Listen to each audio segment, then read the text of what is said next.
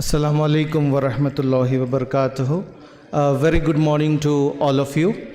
I take immense pleasure in welcoming you back to the day 2 of this international conference on AI, discrete mathematics and fluid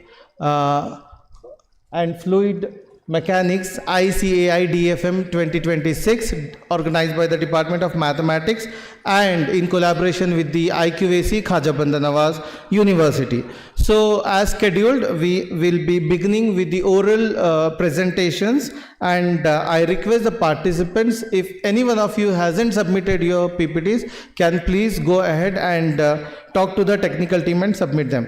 So for this session, I am extremely delighted that we have 2 judges who will be judging this oral presentations. Firstly, I would with a big round of applause welcome on stage Professor Trimbak Biradar, Dean Faculty of Sciences, Sharan Basava University, Kalaburagi, on the stage. So please come on the stage.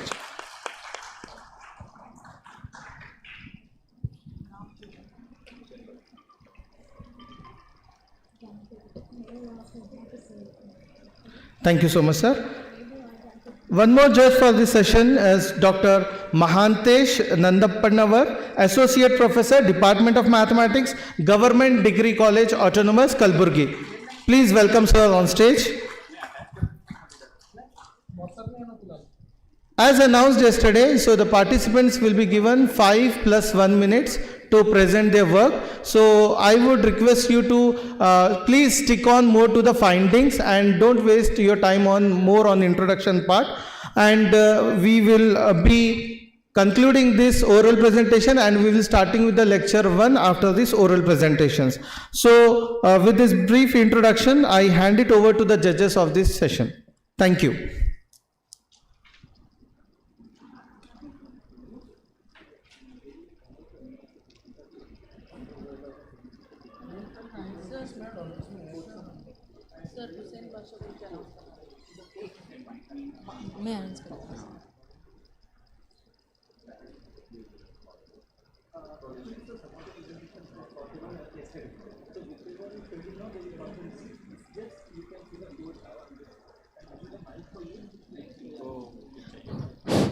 Hussain Basha.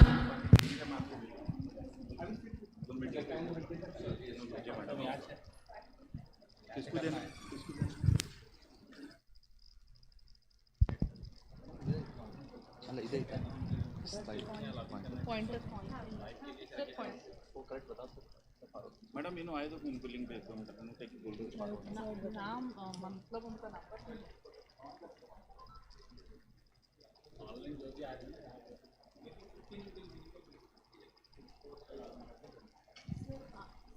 Sir का number है आपके पास हां भेजता हूं forward करो मैं forward करूंगा login करना आपसे तो मेरा नहीं सर को भी बुलाना पड़ता है ये नीचे है ना जो पॉइंटर रहता है जो आपको चेंज करना है तो बुला नहीं तो थोड़ा सा उधर बताओ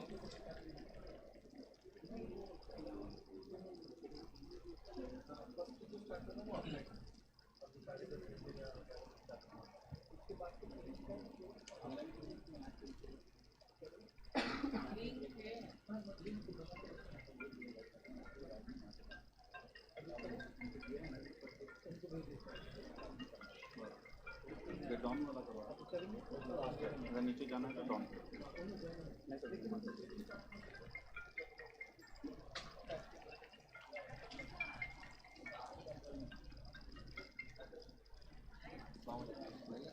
नीचे नीचे जाना नीचे वाला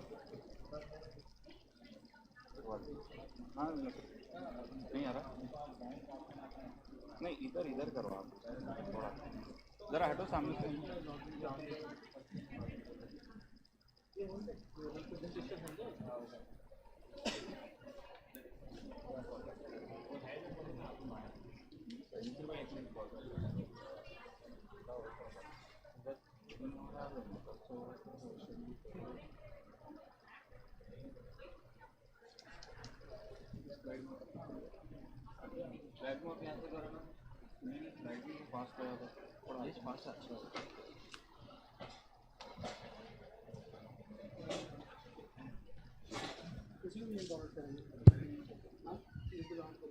क्या नाम से जरा एक बार रिसीवर निकाल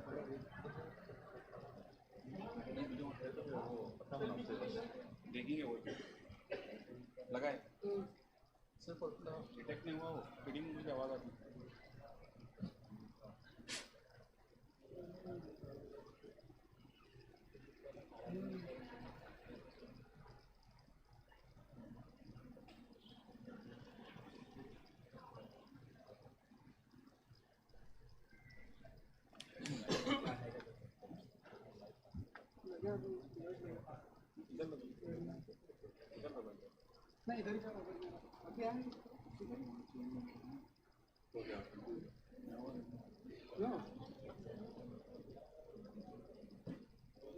फाइल कौन सी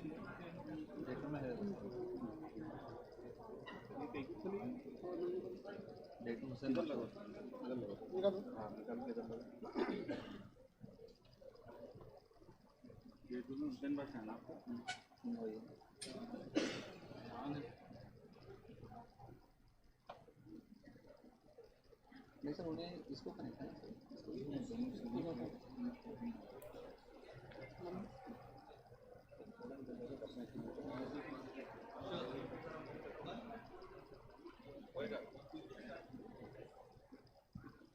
ठीक है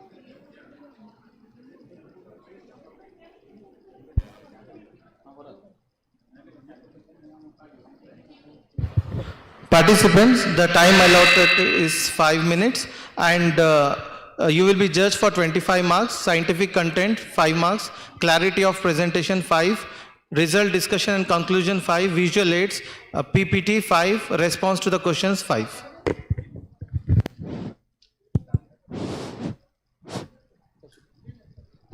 Good morning to everyone. Myself Hussain Basha, working as a faculty in the Department of Mathematics, Government Degree College and PG Center, Sindanur. My today's presentation title is Numerical Analysis of Velocity Slip and Magnetic Soar Effect on Maxwell Fluid Flow over a stretching sheet with heat source and sink effects. So this is my presentation overview, which consists of total 8 parts. So where we described introduction section, where we described the basics of the our article, and the problem description, where we told the governing equations, and those equations are solved in the third numerical procedure scheme. And also the result and discussions are discussed in the result and discussion session. And finally, we have given the validations and also conclusions of our article. And finally, the journal publication and the references concerning to the article. So the boundary layer is a basic of our research article. We know that the basic concept of boundary layer is nothing but a thin layer of a fluid around a solid body within which the viscous effects are dominant. And beyond the boundary layer, the viscous effects are considerably small. So this boundary layer has a good number of applications in aerodynamics, gas dynamics, and in submarines also. And also another physical effect we used is the magnetohydrodynamics. So the general concept of dynamics, the MHD is nothing but the flow of electrically conducting fluid in the presence of magnetic field. And this also has a good number of applications in the various branches of science and engineering, particularly in case of medical field in the MRI. So as far as the literature survey concerned, the many of the foreign as well as Indian authors studied the Maxwell fluid. So in that, for the first time, the Maxwell fluid was studied by the Maxwell. To honor him, they have kept the Maxwell model, and also followed by Mukhopadhyaya and Nadeem et. And also Hayat, and here also one of our delegate, Dr. Mahantesh sir, also studied the many of the articles on the Maxwell fluid. So these are the few literature I have referred here. So based on this exhaustive literature survey, we observed that the magnetic field with viscous dissipation and soar effects are given very less attention. I mean, they have studied, but combinedly, these effects were not studied. So in our article, we have given an interest to study these effects on the Maxwell fluid flow. So as far as the mathematical formulation concerned, this is the geometry. Here we have used the two-dimensional viscous incompressible boundary layer flow of the equations which the fluid is flowing over a stretching sheet. And also here we used the Cartesian coordinate system to define the problem well, in which the x-axis is measured along the flow direction as well as y-axis is measured along the normal direction, and also we applied the magnetic field along the normal direction. So having these assumptions and boundary layer theory predictions in mind, so we have derived the equations of motion. That is, the first one is equation of continuity and momentum equation, energy equation, and also the last one is concentration equation. And these set of equations are governed by the boundary conditions which are described in the equation number 5.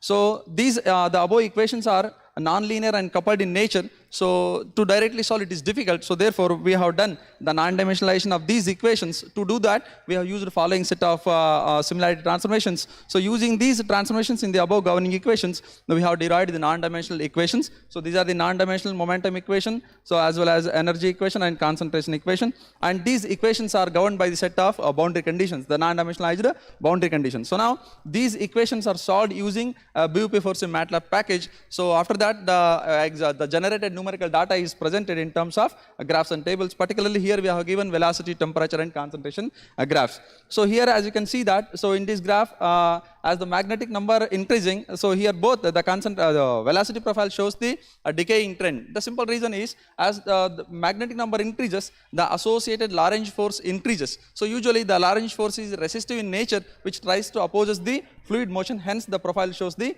decaying trend. So here also other graph, as magnetic number increasing, so temperature profile shows the increasing trend. So this is because of the reason that as magnetic number increases, the dissipation, magnetic dissipation increases, and also the presence of viscous effects dissipates more heat energy in the fluid region, so hence the temperature profile increases. Similarly here also Eckert number showing that the increasing trend, the graph is showing increasing trend. Here also the increasing Eckert number increases the frictional heating in the flow region, so that consequently results more thermal energy into the working fluid region. So here another graph, it is the graph of Soret effect. As Soret effect increases, so here the graph is showing the increasing trend. The simple reason behind this is the Soret effect directly tells that it is a relationship between temperature gradients. As the temperature gradient increases, the induced concentration is also increases in the flow region. So because of that, the concentration profile increases. So here this is a graph of schematic number. So here you can see that as the schematic number increases, the graph is showing decaying trend. So here also the reason is as schematic number increases, so the mass diffusion coefficient decreases. So because of the reason, concentration falls in the flow region. So that's why the graph is showing the decaying trend. So having this in mind, the generated numerical results, our results are compared with the previously published results, and it shows a reasonable accuracy. So we just confirmed that whatever the results we obtained is found to be reasonable.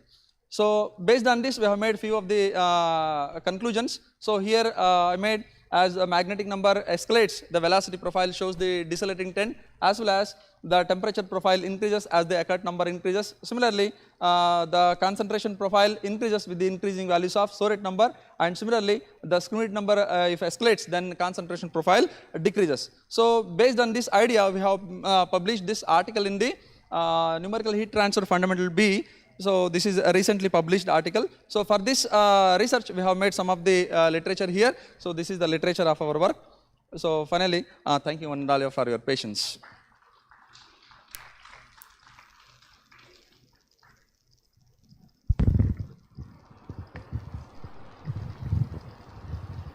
What are the applications of this study?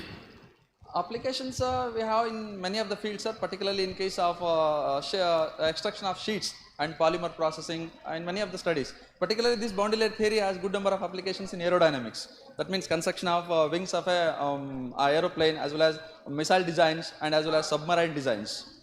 Because all these concepts involves the boundary layer concept. What they are basically needed for aerodynamic plastic industries or polymer, you said, no, that all applications depends on which part of this study, which part, which is more important in this.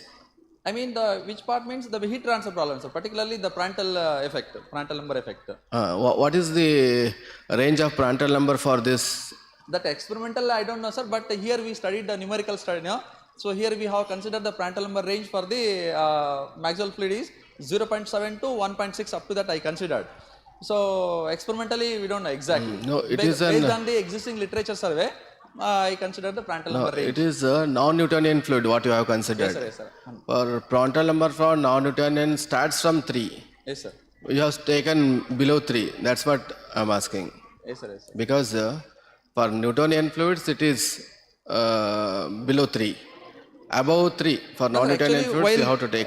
While running the numerical code, we kept Prandtl number as 5. That is what the mathematical part. Yes sir. Yes, sir. To make the graphs and all, we arrange the values of parametrics. Yes, sir. But when we speak in terms of Newtonian and non-Newtonian fluids, for heat transfer, Yes, sir. the minimum Prandtl number starts from 3 and above. For that you have to. Yes sir. Yes, sir. Okay, good. Thank you sir.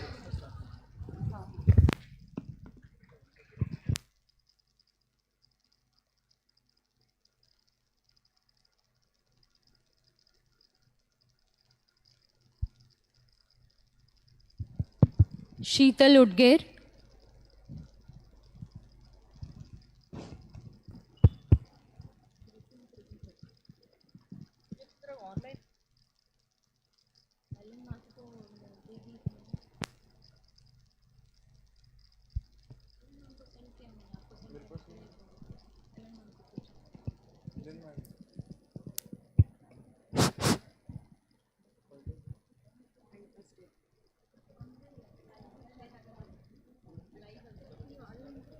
Take this one. This is the pointer.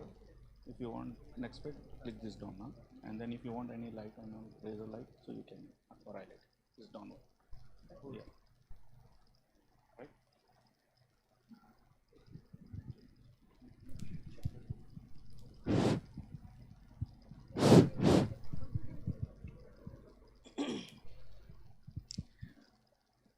Good morning, everyone. My name is Sheetal Udgiri. I'm going to present my research paper entitled Analysis of Dissipative Multiple Slip Flow of Magnetized Gyrotectic Microorganisms in Prandtl Earring Nanofluid Past and Stretching Wall with Ohmic Dissipation Effects.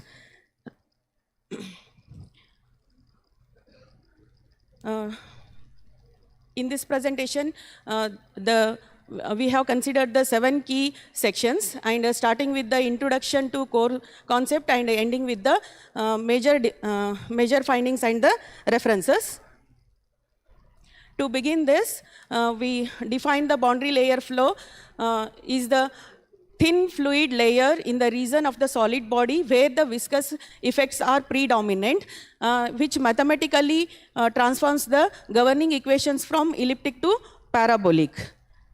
And the magnetohydrodynamic involves the study of motion of electrically conducting fluid in the presence of magnetic field, and it allows us to tune in a desired direction, and the applications of this, it is used in the design of heat exchangers, power generating systems, and etc.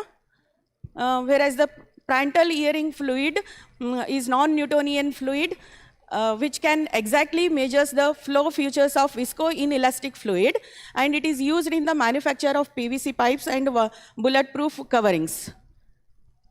And nanofluids containing the nanometer-sized particles, and these fluids are engineered colloidal suspension of nanoparticles in the base fluid like water or soil, and these nanofluids are used to improve the heat transfer process.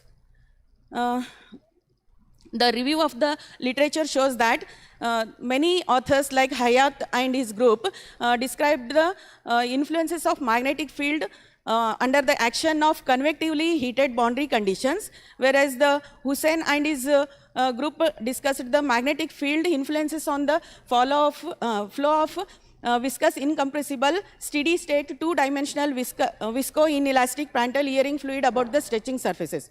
Many studies exist in the absence of multiple slips, ohmic dissipation and microorganisms together. So our objective is to determine how the chemical reaction is influences on the mass transfer features of combined these conditions.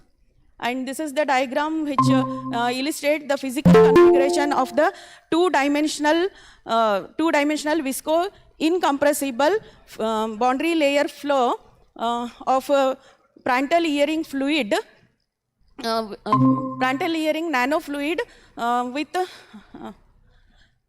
stretching sheet with the magnetic field is considered, and this system features stretching sheet is located at y is equals to 0 and moving along with the x-axis, and when the fluid moves, which forms 4 boundary layers, and those are velocity boundary layer, temperature boundary layer, concentration boundary layer, and microorganism boundary layer. And based on the boundary layer theory, we formulated the governing equations for continuity, for momentum and energy,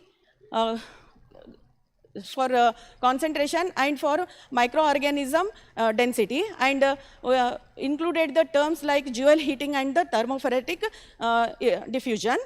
And by applying the similarity transformations, we converted these nonlinear partial differential equations into the set of ordinary, non-dimensional ordinary differential equations with the specific boundary conditions, and these are the non-dimensional governing equations, and these are the boundary conditions corresponding the non-dimensional boundary conditions. And to solve these complex equations, we employed the BVP4C MATLAB functions, and to overview the result based on the parameters on velocity, temperature, and concentration field is considered, and the result shows that when the velocity profile decreases as increasing in the magnetic number, and whereas the temperature profile increases, and the temperature profile decreases as increasing in the velocity slip parameter, and also the temperature field increases as increasing in the heat source sink parameter, as well as the Brownian motion parameter, whereas the temperature profile decreases as increasing in the values of thermal slip parameter. The concentration field is increases as increasing in the Soret number, as well, and as per mass diffusion field decreases as increasing in the concentration slip parameter. Microorganism field decreases as increasing in the Preslett number as well as the microbe slip parameters. To ensure the accuracy, we validated the present numerical results. In this summary, we found that velocity field and the microorganism field decreased for the increasing value of magnetic parameter, whereas the temperature profile increases for the increasing value of the heat source or sink parameter, as well as the Brownian motion parameter. And the temperature field is decreased for the increasing values of the thermal slip parameter. And these are the references which is supported to our theoretical framework and also the numerical validations. And I would like to thank my guide, Professor Mantesh Nandepnavar sir, and also my mentor, Dr. Hussain sir, for guiding me. And also I would like to thank all the organizing committee for giving me an opportunity to present my paper in this conference. Thank you one and all.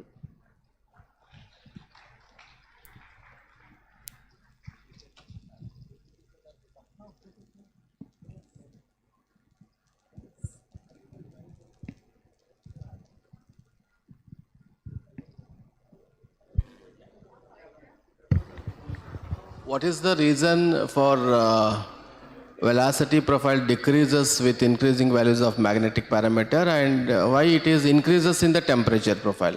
The opposite behavior observed.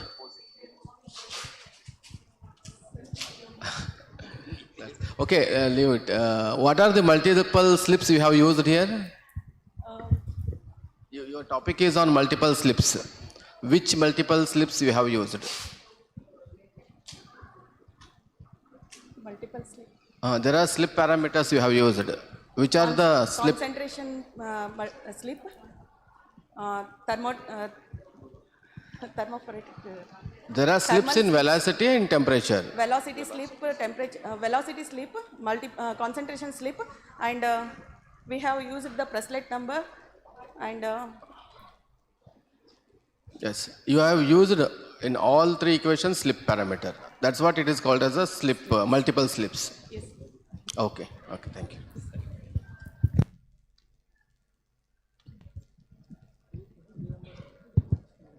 Next will be Dr. Hanmanta, Adikavi Maharishi Valmiki University, Raichur.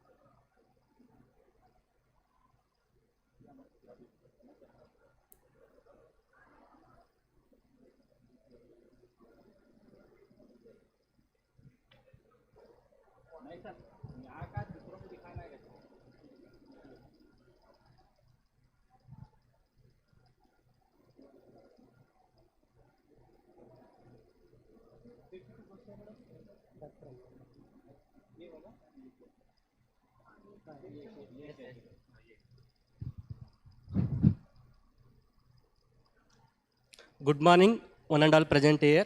Myself, Dr. Anmanta, guest faculty, Department of Mathematics, Adikavi Sri Maharishi Valmiki University, Raichur. I completed my PhD degree under the guidance of Dr. K.V. Prasad, Senior Professor, Department of Mathematics, VSK University, Ballari. Now I am going to present on my research article entitled as Non-Uniformly Compliant Channel Flow of Prandtl Nanofluid with Variable Slip Conditions, investigating the dynamic characteristics of MHD enhanced peristaltic transport. So these are the outline of my presentation. It consists of abstract, introduction, mathematical model, methodology, results and discussion, conclusion with followed with references.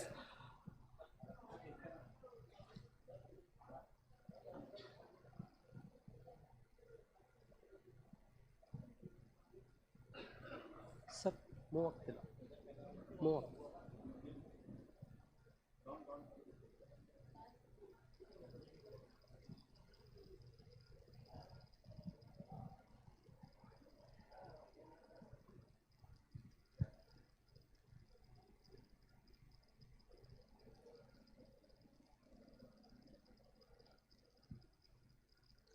Down, sir.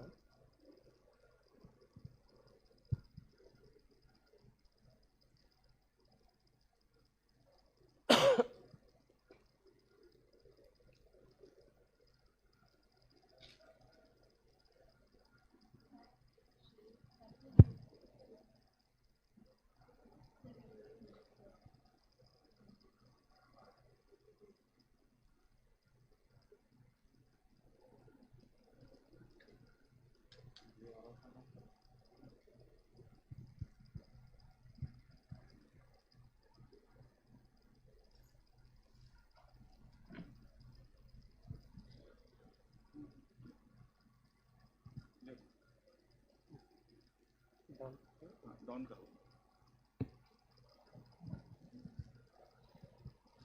So main objective of this paper is to study the complex rheological and thermal behavior of magnetized non-Newtonian fluids undergoing the peristaltic transport, which influenced by the second order slip conditions and convective conditions, and also temperature dependent thermal conductivity. Here also used Bangirno nanofluid model to study the heat and mass transfer characteristics, and Prandtl non-Newtonian model to employ to study the complex rheological properties of the fluid. So methodology consists that here coupled nonlinear partial governing equations are simplified by using the long wavelength and low Reynolds number approximations, and these simplified equations are solved analytically by using the homotopy perturbation methods. Then findings are validated with the previously published literature. Then main findings of this work is as MHD plays a vital role in controlling the peristaltic flow behavior and nanofluid pumping rates, and also interaction between the non-Newtonian rheology and nanoparticle concentration, which significantly affect the temperature distributions, and also increasing the Biot number and thermal porosis parameters, which can significantly affect the species distribution. So main applications of this work is to utilized in many engineering and biomedical applications. So peristalsis. Peristalsis is a natural process where muscles are in wave-like structure in which they continuously contractions and relaxations rhythmically. So this is the one of the example of peristaltic mechanism, that is when footballers move forward through the esophagus. So there are three types of peristalsis are there. One is rush peristalsis, another one is anti-peristalsis, then mass peristalsis. So these are the literature survey. I collecting paper for this research work consisting Latham, Shapiro et al., Raju and Devanathan, Rao and Usha, and Vaida et al. These are all worked on the peristalsis mechanism. Similarly, these papers are including the effect of porous medium and magnetic field, and these are the about nanofluid contribution, which nanofluids are used to improve the thermophysical characteristics of the base fluid. So this is the flow geometry. Here we consider the two-dimensional MHD peristaltic transport in non-uniformly axisymmetric flow. Then here we use flow is induced due to the peristaltic sinusoidal wave trains with wavelength lambda, which is traveled at a constant speed c. Then here Cartesian coordinates are used to describe the flow geometry, where fluid flow along x directions and y is the normal to it. Then here external magnetic field applied normal to the direction of flow. Here also we neglect the induced magnetic fluid because we consider the very small magnetic Reynolds number. Then there is also no polarization between electrically conducting fluids and channels of the surface. Then induced electric field is also neglected to simplify the Ohm's law equations. So 5.1 is the equations of the wall. So based on this assumption, 5.2 to 5.6 are the partial governing coupled nonlinear equations, where we consider the thermal conductivity is temperature dependent, yes, sir.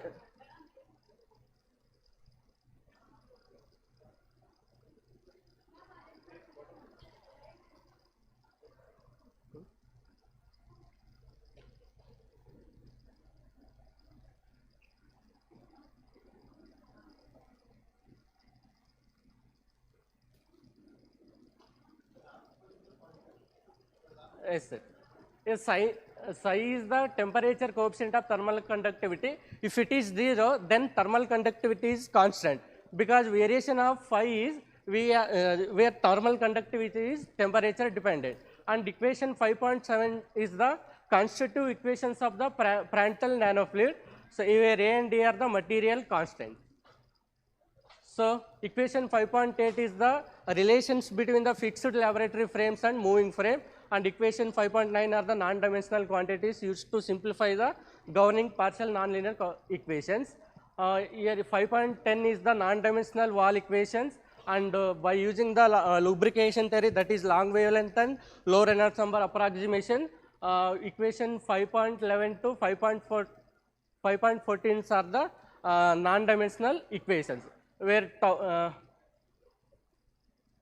here tau xy is equal to alpha dou u by dou plus beta by 6 dou u by dou whole cube is the non-dimensional Prandtl constitutive equation. If it is beta is 0, then non-Newtonian model converted into the Newtonian model. So these equations are solved by using the homotopy perturbation method, and these are the graphical results. Here magnetic parameter increases, the flow velocity decreases because of the Lorentz force which resists to the flow, and as Darcy number also increases, velocity increases because it has higher Darcy number, there is a large porosity parameter. So these are the temperature profiles, and these are the concentration profiles, and these are the streamline patterns.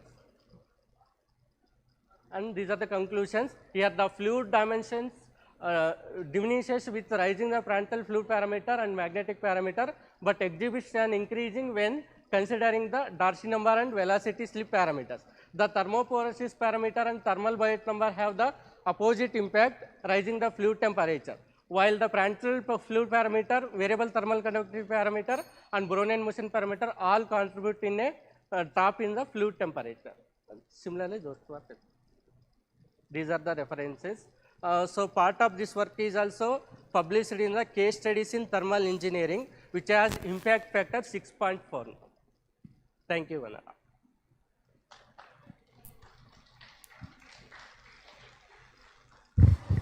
Any questions from audience regarding this paper?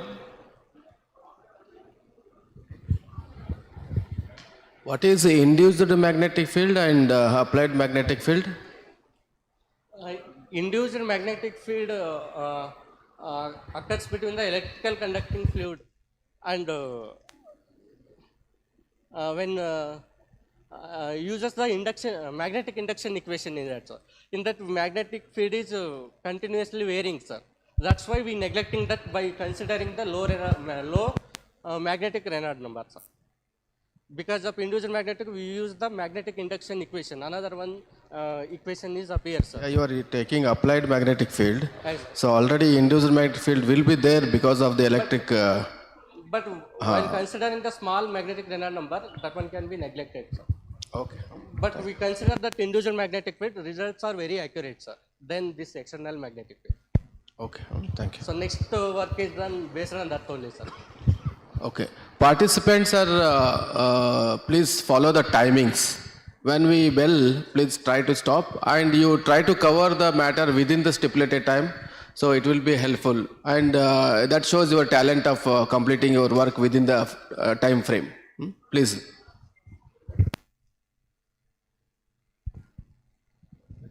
Nityanand.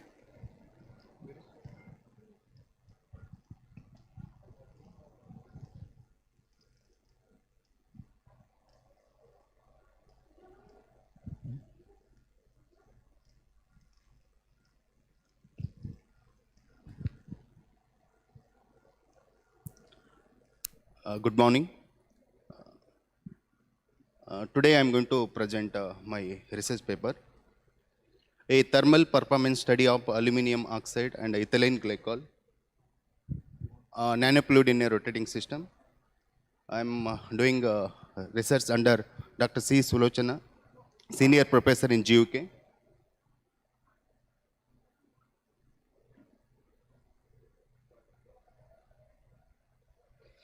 These topics, these contents I'm going to present here: abstract, geometry of the problem, governing equations, thermophysical properties, result and discussion, and conclusion. So this is my paper abstract. Here I have taken nanofluid, aluminium oxide and ethylene glycol nanofluid under the two parallel plates under the effect of magnetic field and rotation.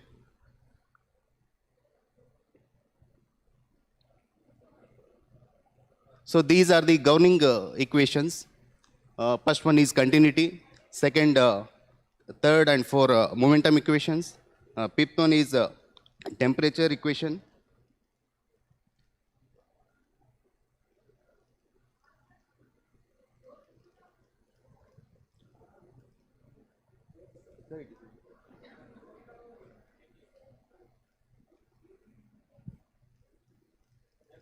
It is not working. So these are the thermophysical properties of nanoparticles, aluminium oxide and ethylene glycol. So these are the boundary conditions. By using similarity transformation, governing equation as by using similarity transformation, non-dimensionalization happened here. Equation 8 and 9 and 10. These are the dimensionless parameters under the following conditions. Equation number 12 and 13 and 14, skin friction and Nusselt number. These are the results I have got here. So influence of magnetic number on velocity and temperature distribution for different parameters. These are the results. Effect of the rotation parameter on velocity and thermal fields for different parameters. So here the effects of Reynolds number on velocity and thermal profiles. So these are the skin friction and Nusselt number values for different parameters. So these are the overall outcome of this research paper. Here magnetic factor reduce fluid motion due to latent ports, enhance skin friction coefficient, reduce Nusselt number, thickness momentum as well as thermal boundary layers. Rotation parameter enhance Coriolis force alters velocity distribution, reduces heat transfer, skin friction may increase initially, then stabilize or drop, cause a thicker thermal boundary layer. So then Reynolds number increases inertial effect, sharpen velocity gradient, reduces boundary layer thickness, rises both wall shear stress and Nusselt number. So these overall, this is my work. Thank you, sir.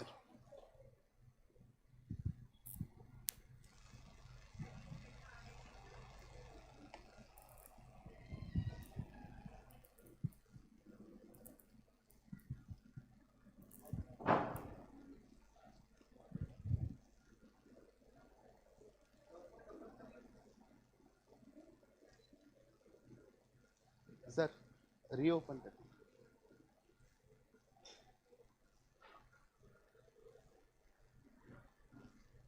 Last part. Sir.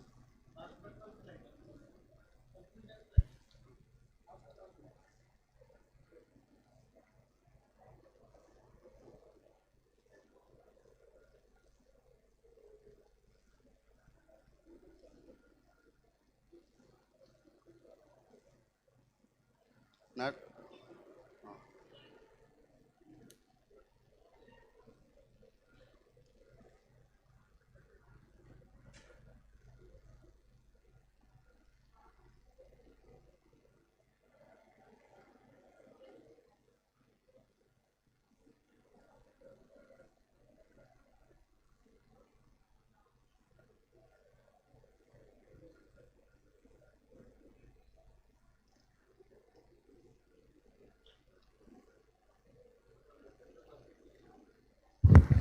Application of this, your work.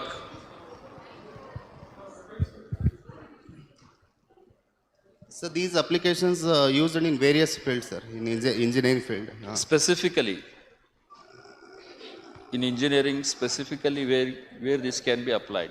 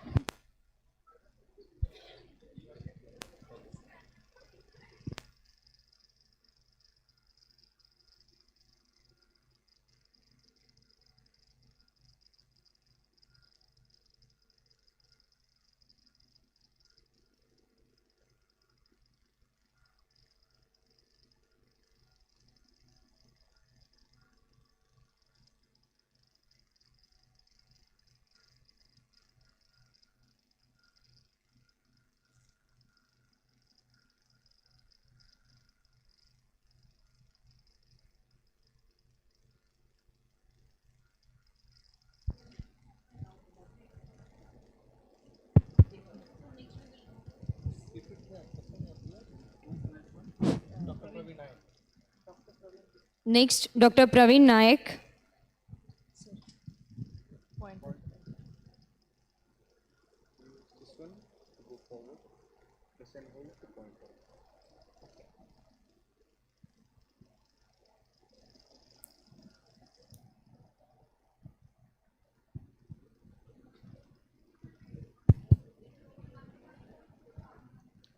Good morning, judges, and good morning, everybody. Among all the technical sessions, this is a non-technical session coming from the field of law. I am Dr. Praveen Nayak, Head Faculty of Law, Khaja Bandanawaz University. My title is Growth of AI, and whether this is leading us to a state where we can say that we are in control, or are we entering a phase where it will be AI is in control of us. So this is an explorative study. So overall, I'll be covering the introduction part, the questions that are arising out of this comparative study and findings. AI is influencing us. AI over the period of time has evolved from a supportive tool into an autonomous system. And because of that, various decision making and social structures are changing. European Union has tried to ensure that it remains humans retain control. India is also trying to evolve its own governance. Digital India Act 2023 was supposed to come, but it is still in the process of happening.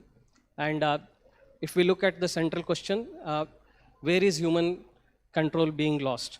So this is the purpose of my study. The methodologies, this is a qualitative initial paper. A lot of further work has to be done on this.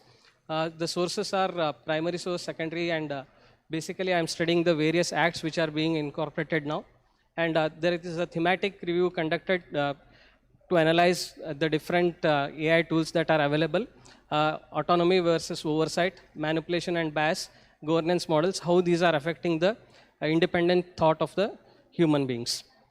And also the ethical concerns are being covered.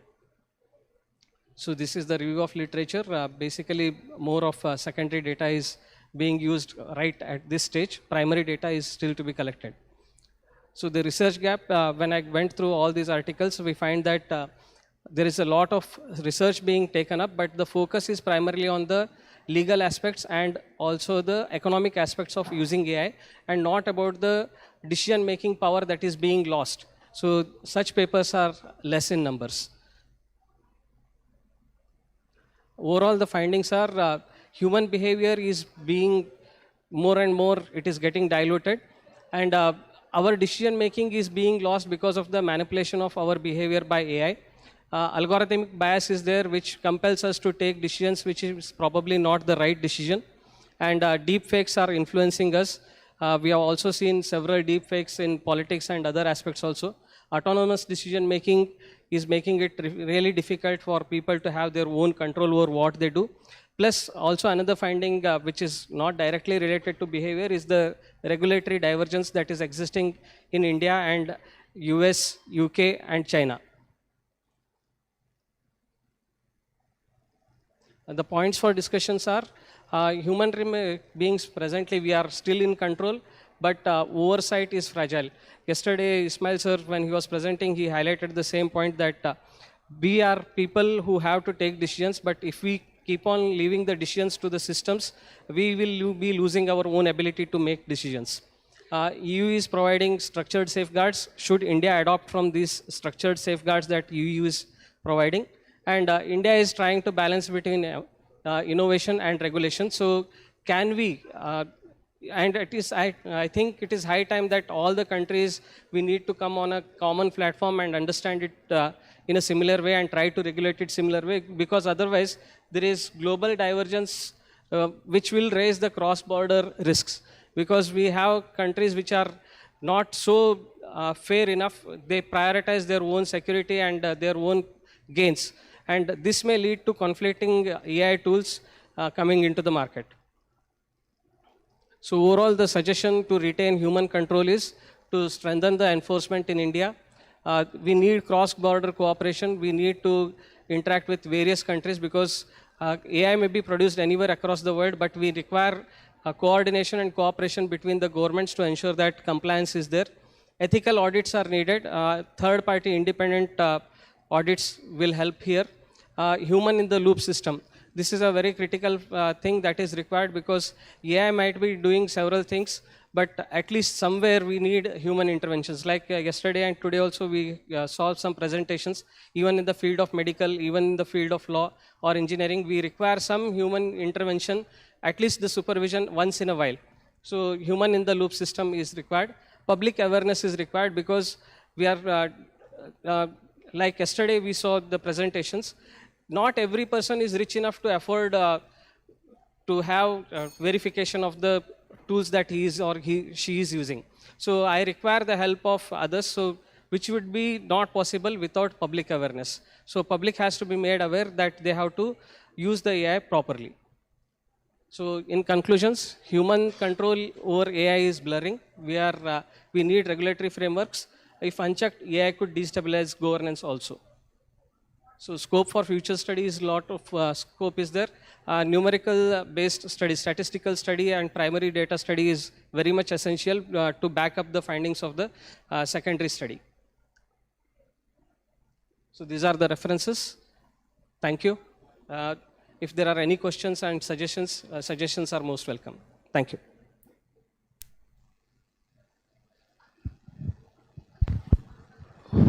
Sir, in your view, Yes, sir. for next decade, up to the next decade, is it AI, is it a threat or advantageous? Like country like India. Sir, these type of questions keep on arising. If we keep it as a tool, then it will be beneficial. Just like a knife in the hands of a doctor is beneficial, whereas in the hands of a crook, it is a threat. Similarly, AI. So the point is we need to control AI instead of giving the decision making into the hands of AI. If we give the decision making ability in the hands of AI, we are lost. We need to retain the control over AI. AI must be a tool in my hand and not me a servant in the hands of AI. So that is the point that we have to ensure, sir. Otherwise, definitely AI is very powerful. It can transform society. It can make life easier. But at the same time, if we lose control over it, probably it is going to be very difficult. And if AI begins to decide in things like war, etc., and if it feels in a panic situation, robotics, there are several laws. So if it misses some of the laws and creates havoc, mankind is on the brink of danger. Thank you. Sir, any questions? Participants who have not yet submitted the PowerPoint presentations can do with the technical team.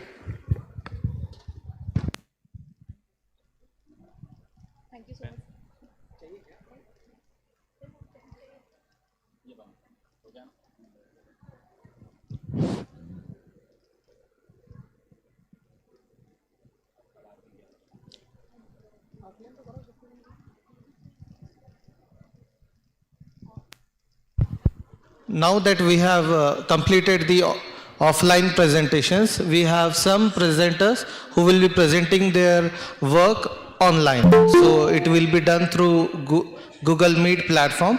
We can hear them on the big screen.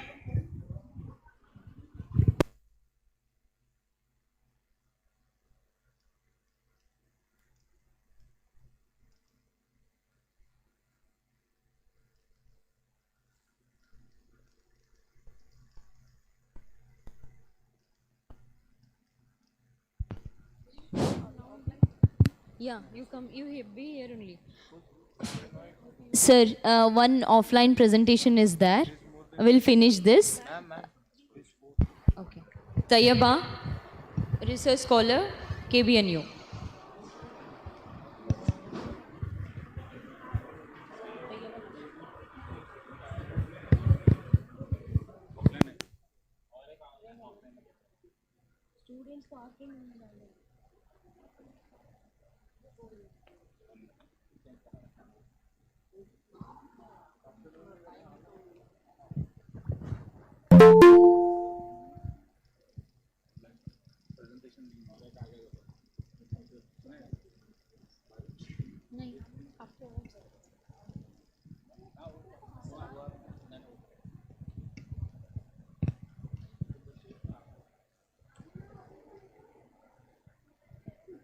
Good morning, dignitaries, respected judges, and all my dear audience.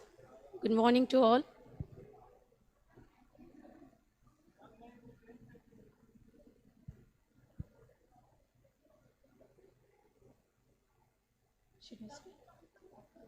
It's not working. So, my topic of today's presentation is domination parameters in linked and pathos-linked graph of successively constructed K12 chain graphs. So, to begin with the introduction, I have tried to construct a family of graph that is taking two K12 graphs and then successively adding on the edges to get the next families of graphs. And then basically I am focused here to study the domination parameters like connected domination, total connected domination for the study of in these graphs. And I have tried to establish the results here. Excuse me, sir, it's not working.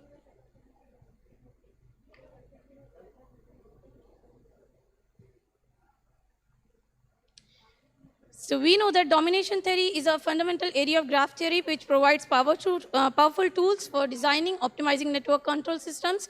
By identifying a minimal set of nodes that dominate all other nodes, we can develop efficient strategies for monitoring, managing, and securing complex networks. So this has direct application in communication, power grids, and logical system, ensuring robust performance and fault tolerance.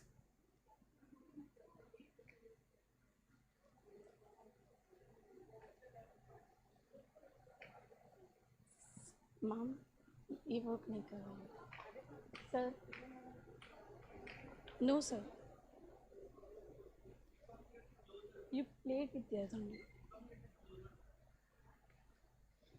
So yes, what I have found is the domination parameters has not been very studied in the linked graph and pathos linked graph. So I got the opportunity to study this on the constructed graph of families.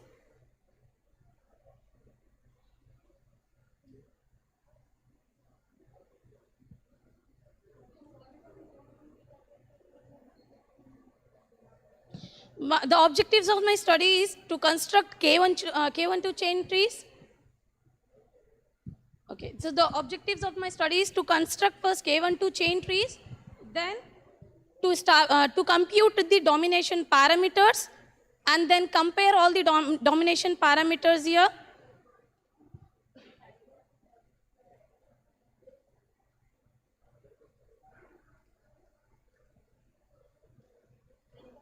Mom, it's not working. Screen has been gone.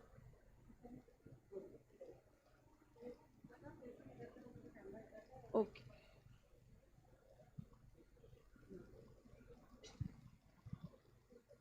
So the key definitions here is the graphs which I have considered, they are acyclic, they are finite and undirected graph. Then the star graph. So I have considered the star graph as basic K12 graph. Then the domination number is the minimum cardinality such that every vertex here in the graph will dominate to all the other vertices. Then total domination number. So the induced subgraph should not be having isolated vertex. Then connected domination number, the induced subgraph should be connected.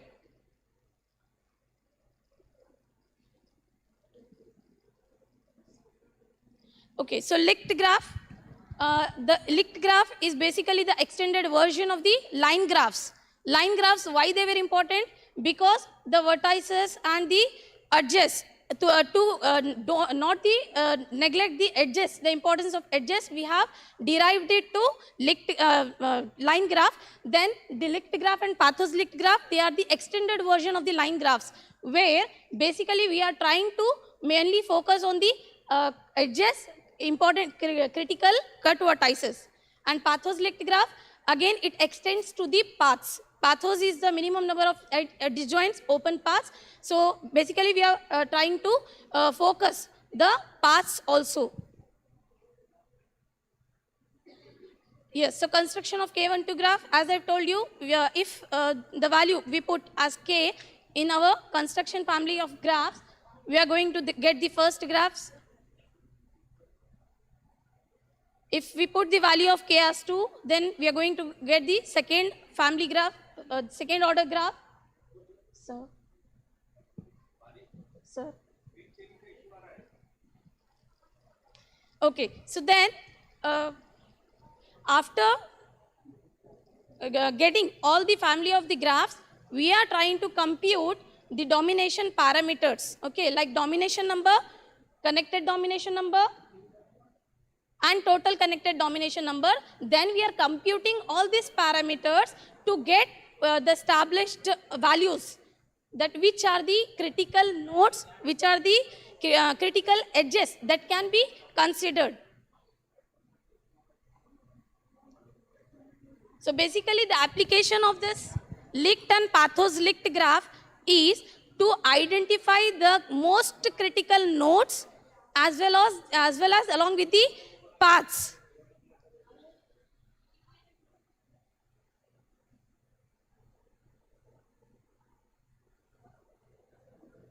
So that we can monitor the controlled nodes and supervise them to in most efficient system management.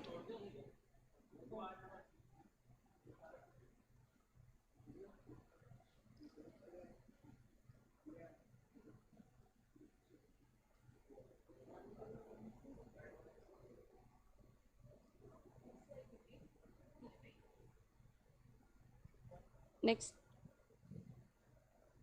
Next.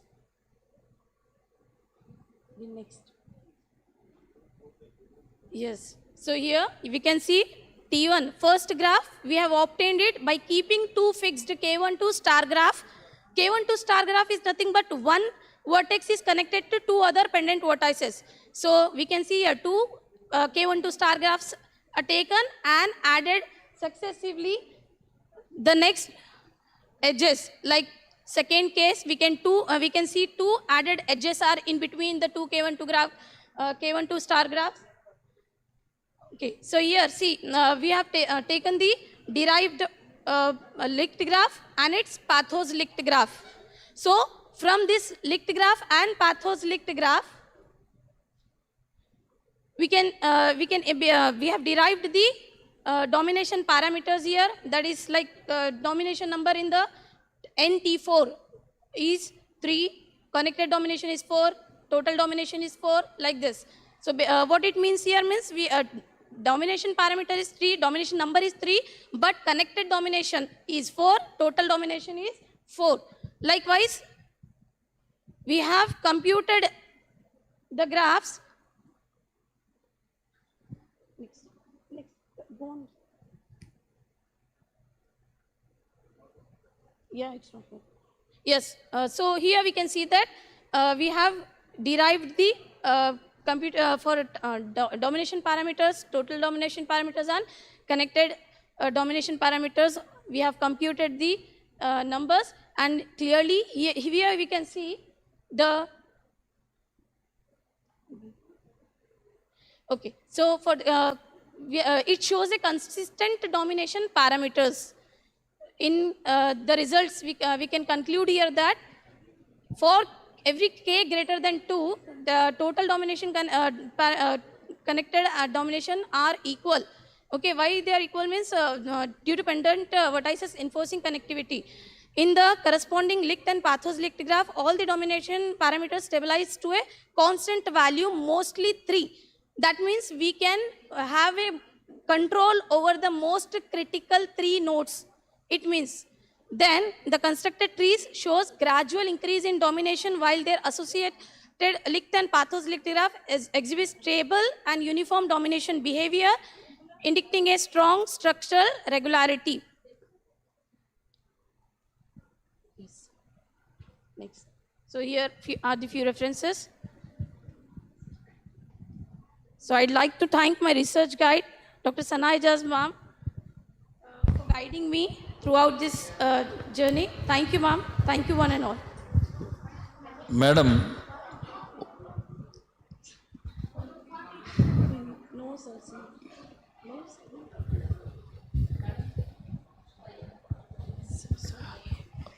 What are the applications of lift and Pathos lift pathos graph. So lift? yes, sir. The lift and pathos lift graph, since it is a extended version of the line graphs, so we are mainly focusing on the important controlled monitoring nodes, so that it can be supervised. Which are the important nodes that can be supervised, including the paths also, sir. So pathos graph, it includes the paths also. That is, for example, if I consider a in communication network, so here vertices are the routers, then edges are the links. So in linked graph, the cut vertices, that is most critical routers, the graph considers and monitors. Okay, for the link failures and all, like. Thank you, sir. Any questions? Thank you.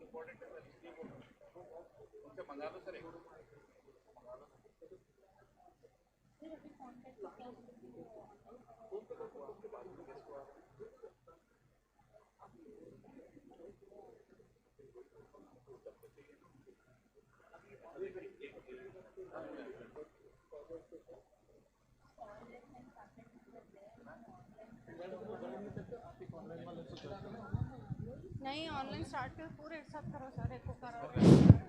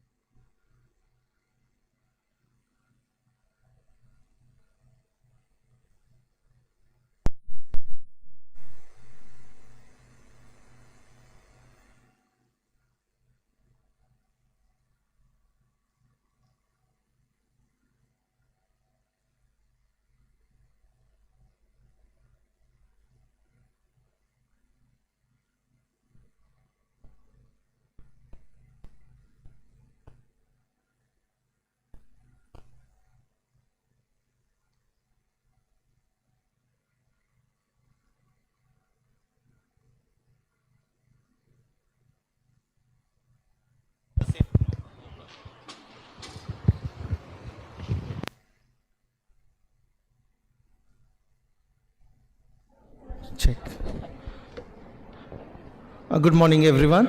Announcement that the oral presentations that were supposed to take place for the participants as a competition, they will be resumed after some time. Now, currently we have a speaker who has joined us from America. So we will continue with the invited lecture first, then we will go for online presentations. So I kindly request the judges of this session to take their seats off the dais so that they can have a better view from the auditorium view. I request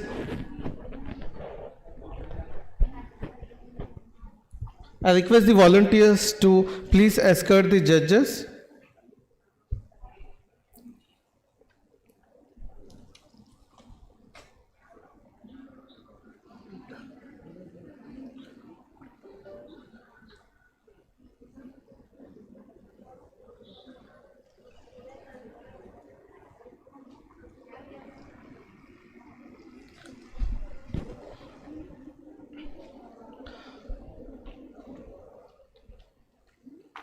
It is my immense pleasure to co-chair this session with Dr. Mahantesh S. Swami, who will be chairing this session. So I kindly request him to please come on the dais and take his seat.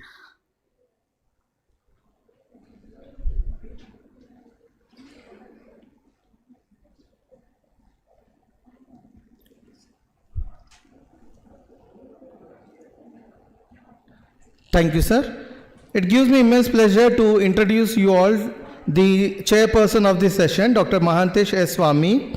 Sir is an associate professor of mathematics at Government College Autonomous Kalaburagi. He has completed his MSc with first rank and obtained his PhD in mathematics from Gulbarga University, Kalaburagi, and has over 20 years of teaching and research experience and has served in various reputed institutions and published more than 40 research papers in international journals with high impact factors, and also authored 30 plus textbooks in mathematics for undergraduate studies. Dr. Swami has successfully completed a UGC major research project in the area of thermal convection in fluids and porous systems. He is a member of several academic bodies, including Board of Studies at Shanbasava University and Reva University, Bengaluru, and has contributed to syllabus design at Gulbarga University. He is a recipient of multiple gold medals, Best Paper Presentation Awards, and prestigious awards like Best E-Content Developer by the Government of India. Ladies and gentlemen, join with me in welcoming the chairperson of this session, Dr. Mahantesh S. Swami, with a big round of applause. Thank you so much, sir. So the speaker is online, and I hand this session over to you. Thank you.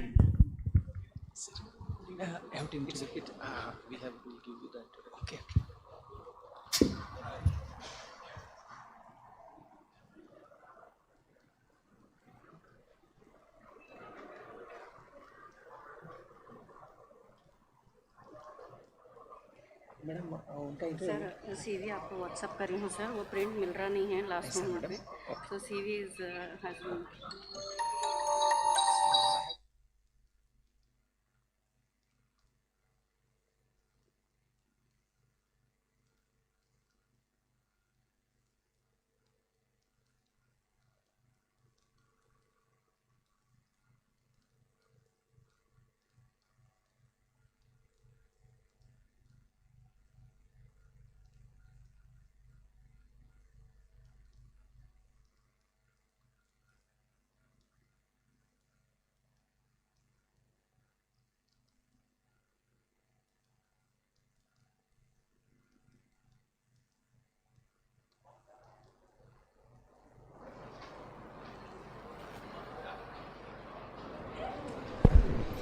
Good morning, everyone.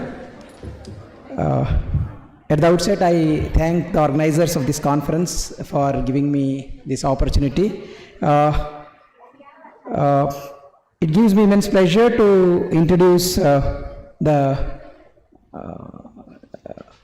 eminent speaker of this session, Sheikh Ibn Abir.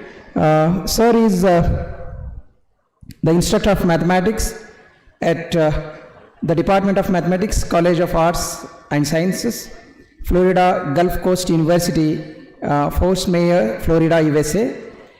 Sir has completed MS in Mathematics, MS in Computer Science and Technology, BS Honours in Mathematics from University of Bristol, and Sir has the work experience as follows. From August 2025, he has been working as instructor in the Department of Mathematics, Florida Gulf Coast University, Florida.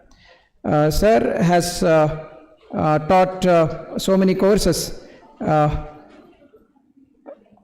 and he has the credit hours of 12 hours and enrollment of 190 students for the previous academic year. And in the present academic year, he has about 190 enrollments and 14 credit hours at his university. And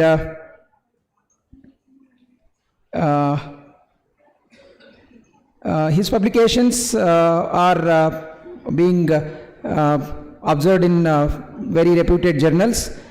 He has published about 10 research papers in the reputed international journals, and 2 book chapters he has published, and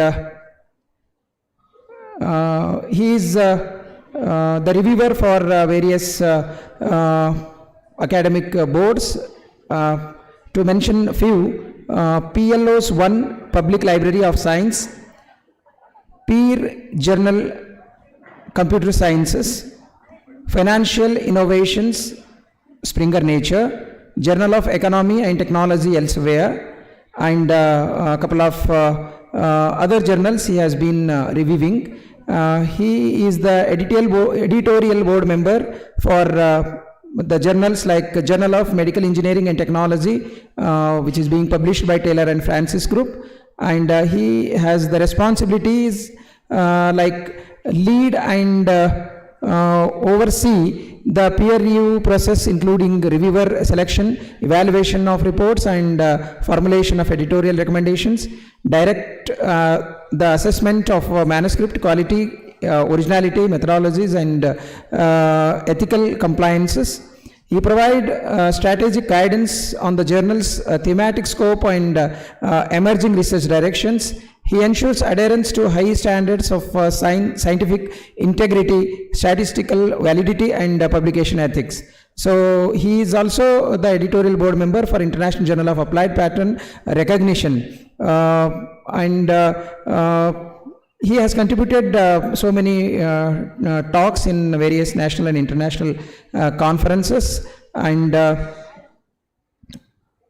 he has also participated in summer schools, workshops, and his academic awards and research grants are, he received Dr. R. Glenn and Virginia Powers Memorial Scholarship from Western University USA 2023, and International Travel Award from that is CIMPA, International Center for Pure and Applied Mathematics in France, during April 2019. In December 2019, he received Dean's Award from Barishal University, Barishal, Bangladesh.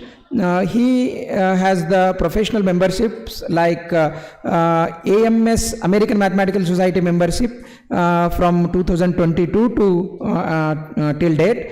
He is having the membership of SIAM Society for Industrial and Applied Mathematics USA from 2022 to till date, and the BMS Bangladesh Mathematical Society Bangladesh membership also he is having from 2026 to till date, and IEEE, that is IEEE Computational Intelligence Society USA, that membership he is also having from 2022 to till date. So this is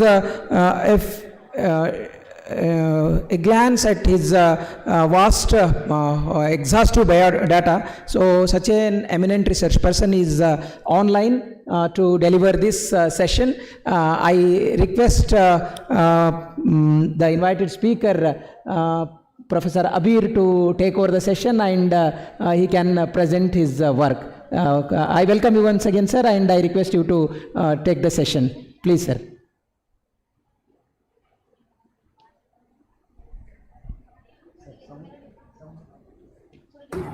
Sir, please unmute. Yeah, can you hear me right now? Yes, sir. Okay, is it my sound is clear right now, everyone?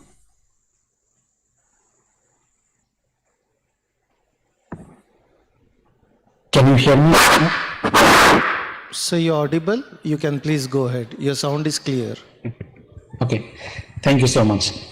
First of all, thank you so much, everyone and the organizer to invite me today to speak about the research talk of this one. So without wasting the time, so let's get started. So I'm going to share my screen.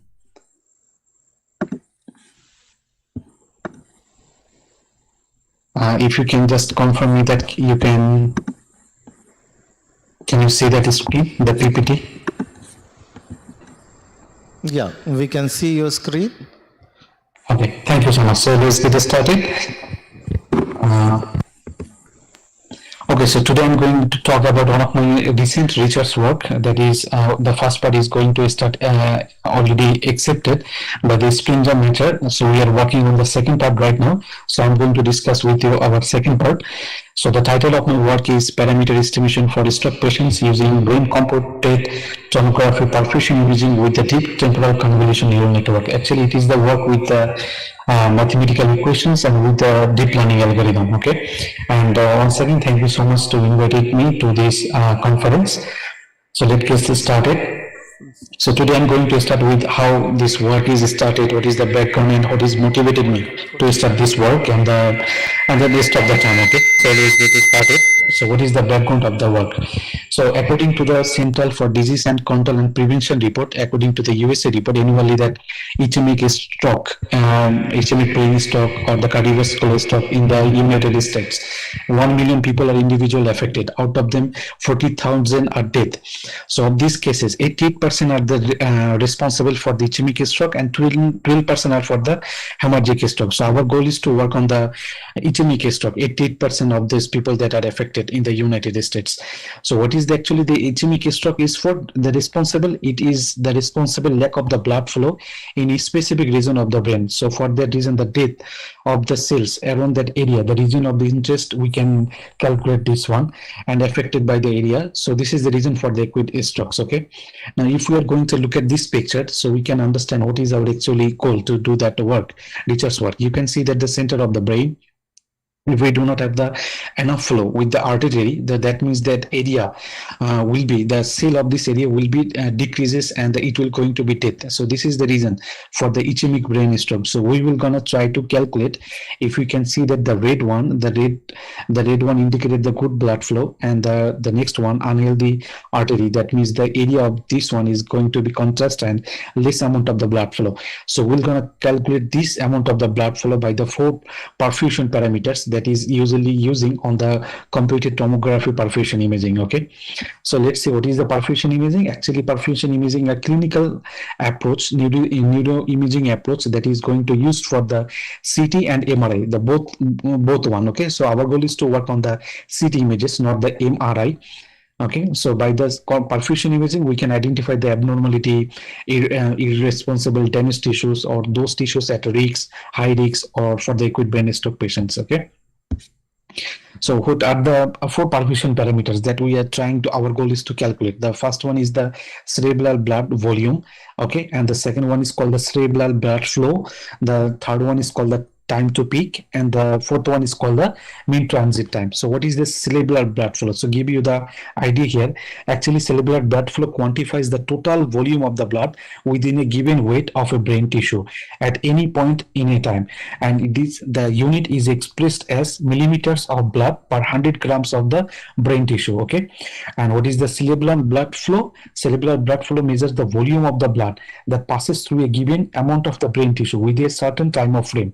Typically, it is expressed by the, again, millimeters per 100 grams of a brain tissue per minute. Okay, so what is the time to peak? Time to peak actually is a crucial metric in perfusion imaging that is representing in a duration it takes a perfusion parameters such as the contestant agent concentration of the blood flow. Okay, what is the mean transit time? In a short way, mean transit time actually the average time it takes for a blood to pass through one point to another point. That means the vascular of a specific tissue or the organs. Okay, so that is our overall the scenario for these 4 parameters. These are the 4 responsible parameters. If we can calculate them, then we can save the patients. Okay, so let's get started. Look at the first picture. Okay, so this is the picture for the cerebral blood volume that maps with the across different slices. Actually, we collected the data sets with the 264 patients. So this is for the patient 1, and each patient has 288 or maybe 512 different slice locations. Actually, these slice location is the different places. If you can take a look here, closer look here for the first graphs. So it has the left side of the brain and the right side of the brain and the center of the brain. So it has different time locations. So four different slash location from the right side of the brain, and 4 different slash location of the left side of the brain, and also center of the brain. And we have divided our work in the matrix location, that is 512 by 512 the matrices, and it is a square matrix. Okay, now similarly we have, you can see that the region, the green region, that is the blood flow of each and every patients. That is the blood flow if you have the left side and if we have the right side. Okay, so this is the cerebral blood flow that is for the different slice locations for the patients. And we have used the heat map here, the different color one, to see that is there any is the patient is died or is the patient is alive, to check that is there any blood flow of the brain or not. So if you can see that some of the brain, let's say if we are going to consider the last picture here, last DICOM images, actually these are the DICOM files. Okay, medical doctors are converted after the MRI and CT to the DICOM files. So you can see the right side of the brain, so it doesn't have any flow of this one. So this is the region of the interest. You can see that the patient is in the danger.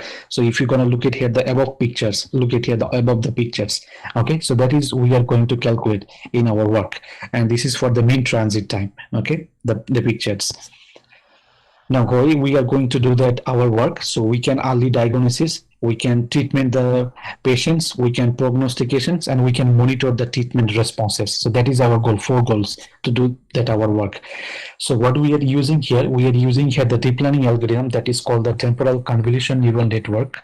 Okay, so I'm going to summarize the information here instead of elaborately explain it to you here. What is the mathematics behind this temporal convolution neural network and how it works? So let's say we are going to consider that our x0, x1 to xt, that is our input sequence.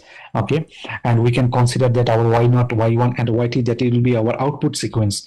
And each time the network of the function, if we're going to be mapped with another vector t plus 1 elements to the another vector of t plus 1. So we can define this one as a function of x to the power t plus 1 that will going to be mapped with the output of the t plus 1 vector here. So such yt only depends on the previous responses, not any future responses. So we can represent as of this mathematical equation. Now then how we can write the temporal convolution neural network? So this temporal convolution neural network actually follows the one-dimensional phonic convolution neural networks, okay, architecture. And how to mathematically return it mathematically we can write down as 1D fully convolution neural network plus dilated convolution. This is called the dilated convolution. So what is the dilated convolutions? Actually it depends on the few parameters. So let's bring down this one by one. To understand the dilated convolutions mathematically, we need to understand the 1D input sequence. So for example, if we are going to take x if belongs to real numbers, all the and a convolution filter size, if we can define the filters, f is called for the filter size, by the way. So if we can define the filter size is for 0 to k minus 1 and the with the size k, and then the idea behind the behind the dilated convolution is to introduce the dilation factor. You can see the dilation factor and how it works, which define the spacing between infiltered elements. This allows the convolution operator to cover a wider range of the input sequence, efficiently increasing its receptive field. So the dilated convolution operation F, this dilation convolution operation F at position S of the input sequence X can be represented as X convolutions D of F of S, which is can be written as summation I to K minus 1 kernel size. This K is represent here the kernel size. So function of X time X of S minus Di.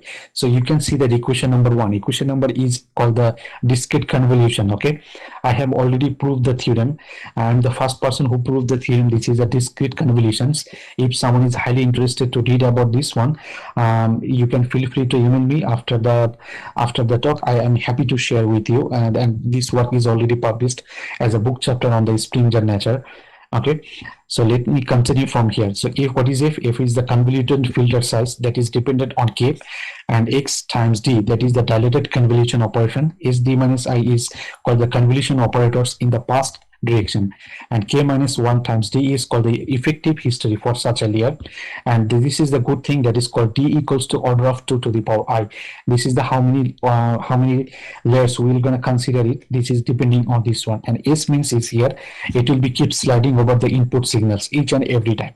So it will going to work like this way. Okay, this is the very brief description about that. If someone is highly interested to know about it in more details, I'm happy to share with you. Okay, now if we are going to look at here one single image, let's do it, break down how it works.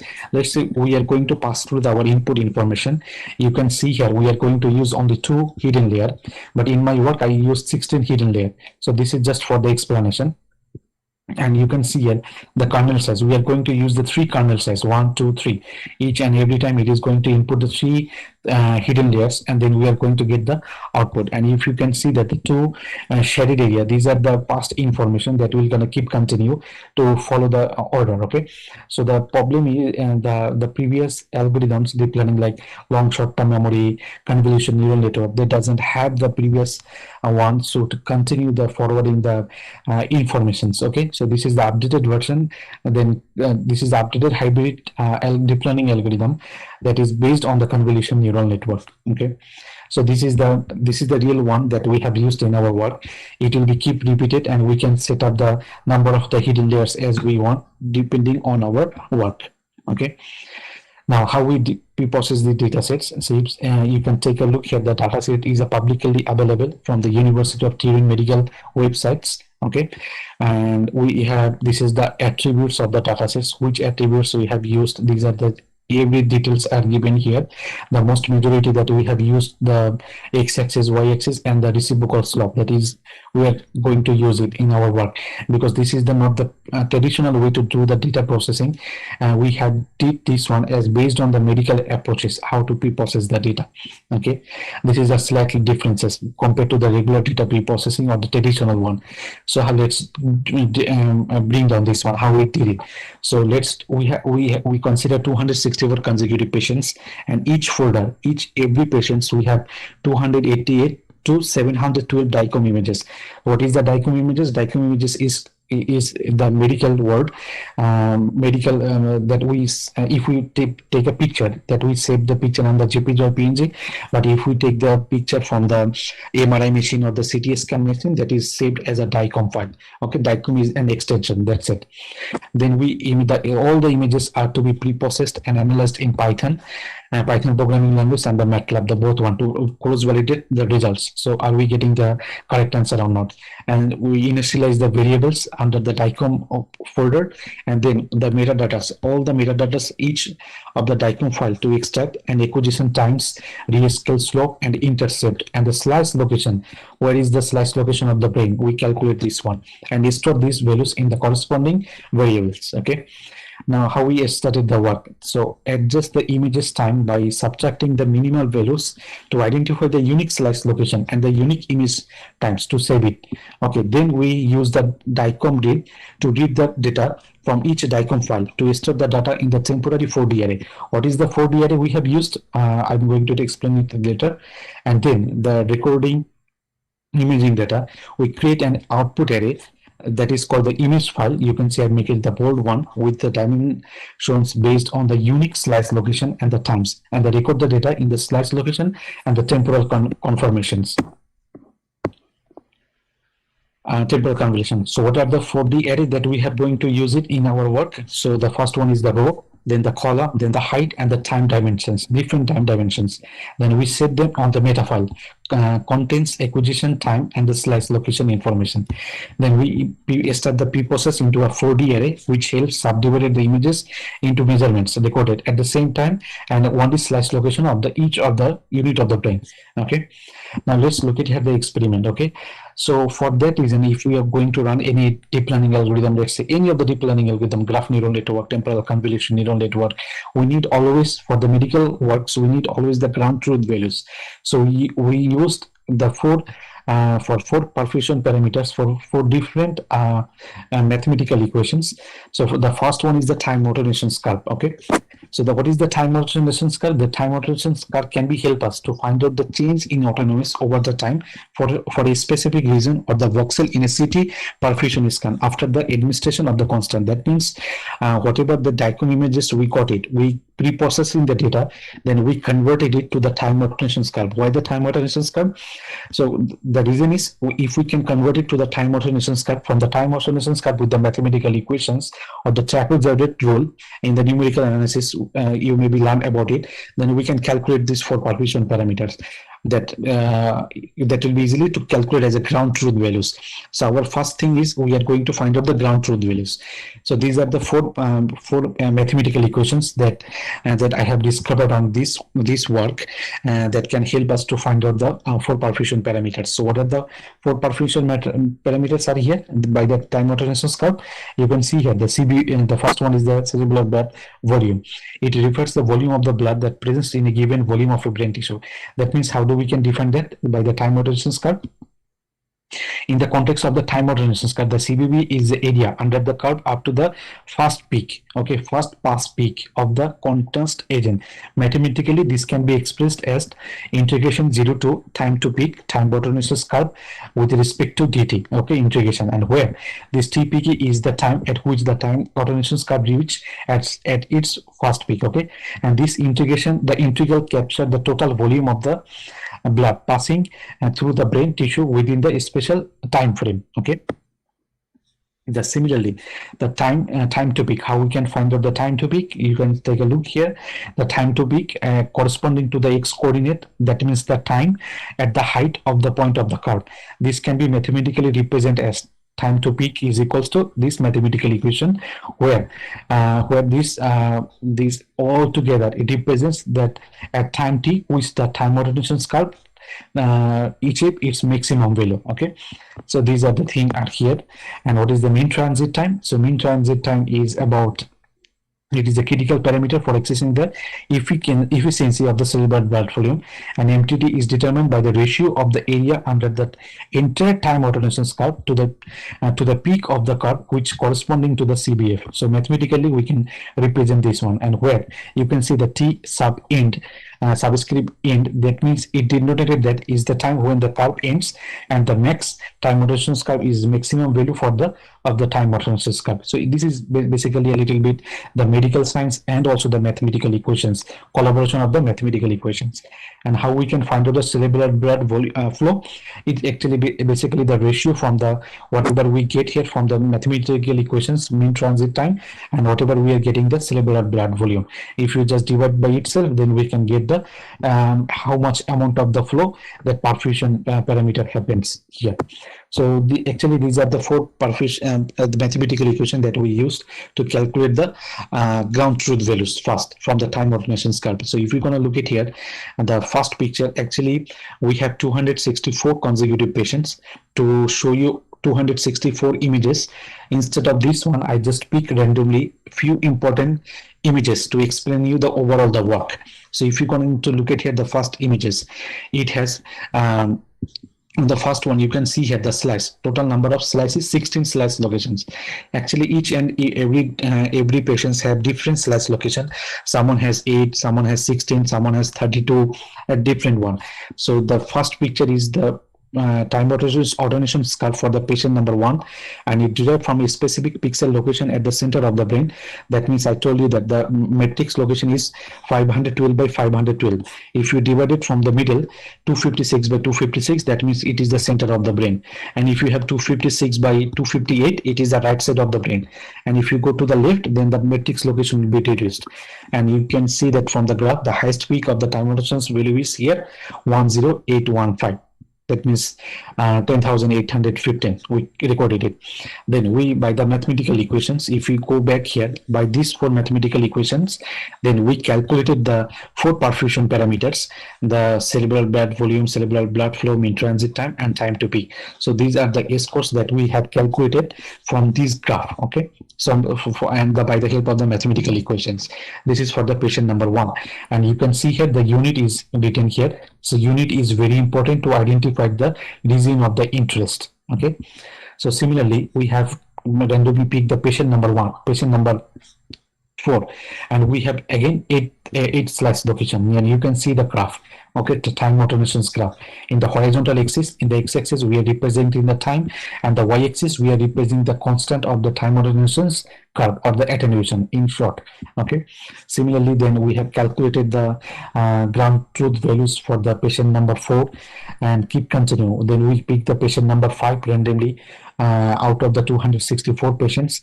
Okay. Then we again calculated the ground truth values. So our goal is to keep continue for the each and every patients, and convert the DICOM images after the pre-processing to the time alternations graph here. Okay, and you can see here we also recorded each and every time the gaps are here from each patient to one patient with the DICOM images are here. Then we have calculated the perfusion parameters. So patient number 44 randomly. Then we again calculate the patient number 2. Now you can see here the matrix location is different. Till now we have found out the center of the brain. Now we are calculating the 287 by 285. This is the another different matrix location out of the 512 by 512 matrix size by the square matrix. Okay.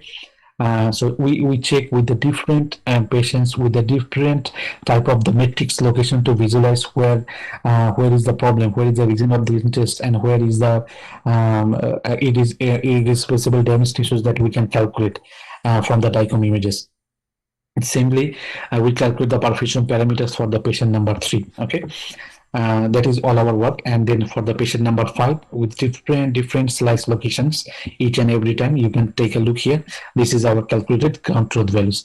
So overall, we have calculated the ground truth values by the help of the 4 mathematical equation. And how this 4 mathematical equation works actually, that is the total area under the normalized time alternations curve up to the peak, and we are using the trapezoidal rule. So what is the trapezoidal rule? You maybe most of them are familiar with the in the numerical analysis, the trapezoidal rule. Okay. Similarly, we find out the time to peak, mean transit time, okay, and the cerebral blood flow by the ratio of the cerebral blood volume to the mean transit time. Okay. Then we use the different deep learning algorithm like recurrent neural network, convolution neural network, and the temporal convolution network to compare our result with the time alternation curve, which deep learning algorithm is getting us the accurate answer. Okay. Then we calculate the for all the patients. If you can look at here this table, we calculate for all the patients the CBV, CBF, MTT, and the TTP.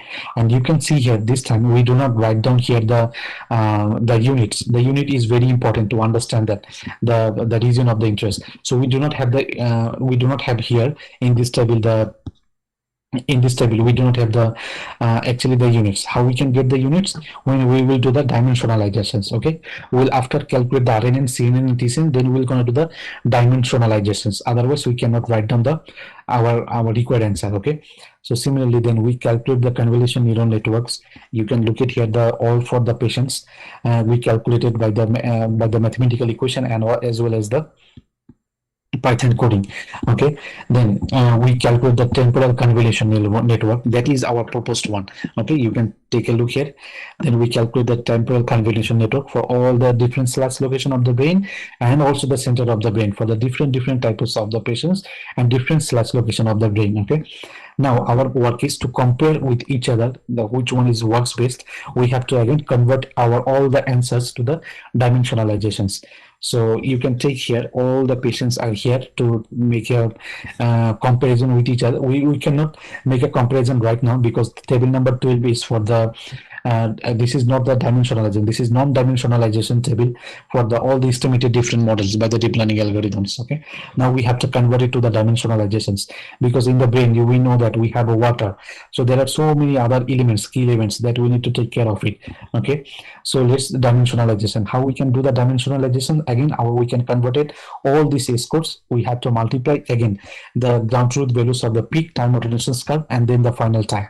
That final time means when we have the peak of the time of relation curve. Okay, and similarly we have to follow the rest of them, the final time and the peak time of the time of relation curve for the CBF. Okay, after that, now if you're going to look at here table number 13, on the table number 13 now we have all the if you just have a look here, we have now all the units are here. Okay, this unit is here when we can write down this one when we have the dimensionalizations of our score. Now if you're going to look at the time of relation curve, the first one for the patient number 1. Okay, the first one is 2.34 and 10 to the power 5. So the time of relation curve for patient number 4 is 2.77 and 10 to the power 5. Now we're going to check whether RNN, CNN or the TCNN which is close to the ground truth values. If and every time, if you just take a look here, each and every time the time of relation curve compared to the RNN and CNN, it is most to the close to the our calculated ground truth values from our novel 4 mathematical equations. Okay, so we can say that our 4 mathematical equation works perfectly fine for the deep learning algorithms. If we use any deep learning algorithms here, the most we can gonna get the hybrid temporal convolution network that is considering closer to the time ordination curve. That is our main goal, to check that whether our calculation is correct or not with these medical images of the CT scans. Okay, then now we have to do the hypothetical testing and the statistical testing or the perfusion testing, that whether perfusion matrix is whether our work is acceptable or not. For that reason we have used the root mean square error and the loss curve to check that whether it is lowest final loss or the rapid convergence or the vice versa, to check our work. Okay, so let's say if we check the root mean square error, so what is the lowest score that we have got compared to all the patients on this table, and look at here, compare with each other for RNN, CNN and the TCNN. So each and every time TCNN works perfectly fine. The error rate is very low compared to the RNN and CNN here. Okay, so if you're going to look at here the diagram or here the bar charts, and the blue one, if you just take a look here, the blue one is for the TCNN and the red one and the green one is for the RNN and consecutively for the CNN. Each and every time you can see all these pictures for each and every one of the patients, the TCNN performs better compared to the rest of them. All the diagrams are here. Then if we convert our score to the time loss curve, to see that we have used 25 number of epochs, but in our main work we have used 500 and 1000 number of the epochs to check each and every small differences are here. Okay, if you're going to look at here, the RNN is it just out of the shape. CNN is more closer to here convolution neural network, but TCNN is more accurate than compared to the rest of the two of them. Okay, so let's see what about the other patients. If you consecutively look at here, the patient number 44, you can just take a look here, and the graph number C is more closer to compare to the graph A and graph B. So let's say if we're going to look at here patient number 3, we can see that it's performing well compared to the RNN and CNN. So let's look at here the other two tops. Let's look at here the last graph. Let's look at here the patient number 4.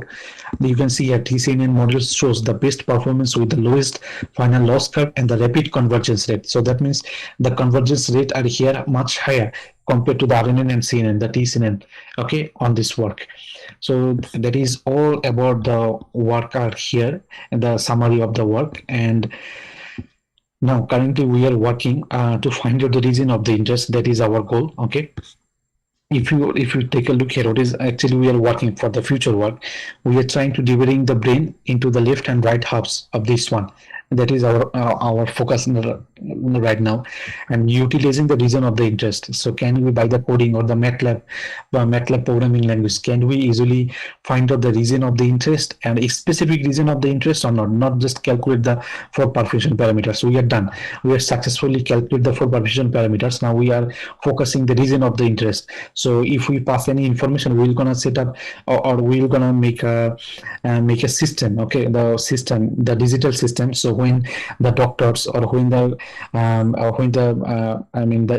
person, the city or the chargeable person for the city or the MRI, they can just pass through the images through the system, and it will automatically calculate with the digital S code. Okay, they do not have to wait or longer time to what is happening on the brain or something like that. Okay, and we are trying to exploring the alternative ground truth values. So currently we are using the time automation curve, which is the acceptable one, but still is there any another way to find out the ground truth values? Because the more ground truth values we're going to calculate, the more accurate we're going to get our answer, closer answer, the correct answer. So that is, we are searching on it right now. I didn't get any of the paper that they are talking about the ground truth values. Actually, the whole work, it has, if you just take the reference, if someone wants to go into search on this one, only these 4 papers, they are just working on this perfusion imaging by this computed tomography imaging. Actually, it is a really new work, and it doesn't have so many publications and so many papers. Actually, it's a new way to work on it. So the latest paper is published on 2022. So it's everyone is working to solve this one. So we are ahead of time. So let's see we can do the follow-up on this one or not. Okay. So that is overall the presentations right now for the time being. And if someone is highly interested to collaborate with me, then feel free to email me. Okay, or I'm happy to contribute. If you have any this type of work, you are currently working on it, and if you need a collaborator or researcher, I'm happy to also part of your research. Okay, so feel free to let me know, and I'm happy to give you more and more information about this one. So this is just the explanation, the brief explanation. Someone is highly interested to know more about it, then please feel free to let me know. And everyone, thank you so much for organizing this outstanding event, and thank you so much for your time and patience.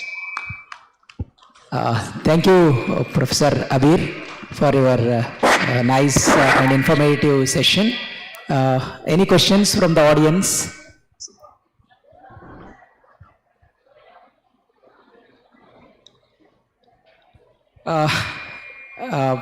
Professor Abir, may I ask you a question? You told that YT depends on x0, x1, ... xt, and it does not depend on future inputs. Is there any reason behind this, a specific reason? Yeah, that is a very good question. The previous one, let's say long short-term memory, recurrent neural network, convolution neural network, it has the problem that it can take the future. It can take the previous data sets, not for the future one. Let's say I'm going to write down here A, B, C, and D. Okay, so let's say I don't know what is the E, F, G, what is the next sequences of the output. So the good thing of the temporal convolution neural network, if you doesn't have the future, or it will not pass any future information. Our goal is to calculate for the future informations. So this is the good thing for the time convolution neural network. So other models we need to pass something. Let's say for the long short-term memory, I am talking about the long short-term memory because this is the most popular one in the deep learning before the temporal convolution network comes. After temporal convolution network comes, then it changes the massive thing. Now we can directly work on the future data sets. We even do not save the previous output right now. Okay, sir. And you have shown the graphs and the table where you have compared your TCNN results with RNN and CNN results. And you concluded that the results obtained by TCNN are far better than the earlier two. Is there any technique to even enhance the results obtained by TCNN further? Is there any governing parameter? Yes, actually, we have used the same parameter when we write the code for on the MATLAB or even for the Python. We use the same kernel size. We have used same number of epochs. We have used the same loss curve. We have used the same element functions. Everything is same to check our work, which is going to the best one. And you know the ground. We compared our answer to the ground truth values that we calculated from the four novel time automations curve. Okay, previously they calculate the the ground truth values in different ways, and it has so many misinformation, type 1 and type 2 error in statistically null hypothesis and alternative hypothesis. So we changed the whole thing and we calculated directly using the numerical analysis. We teach in the students like the trapezoidal rule. In the trapezoidal rule, we have each and every time we have keep separate, and then we have sum up. So I come up with this idea to work on this time automations curve. Then I converted all the Dicom images to the time automations curve, and by this help of this 4 noble equation, then we calculate the ground truth values. Then we compare that. Now the error rate is very, very low compared to the previous journals that has already published. Thank you very much, sir. In this session, Professor Abir has very elaboratively presented his research findings on parameter estimation for stroke patients using brain CT perfusion imaging with deep TCNN. And he has explained it in a very simple mathematical way, and he has also explained what is meant by time attenuation curve, TAC, CBV, and so many other things. And he has also opened the forum for the future work.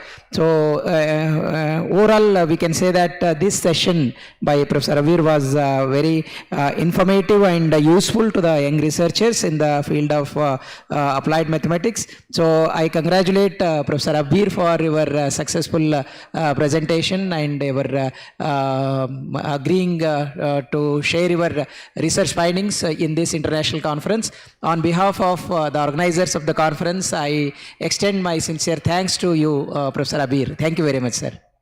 Thank you so much, everyone, for your time and patience, and have a wonderful day. Okay, everyone. Thank you, sir. Yeah. Bye. Have a good day. Bye.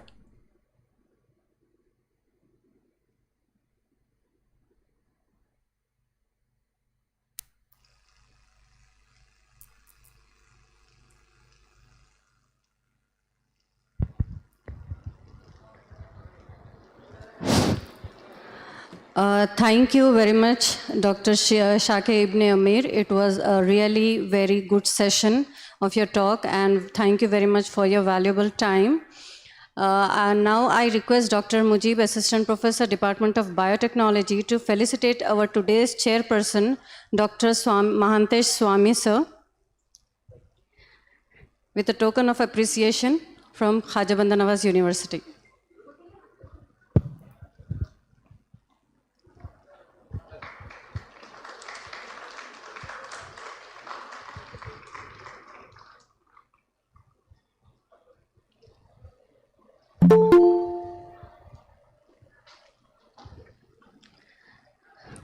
Thank you, Mahante sir. Thank you, Dr. M.A. Mujib. Now we'll continue with online presentation of the participants.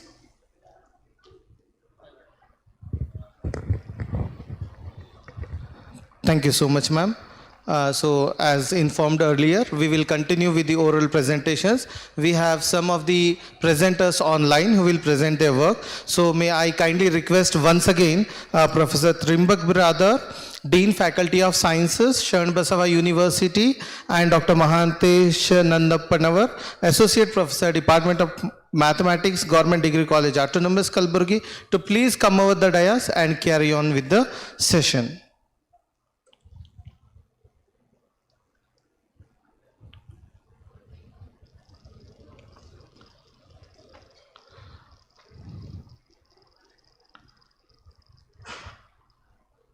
Thank you, sir.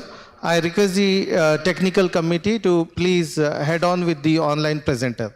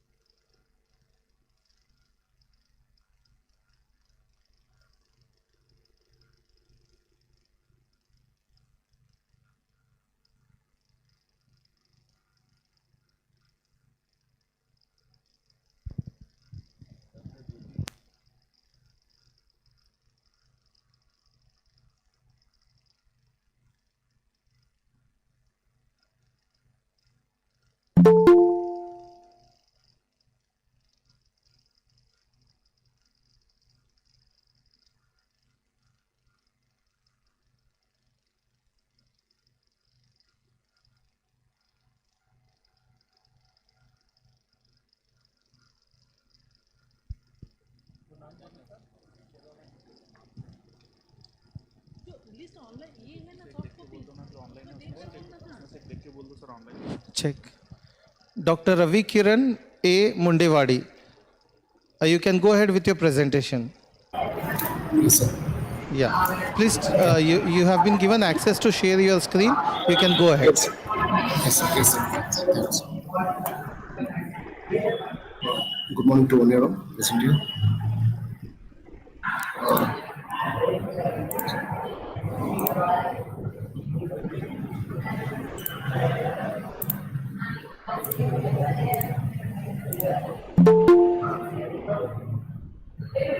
Yes, sir.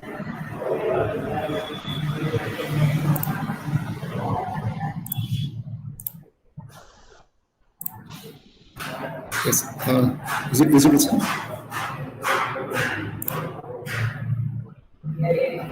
Hello. Yes. Can you see the PPT, sir? Dr. Ravi Kiran, we can see your presentation. Please go ahead. Stick to the time, 5+1 minutes. Yes, sir. Yes, sir. Thank you, sir. Good morning to one and all. Myself, Ravi Kiran A. Mundewadi, Assistant Professor, Department of Physics, MS College of Arts, Commerce and Science. Okay. So today's my topic is on. Sorry to interrupt you. Can you please on your camera so that we can see you?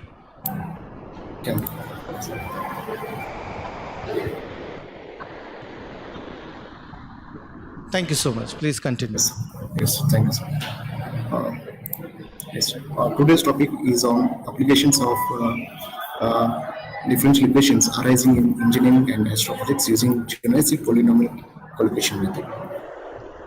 So my contents are introduction, characteristics of geometric polynomials, generalized geometric polynomials, method of solutions, application problems.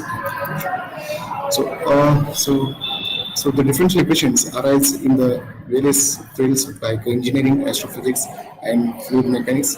So analytical methods are not always possible. So the analytical methods are Auditorium decomposition method, the discrete transformation method, variational iteration method, and the numerical. So for that purpose, when applying the analytical method, it's not possible to solve the differential equation. So that's why we use the numerical methods. So some classical methods are Runge-Kutta, Taylor series, and Euler, and basic polynomial methods are legendary, Chibisio, harmonic, and graphical theoretical polynomial methods are Rauza-i, Pell, chromatic, and etc. So and the roulette methods are Haar, legendary, Chibisio, and harmonic. And some fluid techniques are finite difference, finite element, finite element. Okay, so in this paper we are applying the geometric polynomial collocation method for solving the differential equations. So this is a definition which geometric polynomial of degree n is defined by using the Bernoulli numbers and the geometric numbers. We define the geometric polynomial. So these are the few geometric polynomials. So we generalized the geometric polynomial, and also we integrated integrating. So generalizing the geometric polynomial, so we reduce in the form of represented in the form of a matrix. Suppose for n equal to 2, so it's consider the matrix for 2 cross 2, and similarly for for n equal to 4. 4 cross 4 matrix. So while integrating the geometric polynomials, so first we integrating the single integration, we get the we can represent the generalized geometric polynomial with the collocation points. So suppose for n equal to 2, so represent the 2 cross 2 matrix. So similarly for the n equal to 4, so 4 cross 4 matrix. So similarly we can increase the n number also. So similarly for the double integration, we generalized the geometric polynomial, and also n equal to 4, n equal to 2, and n equal to 4, we similarly represent in the form of matrix. So next, the function approximation, and we applied the function approximation here. So the method of solution is, so the general type of differential equation we are using here. So with the conditions. And the first step. So first step we're assuming a higher order derivative, and we truncate it as in the given in the equation 5, and then we integrate the equation 5 twice and applying the conditions, and then we substitute in the given differential equation, and then we apply the collection points, and it reduces in the form of a system of algebraic equations. Okay, solving these systems using the Newton iterative scheme, using the MATLAB code, obtain the unknown vector V is the Jonassy coefficient, and substituting those coefficients in the function approximation, we get the numerical solutions. Okay, so these are the error functions. So we are using the error functions here, and maximum error and root mean square error. And so now we applied some application problems. So applications in chemical engineering. Okay, we use the problems here. The concentration of salt theta in a homemade soap maker is given as a function of time. So this is a differential equation. This is a first order differential equation. So here we are applying the for the first order, we are considering the first order differential equation with the condition, initial condition. So these are the numerical methods we compared with the Runge-Kutta method, Jonassy polynomial, and the Runge-Kutta method, and these are the absolute errors. So graphically we represent the numerical solutions. So next we consider the civil applications in civil engineering. So this is a differential equation. And then we represent the numerical solutions and absolute errors compared with the Runge-Kutta method. So graphically it represents it. So next we apply the for the mechanical engineering problem. So this is the equation number 10, and we compared with the Runge-Kutta method, and these are the absolute errors. So graphically it is represented. And then we apply the equation called White Draft equation, and compared with the one of the paper what was for the numerical solutions for n equal to 11 at c equal to 0.2 and absolute errors, and comparing the absolute errors from some of the existing methods. So these are we get the good results. So graphically we represented analysis. So this performed the Jonassy polynomial for different colors of zinc, and next we applied the Bonner-Hilbert gas Clears equation and numerical solutions, and we compared with the one of the existing methods. We get the more accurate solution. So and also increasing the n number of collision point n equal to 8, 10, 11. So these are the error analysis, and graphically we represented the numerical solution and the error analysis. And similarly we applied exothermal gas Clears equation. So similarly we compared with the exact solutions and some existing methods. So we get the good results as compared to the existing methods. So these are some comparison error, absolute errors. So these are numerical solution and error analysis. So next we applied the ambient flow type equation, differential equation. So these are all the second order differential equations. So here also we compared with the existing methods. So graphically it represents the error analysis. Next we applied for the ambient type equation and compared with the existing methods.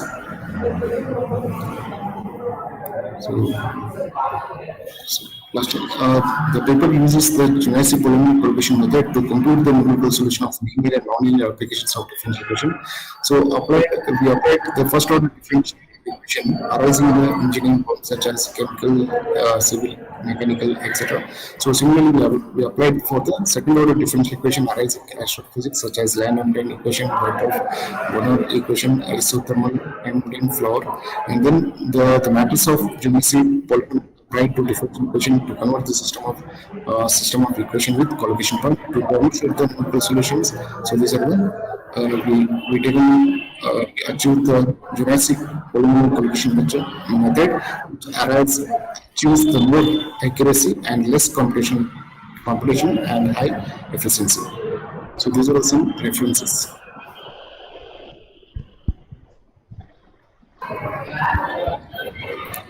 So we also consider these are my papers which we applied for the Rauza-i polynomial method for the numerical solution of whatever integration and whatever multiplications. Thank you.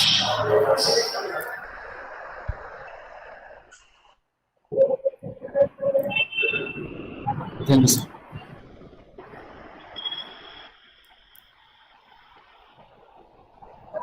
Yes, my question.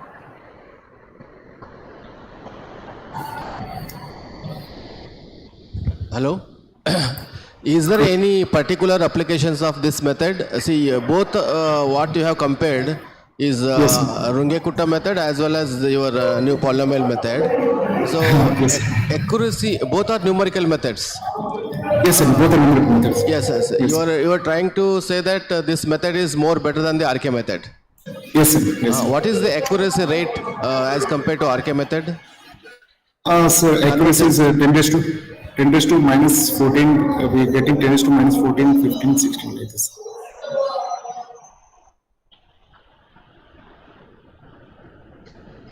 Convergence rate is more in your method than Runge-Kutta method? Yes, sir. Yes, sir. Convergence is more. And is it applicable to BVPs or only IVP? Because RK method is for IVPs, no? Initial value problems, yes, sir. Then the accuracy or convergence rate is more in this polynomial method than the Runge-Kutta method. Is it your conclusion of this talk? Yes, sir. Yes, sir. Yes, sir. Okay. What is the time factor as compared to both methods, which is less time take? Yes, sir. Jurassic polynomial will get less time as compared to the Runge-Kutta. Okay. Okay. Thank you. Yes.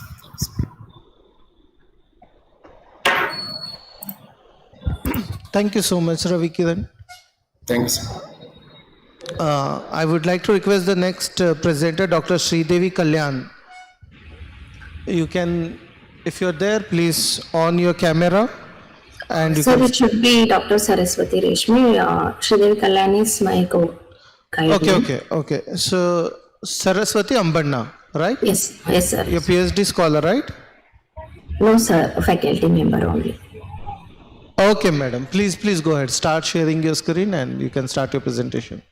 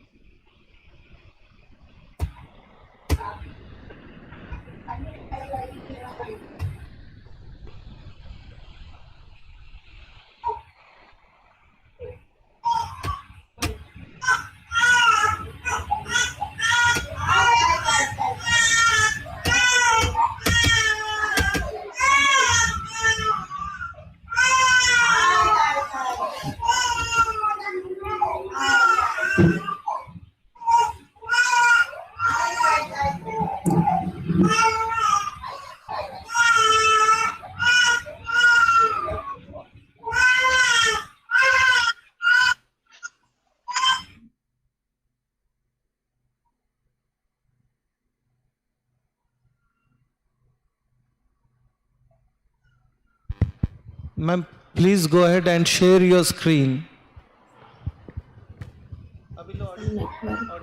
Wait, sir.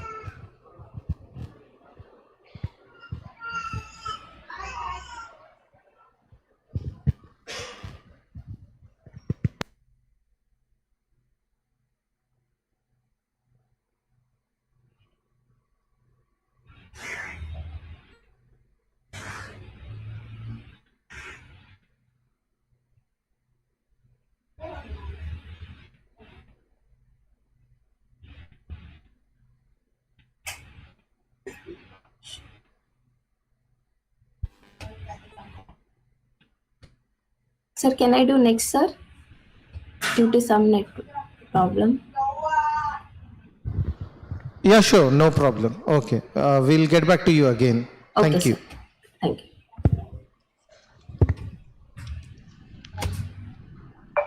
Next presenter, Rathod Kiran Kumar Gulab. Yes, sir. Can you come? Yeah. Please go ahead.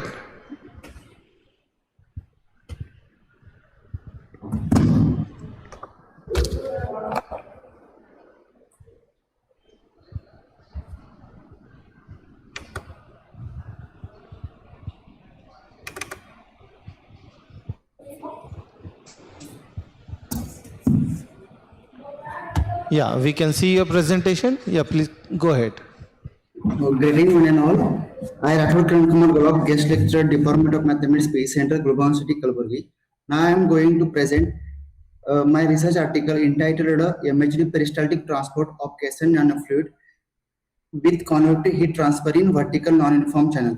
This study examines the effect of magnetic field on peristaltic transport of a Khaja nanofluid in non-uniform vertical channel under convective heat transfer conditions. The flow is modeled under the assumption of long wavelength and low Reynolds number and is expressed in terms dimensionless parameters. The resulting transform equations are solved numerically using ND solver in Mathematica. The optimal solutions for the velocity, temperature, and streamlines are analyzed and presented graphically.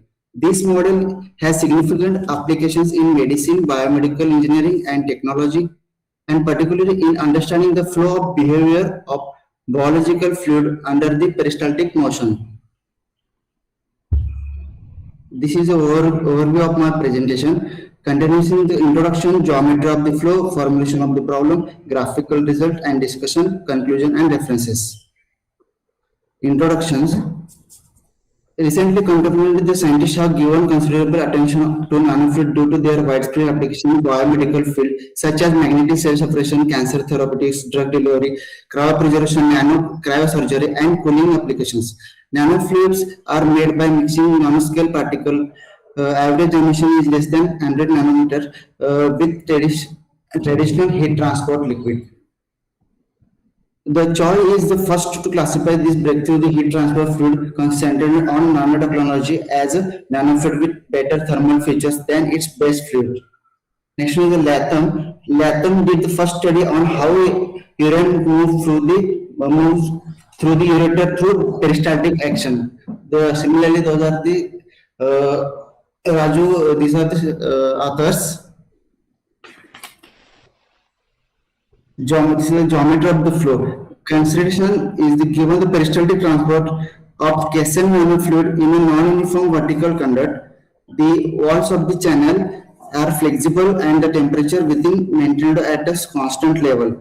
The wavelength of the sinusoidal wave changes with increasing velocity down the channel as they travel. The equation A is the mathematical representation of the geometry of sinusoidal wave trains. In moving reference frame, it is reasonable to assume that the flow is steady. Nevertheless, in stationary frame, the flow cannot be considered to be stable. The correlated transformation between stationary coordinate capital X bar and capital Y bar and moving the coordinate X bar and Y bar.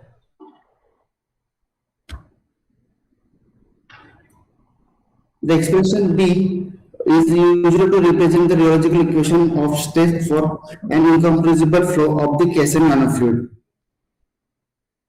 Problem formation. The equation for these equations for 2D flow model with the corresponding boundary conditions are given by equation 1, 2, 3, 4A and 4B.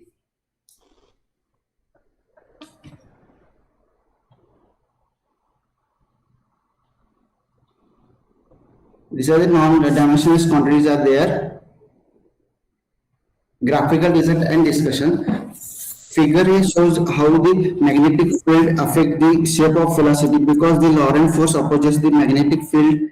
The magnetic field, the speed goes up as the magnetic parameter goes down. And in the figure B, the main is to help you understand how non-uniformity parameter affects the flow speed, and it can be seen that the rate is low in thin channel and goes up in channel that goes in the different direction.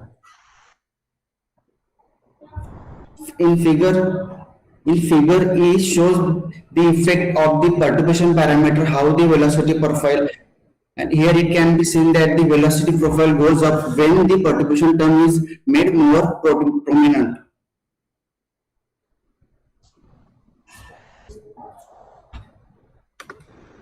Figure 2 temperature profile for various values of magnetic parameter shows that the values of the magnetic field term goes up, the temperature of the fluid goes down in the figure A, and figure 3 is a graph that shows how the temperature profile changes as the heat convection term changes. From the pictures, it clear that as the value of the heat convection parameter goes up, the temperature of the fluid rises. In the figure C, shows the non-uniformity parameter impact on the temperature profile. It is thought that the fluid temperature is low in narrow channel and high in the channel that curves.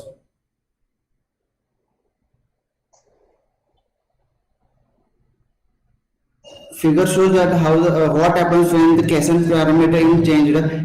The size of the trap also screens when the Kaysen parameter goes up. These are the conclusions. The speed and temperature of internal fluid are higher than those of Kaysen liquid. The magnetic field impact manages the speed and temperature, making the fluid more concentrated. So, magnetic field is utilized in cancer therapy. The non-uniform parameter is the increasing function of temperature. The pressure rise versus mean flow is a significant factor in decreasing values of the non-uniformity term. The presence of the Kaysen terms makes the volume be trapped in the fluid flow on fluid flow bigger. These are the references. Thank you.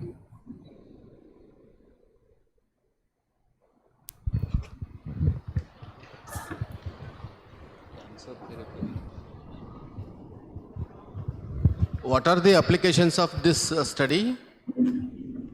Sir, in biomedical engineering and medical field, sir.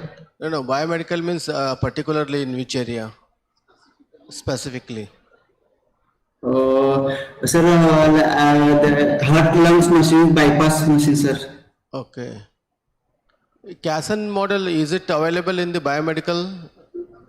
That type of fluids are there in the biomedical applications? No, I don't know, sir. I will see. Okay. Thank you. Thank you, sir. Thank you so much, Dr. Rathod Kiran Kumar. You may now exit the meeting. Next participant, Dr. Sunita Chinmalli.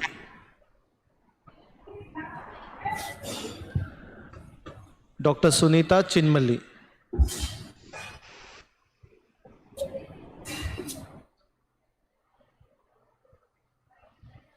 Okay.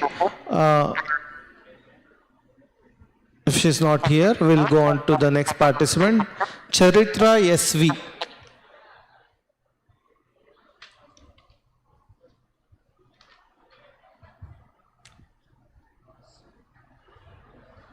Charitra SV.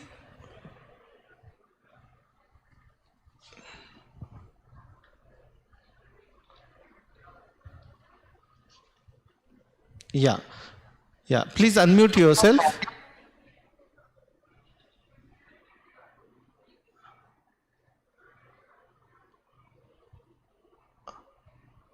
Unmute yourself.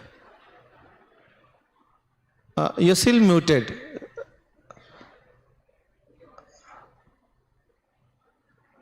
No, you're not audible. You please unmute yourself. You see a mic button in downwards on the screen? Yeah.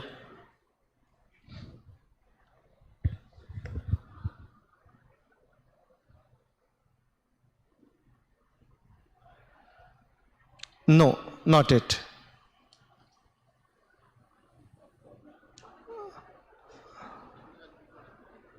I guess you have connected Bluetooth, so please check your audio.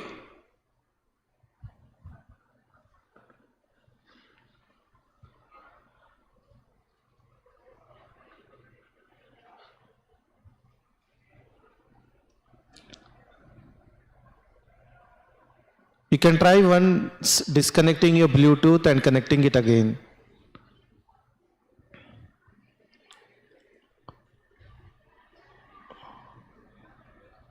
We can see your screen, but we still cannot hear you. No, not it.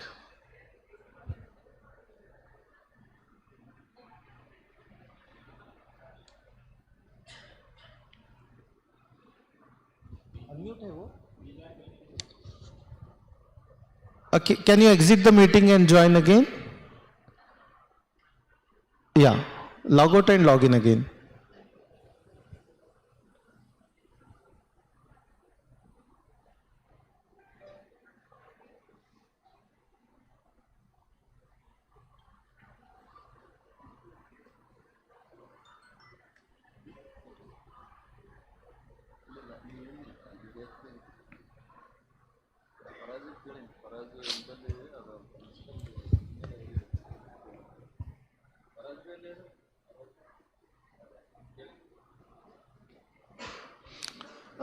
We can see still it is unmute, the symbol. Now speak. Not it.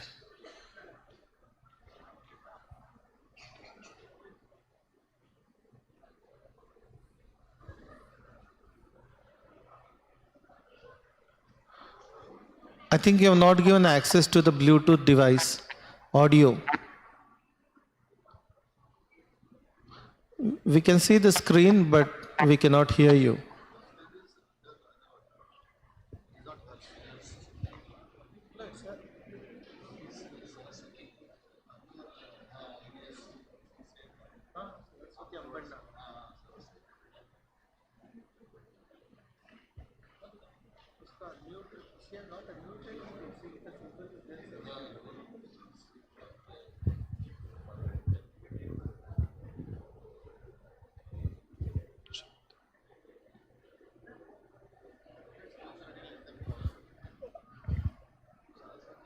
Charitra ma'am, we'll get back to you again. We'll proceed with next participant so that you can figure out what is the issue with the audio. Is that okay? Yeah, okay. Thank you for understanding. May I ask Saraswati Ambanna madam, are you ready to present now?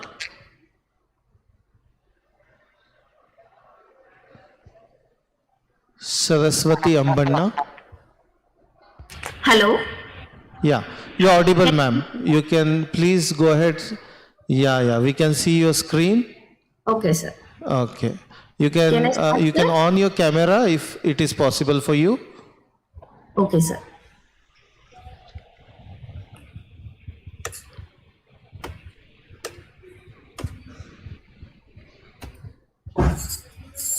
Can you hear me, sir? Yeah, you're clear. Okay. Please go ahead with your presentation. We can see the screen. Thank you. Okay. Myself, Dr. Saraswati Reshmi, Faculty of Science and Technology, PG Studies and Research in Mathematics, Shanbaswa University. Today I am presenting paper Impact of Gaussian Field on a Magnetohydrodynamic Multifluid Flow in Presence of Pell under the Influence of Chemical Reaction. So these are my presentation highlights: objective, introduction, mathematical formation, result and discussion, conclusion, and reference. The main object of this paper is investigating mass and thermal transfer in a system of infinite vertical parallel plate under the influence of a chemical reaction. This setup involves a Gaussian fluid and immersible fluid using the perturbation technique. We solve non-linear coupled mathematical model applying the appropriate restrictions. The incompressible fluid is assumed fluid have different viscosity and thermal conductivity, and their transport properties are considered constant. The study analyzed the exploring how various parameters affect the heat and mass transfer, presenting the results are present graphically. We find the both thermal and mass Grashof number increases the flow, and when viscous dissipation, viscosity, and width ratio and conductivity ratio promote the flow. Under the first order chemical reaction parameter tends to suppress in both the region. Introduction: here we are using boundary layer, magnetohydrodynamic Gaussian fluid. So this is the mathematical formation. Here we are taking the two region, analyzing the flow motion in a vertical channel filled with a Khaja fluid in region 1 and viscous fluid in region 2 respectively, in a two-dimension fully formed free convection flow. And the upward force taken vertically parallel to the x-axis and it is normal to the y-axis as shown in a figure. The passage is divided by a plane partition and each region has its pressure gradient, velocity, temperature and concentration separately. And here the partition represents the baffle position. So different baffle position, I am analyzing the fluid motion. So these are the momentum and temperature and concentrations equation. Equation 1 is momentum and equation 2 is reduced form of the temperature and concentration equation for the region 1. Similarly, for the region 2, 4, 5, 6 equations are the in region 2. These are the boundary and interface condition of velocity, temperature and concentrations. U1 is equal to 0, T1 equal to TW1 and C1 is equal to C1 bar at Y is equal to minus H. This is the left wall indicate and this is the right wall indicate. This is U1 equal to 0, U2 is equal to 0, T1 equal to 2. This is represent the intermediate conditions and Y is equal to H star represent the buffer position. We now introduce the following non-dimensionalized transformation. To solve equation 1 to 6, we are using these are the non-dimensionalized parameter. By using those non-dimensionalized parameter, we are getting the non-dimensionalized equation. So equation 9 and 10 is the region 1 reduced form of the velocity and temperature equation and simultaneously region 2. So these equation 13s are the boundary and interface condition for the left wall and right wall and intermediate condition. Here we are using to solve the equation contribution method. So ui of y represent the for the velocity and theta I of y represent the for temperature. So these are the zeroth order equation, theta 10 for the left wall and theta 20 for the right wall. Similarly for velocity of the left and right wall. These are the first order equation. Result and discussion. Here the differential equation 9 to 14 describe the flow of an incompressible Khaja fluid between two vertical plates have been analytically solved under the given restriction or condition. The solution expressed in closed form are illustrated graphically. The velocity and micro-rotational components are plotted for various parameters. Here figure 2a is a temperature profile for different value of width ratio and 2b is velocity profile for different value of width ratio is increasing in region 1 and region 2. 3a shows the velocity profile for different value of viscosity ratio and temperature profile for viscosity ratio is also enhancing the flow. And the velocity profile for different value of thermal expansion coefficient ratio and the velocity profile for different value of concentration expansion ratio BC in both the region increasing. From this we can analyze that due to the pressure due to the presence of the Lorentz force, the velocity of Hartmann number flow increasing and as the chemical reaction due to the chemical reaction parameter effect. From this we can conclude that the following those are higher the thermal and mass Grashof number leads to an increasing in both velocity and temperature within the system and an enhancement in viscosity, width and conductivity ratio, the result in a corresponding to enlargement of the flow field. And the flow field time diminishes when a first chemical reaction is present compared to when it is absent. So additionally, as the rate of chemical reaction increases, both thermal and concentration transfer tends to decreases or diminish. In increasing in modified Grashof number, viscosity, width and conductivity ratio, to higher the volumetric flow rate, concentration and heat addition to the flow. These are the some reference which are I used for the my paper. Still the work is going on. Still some graph should be added in this. So these are my presentations.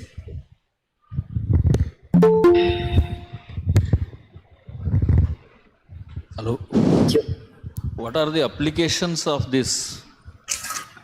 Sir, here application is we are using boundary layer. So locating the point of the separation itself, and MHD help the heat exchange and the power generation system. It will useful, sir. Industrially? Industrials. Okay. Thank you. Okay, thank you. Thank you, ma'am, for your presentation. Thank you, sir.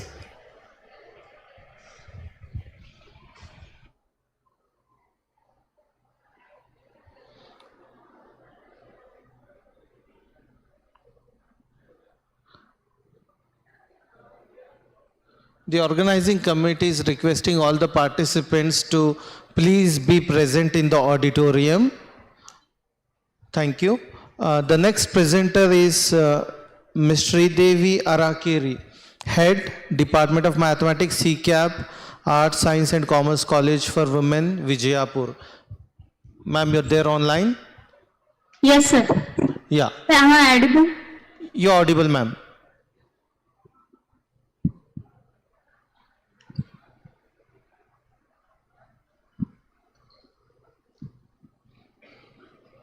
You can on your camera if you are convenient and comfortable with it.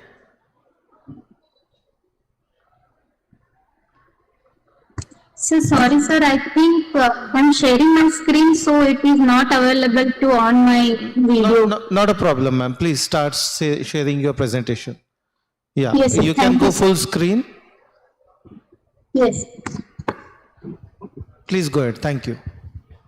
Good morning, everyone. Good afternoon, everyone.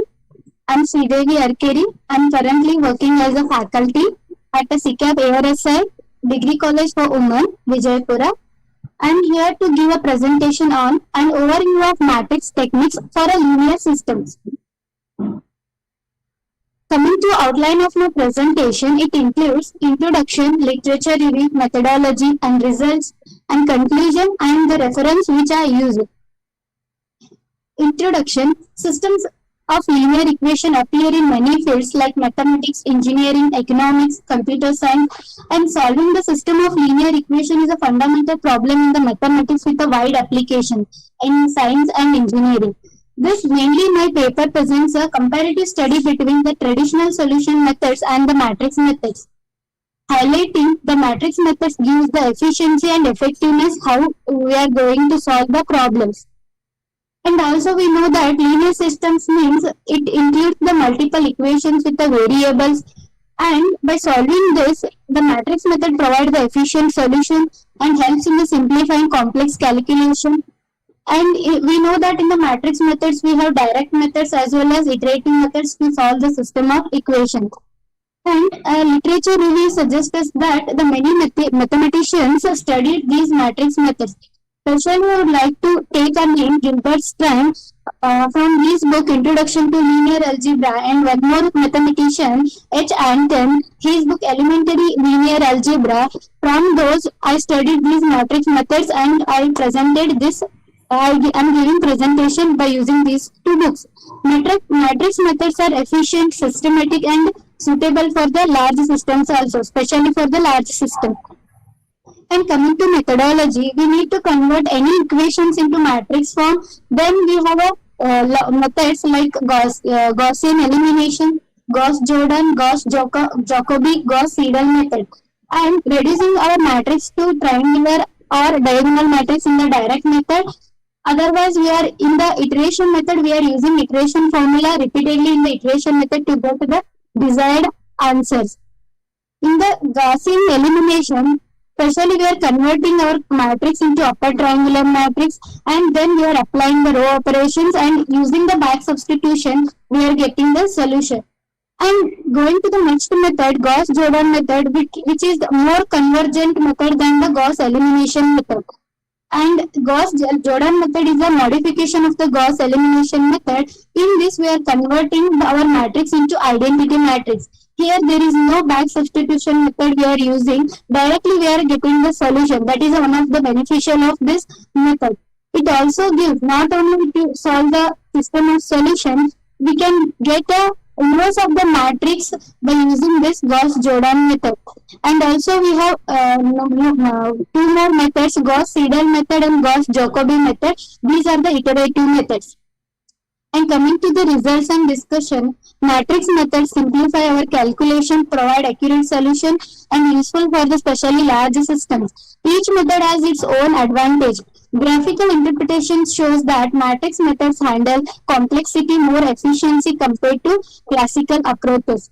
And I would like to conclude my presentation with some few points. Matrix techniques provide a powerful and systematic approach for solving the system of linear equation. Methods such as Gauss elimination, inverse matrices, and determinants simplify complex calculation and ensure the accuracy, especially for the large system.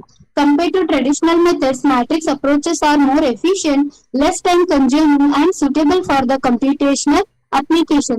Therefore, the matrix methods play a crucial role in the modern mathematics and its applications in the science, engineering, and technology. These are the books I referred to give this presentation. Thank you, sir.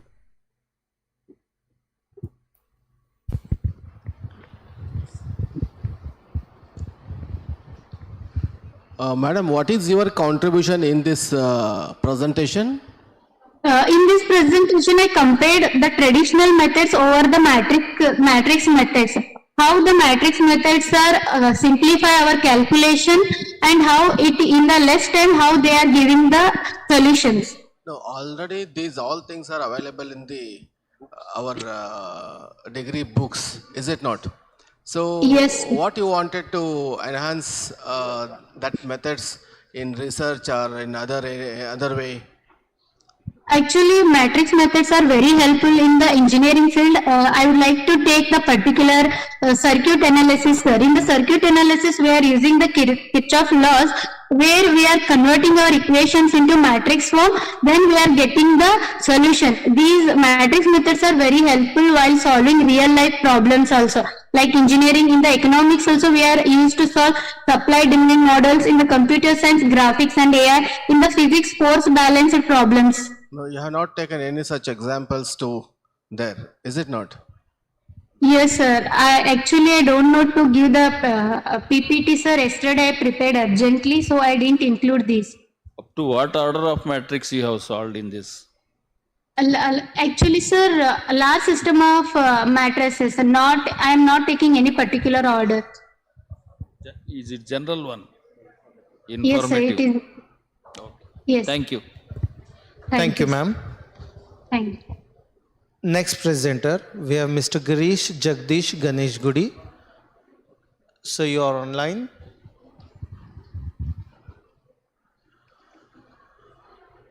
Yeah.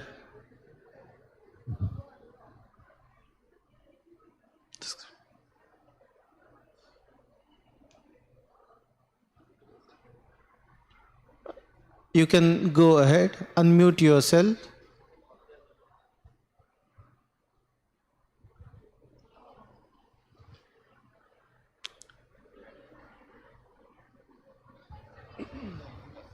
Mr. Girish Ganesh Gudi, I'm audible to you? Yes, sir. Yeah. Please go ahead, start sharing your screen. Okay, sir. Okay.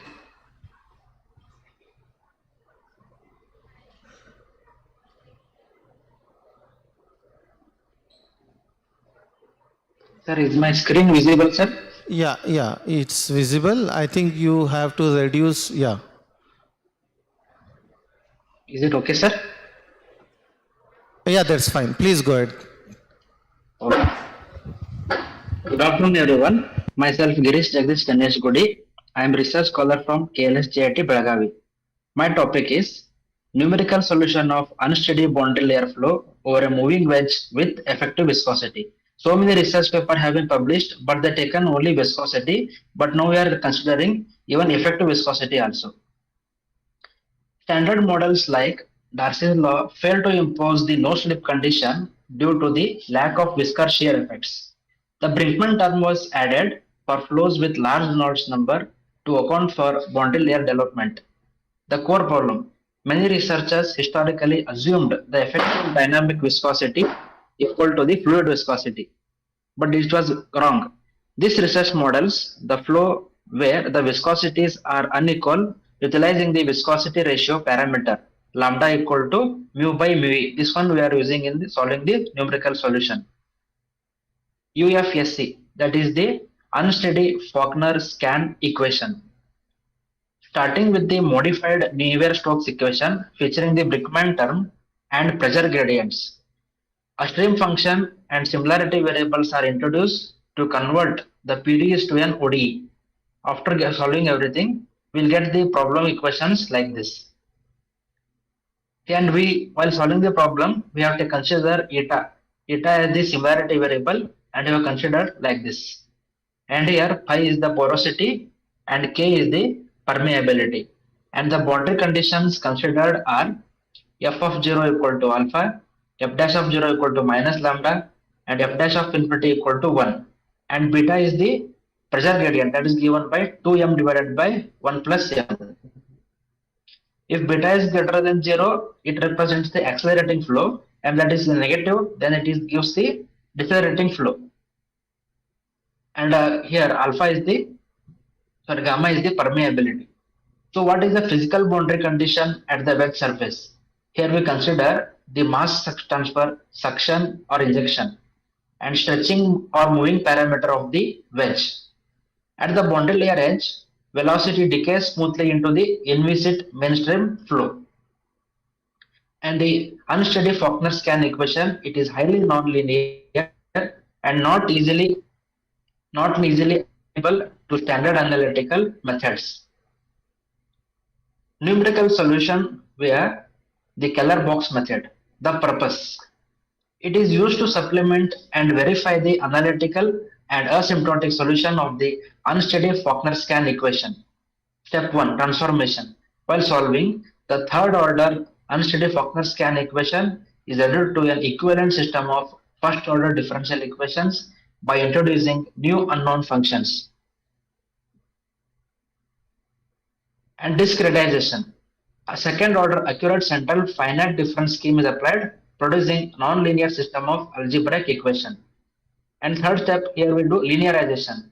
Newton's linearization technique, it is used to convert the non-linear system into solvable linear algebraic equations.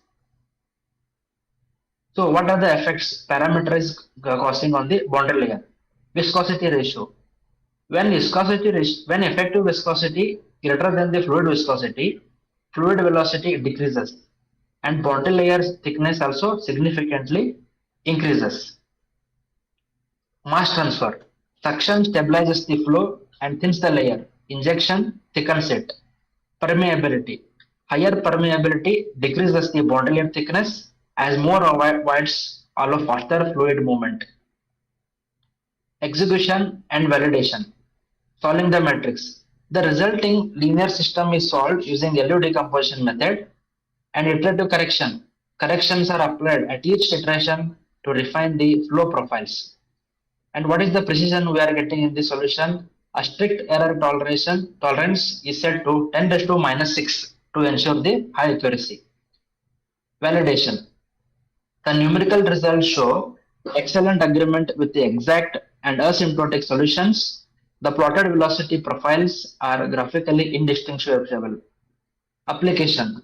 And this method successfully investigates the physical mechanisms across all the flow parameters such as beta, alpha, gamma, lambda, phi, and lambda. The Keller box numerical results were benchmarked against the exact analytical solution derived via series continuation. The results were also compared against an asymptotic analysis of the far-field behavior. Conclusion. So, if you draw the graph of the conclusion, we'll get like this. So here the first figure where variation of velocity profiles f dash of eta with eta that are obtained by asymptotically for different values. First value of lambda was -1.5 and alpha minus 2.0, beta minus 0.5, lambda minus 1.1, alpha 0.5, and k equal to 2. And this figure, it shows the variation of dimensionless velocity profiles for different governing parameters. Increasing the wedge motion parameter enhances velocity and thickens the boundary layer, while increasing the pressure gradient parameter, it accelerates the flow and reduces the boundary layer thickness. The results highlight the combined influence of unsteadiness and effective viscosity on momentum transport. There is an excellent agreement. The numerical and analytic velocity profiles both are undistinguishable, validating the approach. So, correcting the widespread scientific error. For years, many researchers simply assumed that the effective dynamic viscosity of the porous medium was exactly the same as the fluid's viscosity. By proving that treating them as identical, it is incorrect. The authors fixed the fundamental flaw in previous boundary layer methods. Uncovering the true boundary layer behavior. By using the viscosity ratio, the authors discovered how drastically the flow changes based on the porous material. They achieved the ability to mathematically prove that when the effective viscosity is greater than the fluid viscosity, the fluid velocity decreases, which causes the boundary layer thickness to increase. So applications, here are many applications. One is aerospace and aerodynamics, where suction and injection of mass transfer is happening to reduce the drag and control the flow suppression on aircraft surfaces. And even energy and power systems, materials, engineering, and also geosciences also. So these are the references which I have used while solving the preparing the PPT. Thank you, sir. With which analytical solution you have compared your results? The analytical solution which was obtained by Suchsel et al. Method, that method was compared with this numerical solution, sir. You only obtained or earlier results you compared with? I have solved the numerical solution and compared with that result available in the paper, sir. Okay. What is the convergence rate of this method? How do you conclude your results are better than the earlier used methods?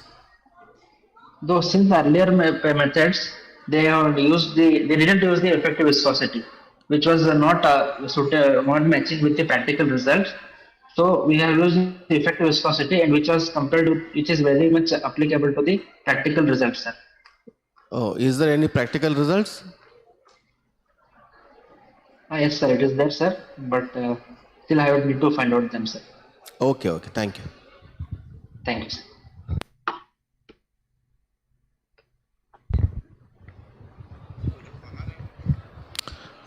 Thank you, sir. Dear participants, the organizing committee is requesting you to be present in the auditorium and don't go outside. And also please maintain silence. Please involve yourself in these deliberations and active participation. And we expect some of the questions from the students, audience, research scholars sitting out there. Please engage yourself in these deliberations. Thank you.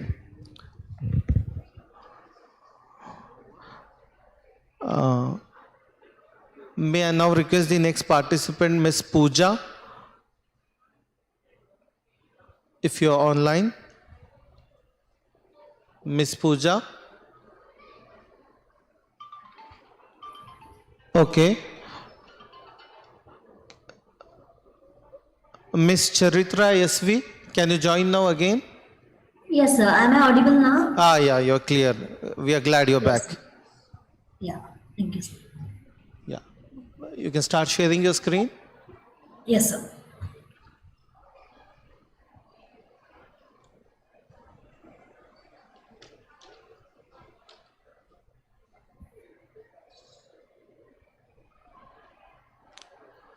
Yes. Yeah, please go ahead. Good afternoon, everyone. My topic name is two-dimensional unsteady laminar boundary layer flow, passed over and moving wedge with constant heat transfer. Myself, Chatra SV, a research scholar. So there must be a small correction. I'm not a faculty, I'm a research scholar. Hello. Am I audible, sir? Yeah, you're audible, ma'am. Yeah, please go ahead. Yes. Yes. Fluid mechanics. Fluid mechanics is one of the oldest fields of science that bridges the gap between physics and mathematics. Rather, it is the only branch of science that deals with the study of mechanics of fluids.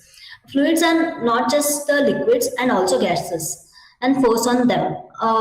There are two types of fluids, that is fluid statics and fluid dynamics. Statics are studied when it's on rest and non-motion, whereas dynamics is studied under the motion of the fluid. The types of fluid: real fluid, ideal fluid, Newtonian fluid, non-Newtonian fluid, compressible fluid, incompressible fluids, viscous and inviscid. These are the types of fluids. Based on these, we accordingly take the fluid which we need for our consideration. These are the Navier-Stokes equations, also known as governing equations. Continuity equation, momentum equation, and energy equation. Continuity equation is based on or obtained from the law of conservation of mass. It states that the net amount of mass entering a body is equal to the net amount of outflow of the mass from the body. Equation 1 is a continuity equation. Equation 2 is the momentum equation, and equation 3 is the energy equation. Momentum equation is nothing but the Newton's second law of equation.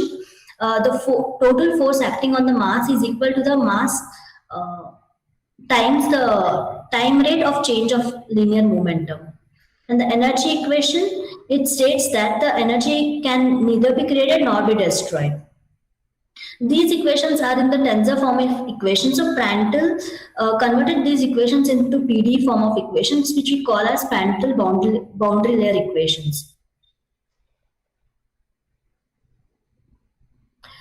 The Prandtl boundary layer equations are dimensional equations. So to non-dimensionalize those equations, we use the non-dimensional parameters, these non-dimensional parameters, and substituting those, we get to know that in the direction, like normal direction, it's a negligible, and in horizontal direction, it's very dominant. So equation 7 and 8 are continued for the momentum, and I'll be discussing later.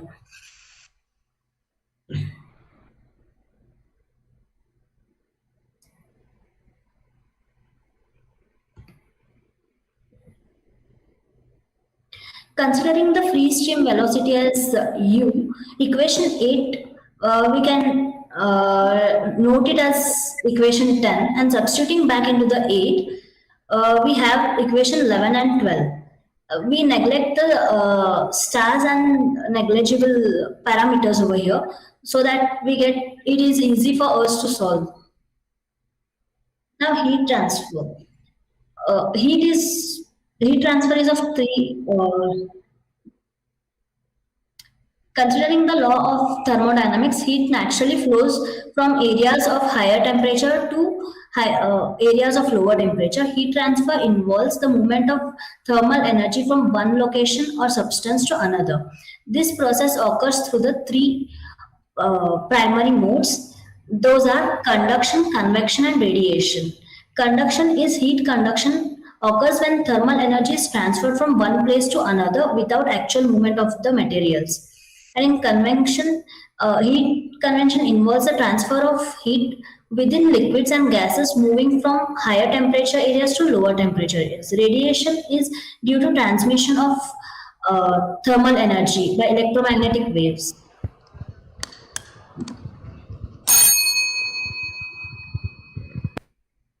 Equation 13 is a dimensional thermal equation, which we get it from Navier-Stokes third energy equation, PD form.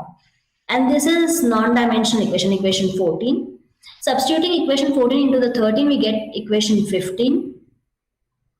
Using dissimilarity transformation, we convert the PD form of equations into OD form of equations, that is equation 18 and 19, also known as unsteady Fachner-Scan equation for heat transfer. For these are the literature surveys I've gone through. For numerical solutions, we use shooting method. A shooting method is nothing but a numerical technique used to solve boundary layer equations, boundary layer problems of ODE by converting them into system of IVPs. We make guesses in this method. This is the algorithm of the shooting method. OD is converted into system of equations. BVPs are converted into IVPs. First, we make two initial guesses, M0 and M1 in the case of momentum, and in the case of heat, and N0 and N1. Applying fourth order Runge-Kutta method to solve these equations. And for the first I is equal to 2, we use the step 2, and for an ith variable, we use step 3. Through this method and with the help of MATLAB programming, we get the following graph results. This 1.1 graphs are for the momentum and 1.2 graphs are for the heat transfer. The results I have compared, momentum results I have compared with the earlier literature, thesis papers, and those are very accurate. Heat is the new one which I have tried. These are the references I have gone through. Thank you.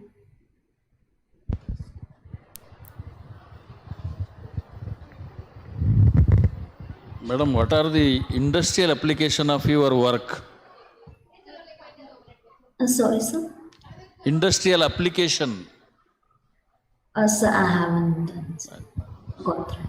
Why you are using shooting method and RK method?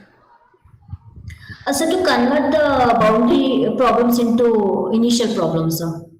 So that is the easier method I could go through. And Are you using shooting method first or RK method first? So in shooting method only we use RK method, sir. For the initial guesses, what we take the guesses. For that, further we can use. What is the necessity of taking shooting method? So because the problem is in BVP, sir, and to solve RK method is the IVP. Okay. So we convert the BVP into IVP. Can't you solve BVP directly? No, sir. No, there are so many methods, no? BVP also you can solve directly. Your intention is to solve by shooting technique with Runge-Kutta, then you have to convert. So what is the necessity of converting BVP into IVP? Why you are converting? Without converting you can solve. There are many methods or software tools are there. So this will give accurate answers, I think. Like earlier I have seen the literature, so they have used shooting method, collocation method and Haar wavelets. So I found shooting is... Now how many boundary conditions are available for the momentum equation and how many boundary conditions for temperature equations? So in both the conditions, so in momentum it's 3 and in boundary... no, you have full boundary conditions? Or are you having full boundary conditions on the both equations? I didn't get the question, sir. Sorry, No. See, to solve any differential equations, you should have boundary conditions. Are you having all boundary conditions on velocity and temperature? Or any boundary condition is missing? So two boundary conditions, that is for 0 and infinite only we have taken, sir. That's what I'm asking you. Is it well posed or imposed? So because when you are using the shooting technique, there should be some reason behind it. Without having any reason, you can't use shooting technique. Directly we can solve by the RK method, no? Why you use shooting technique in that? So because we don't have the initial another guessing, like we have f of 0 and f dash of 0, but not f of infinite value over there. It's missing. No. F of infinite is there. F double dash is not there. Just to check it out. Yes, sir. Yes, sir. You have a missing boundary condition. F double dash is not there. Theta dash is not there. Yes, sir. That's what you are using the shooting technique. Yes, sir. Okay, thank you. Thank you, sir. Thank you, Ms. Charitara. We come to the conclusion of this oral presentations of this session. I extremely thankful to the judges, Professor Trimbak sir and Dr. Mahantesh, who joined us and who have been continuously evaluating these presentations from morning. Thank you so much, sir, for your kind presence here.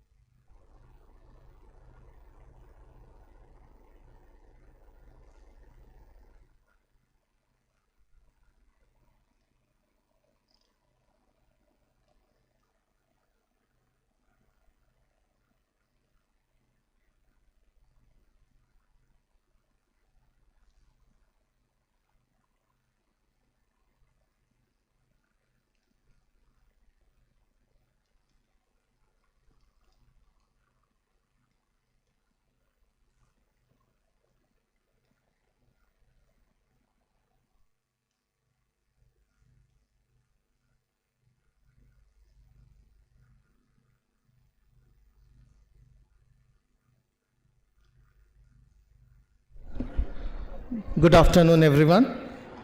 It's a request to the participants, please don't do unnecessary movements in the auditorium, and requesting all the participants who are outside to please come inside the auditorium. Now we have a very interesting talk by Dr. T. Venkatesh.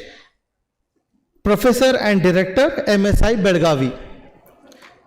So please take your seat on the stage. Thank you. Please give a big round of applause for the invited speaker, Dr. T. Venkatesh. This session will be chaired by Dr. Sana Ijaz, Assistant Professor, Department of Mathematics, Faculty of Sciences, Khaja Bandanawaz University. It gives me immense pleasure to introduce her. We all know her. As a customary, I'll do this job. Dr. Sana Ijaz is a PhD holder in mathematics with over 12 years of teaching experience, currently serving as coordinator and head, Department of Mathematics, Khaja Bandanawaz University. She holds an MSc in Mathematics, a B.Ed with distinction, and a BSc with first class. Specializing in graph theory and discrete mathematics, she has published several research papers in reputed journals, including Scopus Index and UGC Care listed publications. She is known for her innovative, technology-driven and student-centered teaching approach, along with strong mentoring skills. She is actively involved in academic development and she regularly participates in conferences, seminars, and faculty development programs, contributing to both teaching excellence and research advancement. So she is also the co-convener of this international conference. Welcome, ma'am. Over to you. Thank you.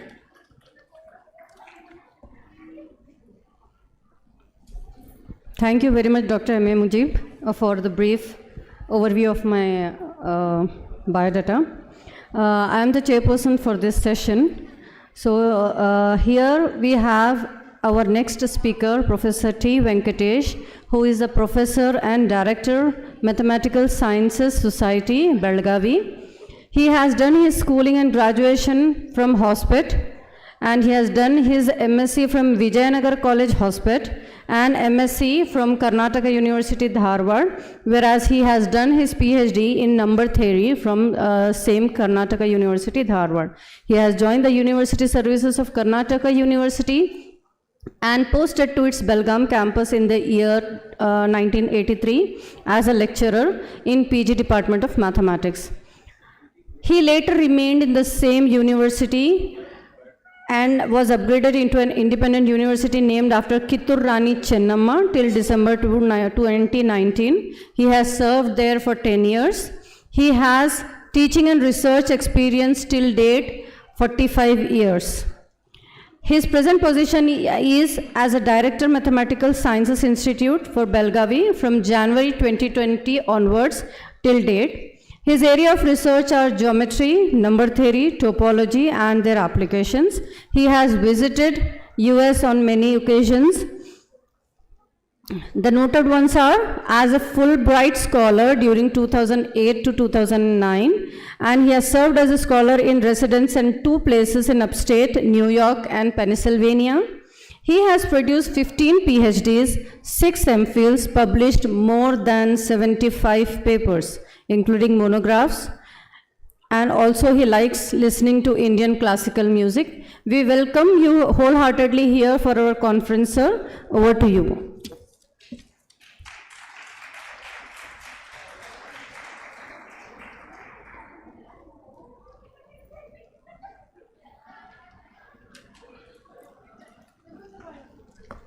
I thank the organizers and Sana in particular for this opportunity. Indeed, it's a great pleasure to be here again.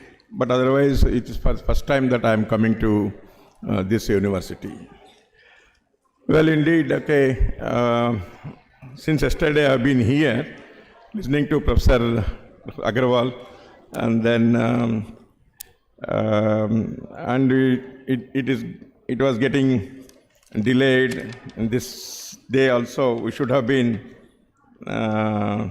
talking in the morning, but due to the paper presentations that got extended, and I can understand your forbearance. So I was thinking of presenting something that should also interest the youngsters.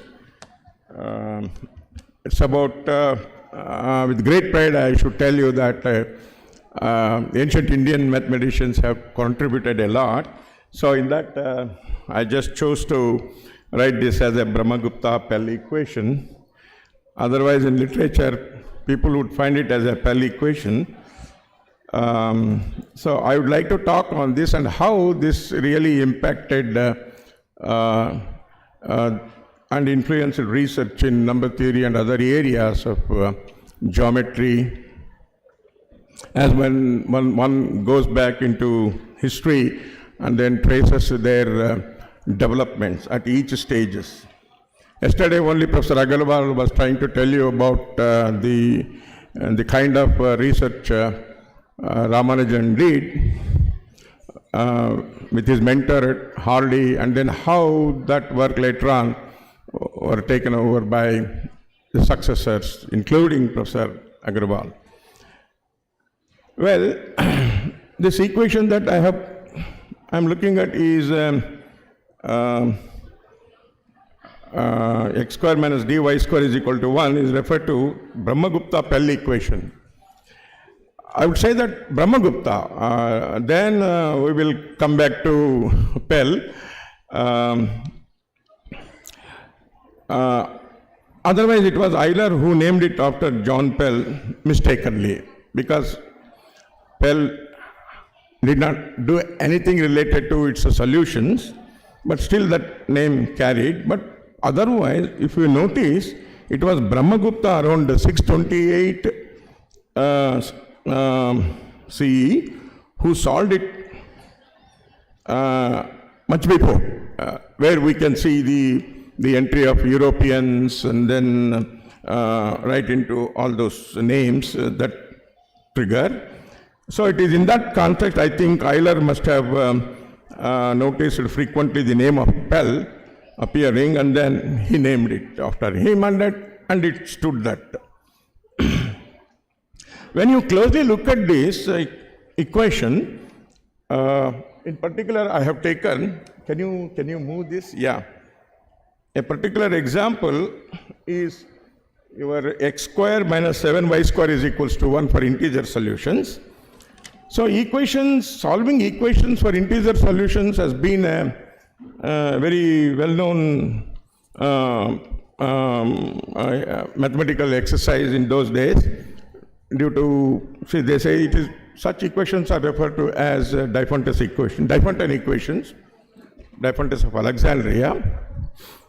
And so,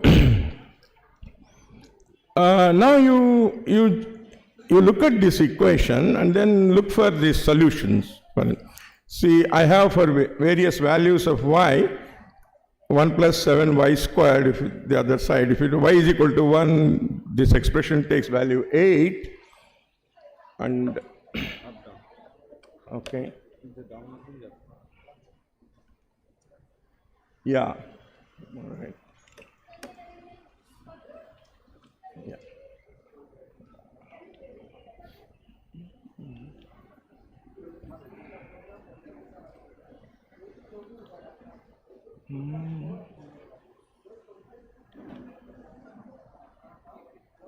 How do you,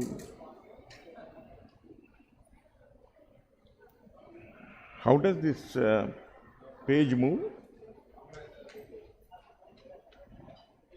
There's a problem with me, I don't, yeah.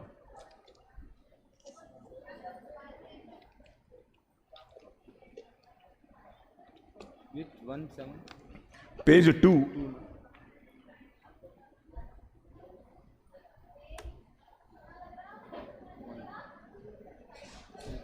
Ah, this is 2, yeah. Right. And then this one.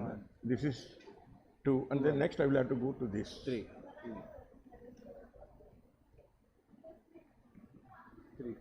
Okay. Can you do, somebody can do for me? This is 2, okay. So for y is equal to 1, the value is 8. For y is equals to 2, it is 29. If you just compute that, it's a simple computation. Then for y is equal to 3, you get 64. Now 64 is a square. And see, when you substitute these values, 8 square minus 7 times 3 square will be 1. So that becomes a solution. X is equal to 8 and y is equal to 3 will form a solution to this equation. Well, there is some drawback in this method in the sense it may not terminate always. That is, the method does not guarantee that we will always find a solution. That's one thing. Then even if a particular value of y yields a solution, we will not know the next value of y, whether it would give a solution to us or not. And since, and you know, you are at will to choose y, there are infinitely many such choices, this procedure will not help us find all solutions to this equation. The first non-trivial breakthrough was obtained by Brahmagupta. So this is, see, before all these people, you know, the reference of Pell is around 17th century even. Okay? And now when I go back to this, Brahmagupta, he showed that if we have two solutions to this equation, we can compute them to obtain a third one. Okay?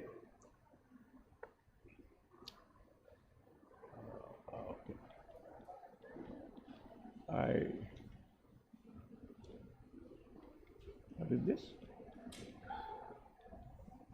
It doesn't work, you know.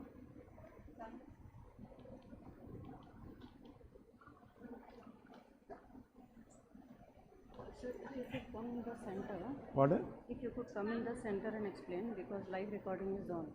Okay. So the camera is in the center, so it will be better, and maybe it is going to also work from that time. Yeah.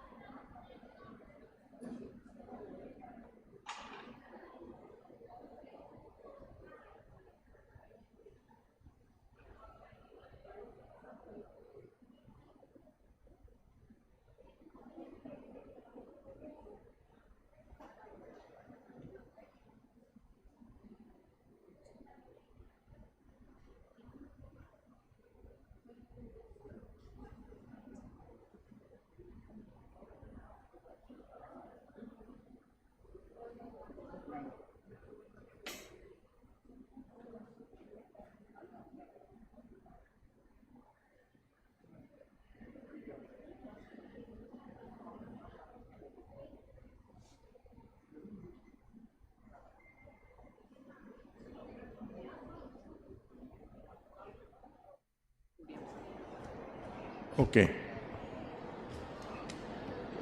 From here it is operating. From here it is? Operating. Okay. Now if I want to go to third, Yes. it's not operating. It is operating, sir. As it is in a PDF format, there is no slide. It should arrow mark above and below. I'm doing that. Now I have to go to third one, no? If I do third one, 2 is coming. This is second. No.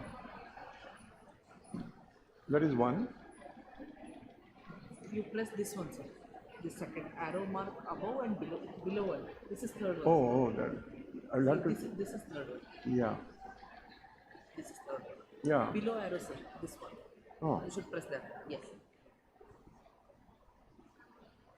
All right? Yes.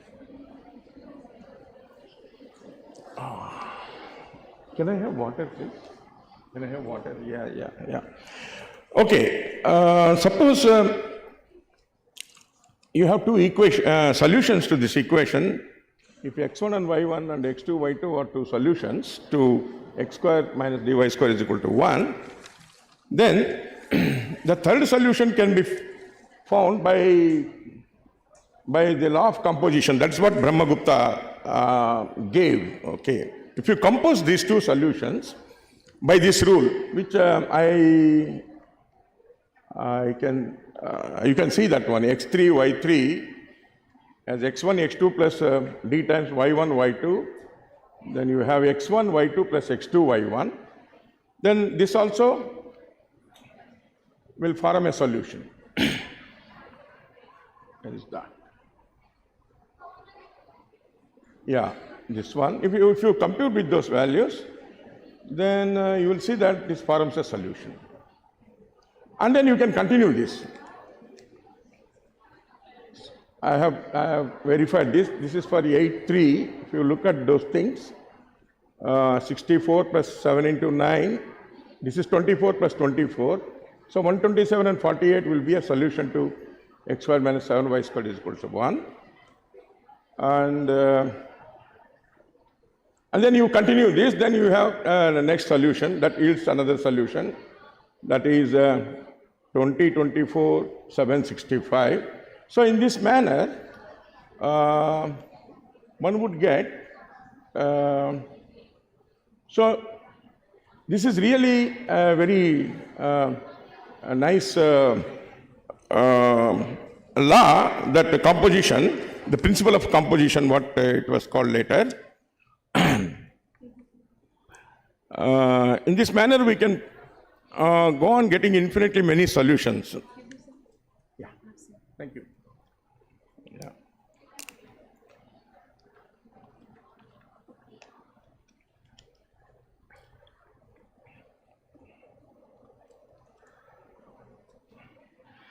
Well, next, another remarkable aspect of Brahmagupta's discovery is that his composition law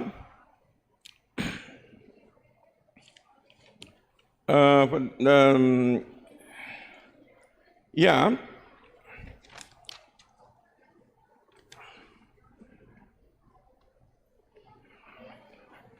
this composition law that I have defined will give rise to a very interesting group structure for this equation. So, for example, if you verify the group axioms, okay, this composition is associative, and then one can find the identity element. That would be a trivial solution. In this case, if you look at the equation, in general, the identity element will be the 1, 0, and the inverse of xy is x minus y. See, all these things, will give us a very interesting verification of the group properties, and therefore, that way, when we say that this equation as Pell equation, it should be spelled as Brahma-Gupta equation only. Then maybe, and now what is very interesting thing is that it impacted the research that came later. Maybe when I look at those things, you would really appreciate. Well, this investigation reached a pinnacle in the 18th century when Lagrange completely described all solutions to this equation. It was Euler and Lagrange, more or less. Euler began, and then Lagrange completed this work and says that so this equation can be thoroughly solved for integer solutions, and then also one can obtain those solutions. At the same time, having a powerful inner structure of the solution set that this equation will give rise to, especially the group structure. That is the thing. Okay, and Lagrange introduces this continued fraction for these solutions. Okay, so the method is through continued fraction expansions, one can solve these equations for integer solutions.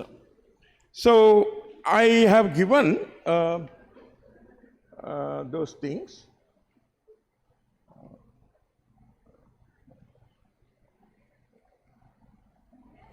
Yeah.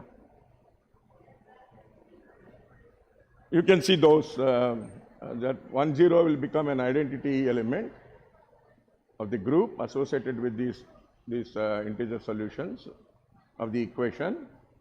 and then for xy you have x minus y, and so for 1, 0, the inverse element will be 1, 0 only again, okay? That's the self-inverse. And then I think, yeah.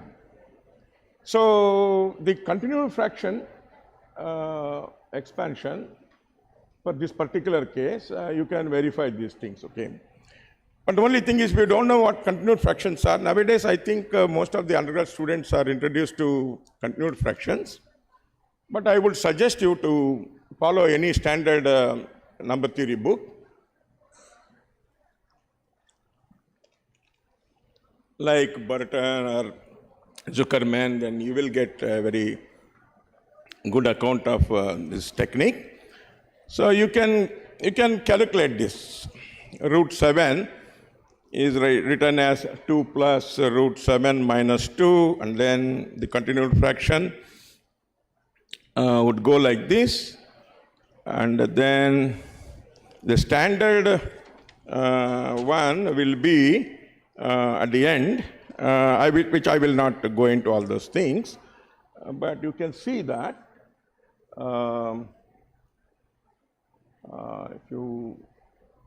if you make a serious, how do I,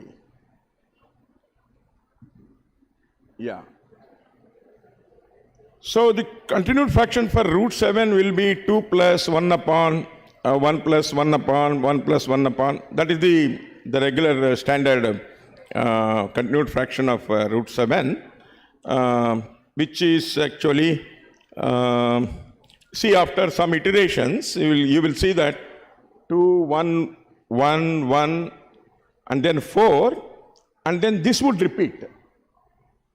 So then, therefore, we say that the continued fractions of real numbers are periodic, because from the very equation that we have started with, x square minus dy square is equal to 0, the idea is to approximate the irrational root d. D here is taken as a positive non-square integer, and therefore you are approximating this root d for a rational which is a fraction y upon x, where y and x are positive integers.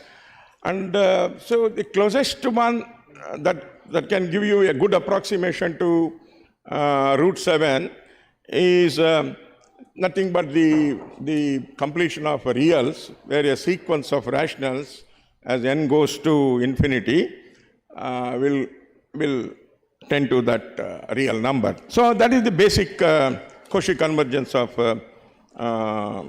rationals to reals, and all those will ensure that this kind of continued fraction would effectively give us the pair of integers. Okay, the idea is we need to get pair of integers like x1 and xn, xn, yn for sufficiently large n, so that in the process, if it is root d going to y upon x, the idea is to square the denominator term, that is x square, then take it with the d, and then what we want is on the other side is a square, and therefore we would expect dx square plus some quantity must be equal to y square. But that some quantity must be an integer again. The least integer could be 1, and therefore Brahmagupta said we will look at these things. Dx square plus 1 is equal to y square. So that was the real picture of the game. And now, by the time when it came to Pell, I think you have subsequent slides here. I can give those things. I'm not really good at all these things. Okay, you can see those things, root d by a naught, a1, etc., an, and we let pn upon qn as all these things. That is the continued fraction expansion of that rational. So this is periodic in the sense of length m, and then pn upon qn is truncated at the mth stage, and thus for this particular case of d is equal to 7, we have all these things. Okay. Yeah. Anyway, I will leave this right up here. You can take the a printout of that, or you can. I will request these people to forward it to the those whoever is interested in this, students especially. And so, and then now, yeah. And therefore, when it was felt that it should be coined, now I think in the present day, people do not say it as Pell equation. It is a Brahmagupta-Pell equation now. And because of the Brahmagupta looking at these equations and giving solutions to those problems. But again, the composition, the group law that he gives was actually was solved by Bhaskara too, if I am right. I hope a professor should be able to tell me that. Is that Professor Bhaskara too tries to axiomatized this, and then this group law holds for the Pell equation. That is, and therefore both Indians are credited for this. First Brahmagupta and then Bhaskara. Both of them together. Pell comes later, maybe. But in the Greek mythology, if you go back historically, this equation is very rich because of its history. And historically, if we look at, and there is a story about in Greek mythology about the cattle. They call it as a cattle problem, which Archimedes solves the cattle problem. And then when I looked into all these things, Amthor, that is another European mathematician, around 1880, and therefore there is a passage of 2000 years. For the first time that Amthor solves this cattle problem. The cattle problem is a variant, is a replica of a Pellian equation only, in the sense that in a cryptic fashion, there is an information about the number of cattle that the sun god possessed. So with the different shades, the x and y that we are seeing in this equation will give us those kinds of two variables, x and y. If the type of cattle that they had, they were inhabited on that land, Sicily, in that small island. So they were white cows, and then black, white and black, then dappled ones, and then brown ones. In all put together 4 of them. And then they wanted to know in what proportions. They were also given in some. That's what I said. It's a very interesting, simple kind of proportions in which these 4 types of cattle were there on the island. All right. And so then ultimately when you try to figure out particular 2 types of cattle, then the equation that you have is x square minus d y square is equal to 1.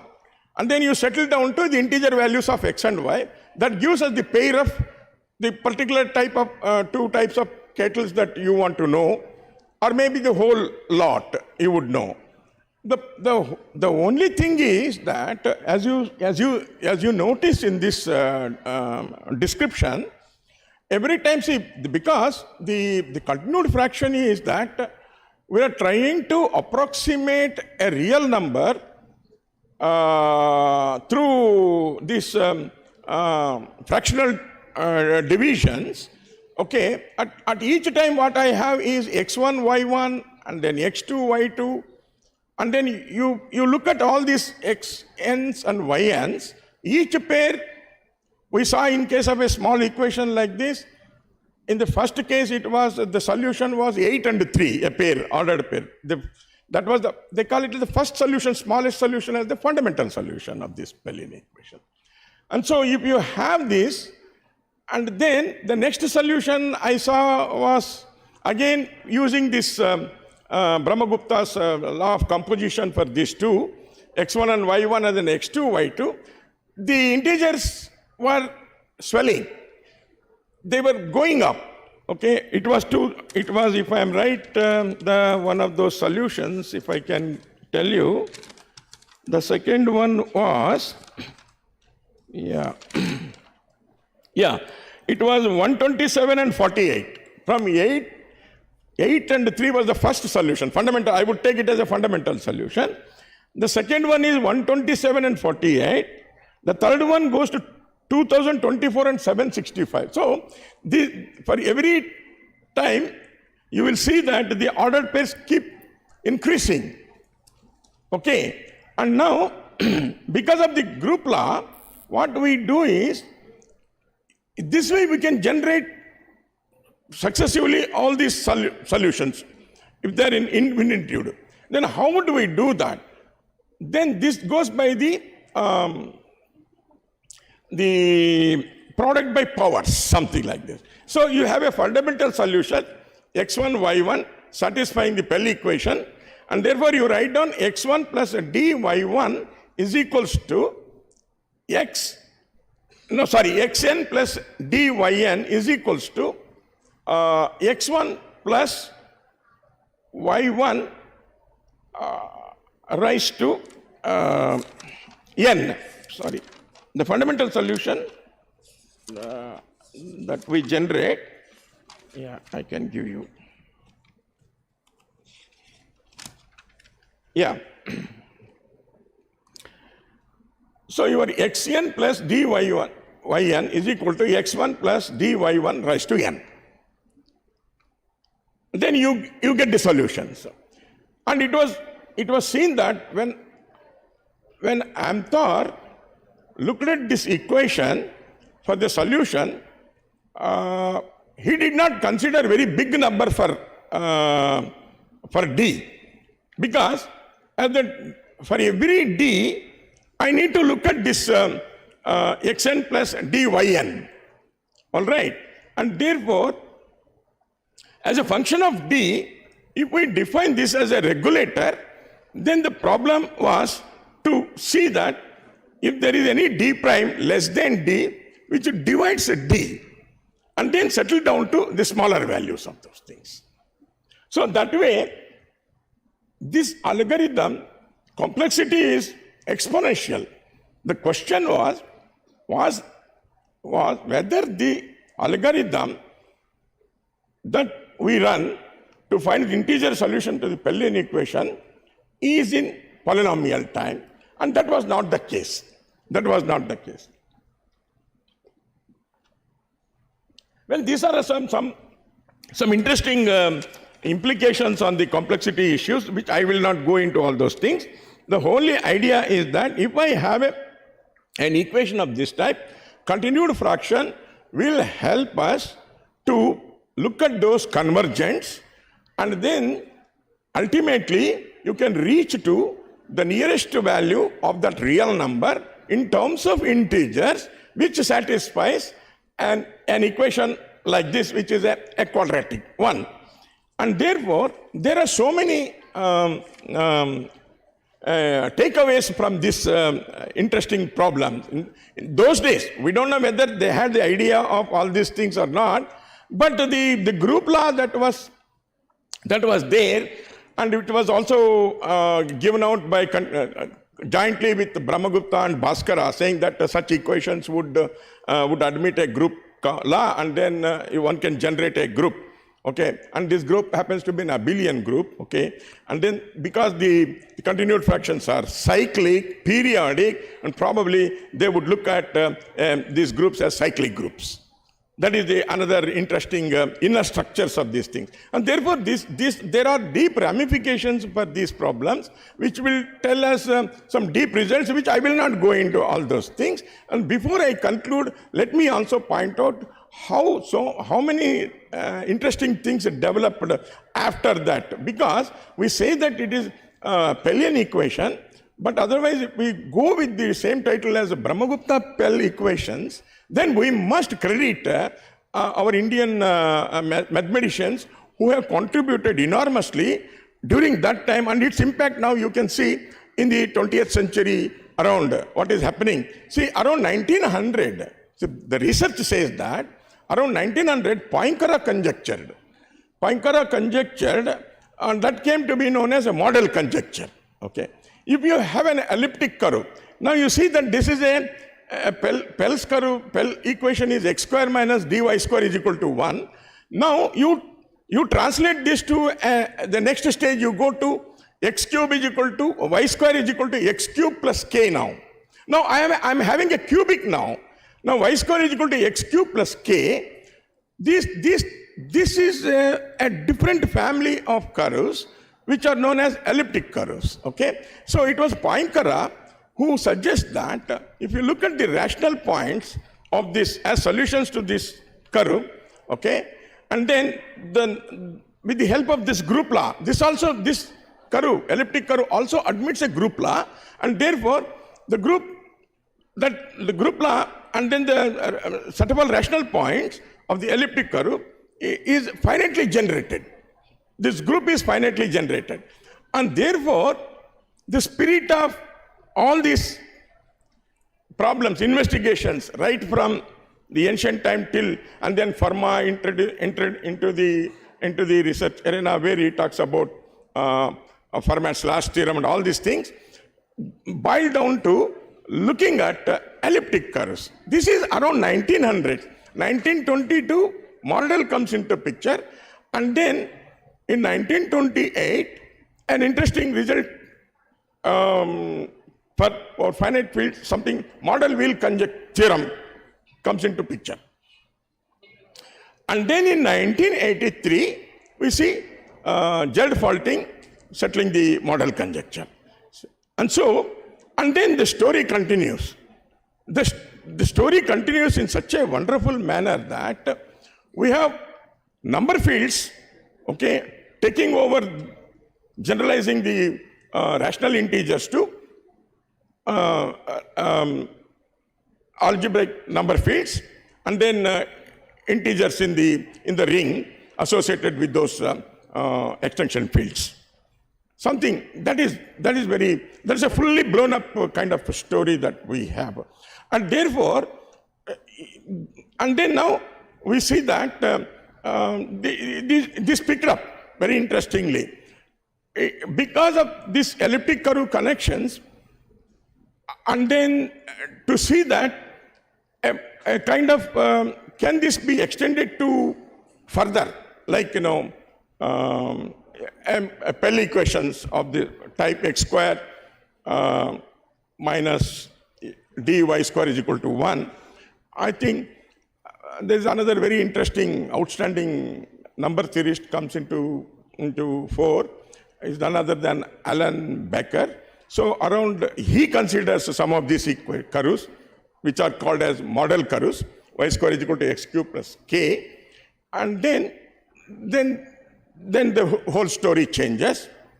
And then after 2000 and onwards, many researchers in many directions this was developed, this area, okay. That's something analytic number theory, and then modular forms, automorphic forms, and then some continued fractions identities, okay. all those things were seen in a much more blown up fashion. So why I wanted to present this idea was that this beautiful Pell equation is in a way started with the ancient Indians, and then that carried forward and then triggered a lot of research into it, and today they are being used. They find their applications in computer science, cryptography, and I'm also told that some of the Ramanujan works based on continued fractions have applications in detecting black holes. I'm told that. Am I right? I don't know, but I heard about that. Something can be connected to black holes. And then, but I found that it is exciting news for me too, because after all, we are looking at continued fractions. Now, in cosmology and in astronomy, those people who are working in the general relativity theory have come to know that there is what is called as a event horizon in relativity and cosmology, and these black holes will contribute some mass to the space-time manifold. And this mass is conjectured by Penrose, what they call it as a Penrose inequality. 1 minute. Yeah, I'll conclude now. No issue. Yeah.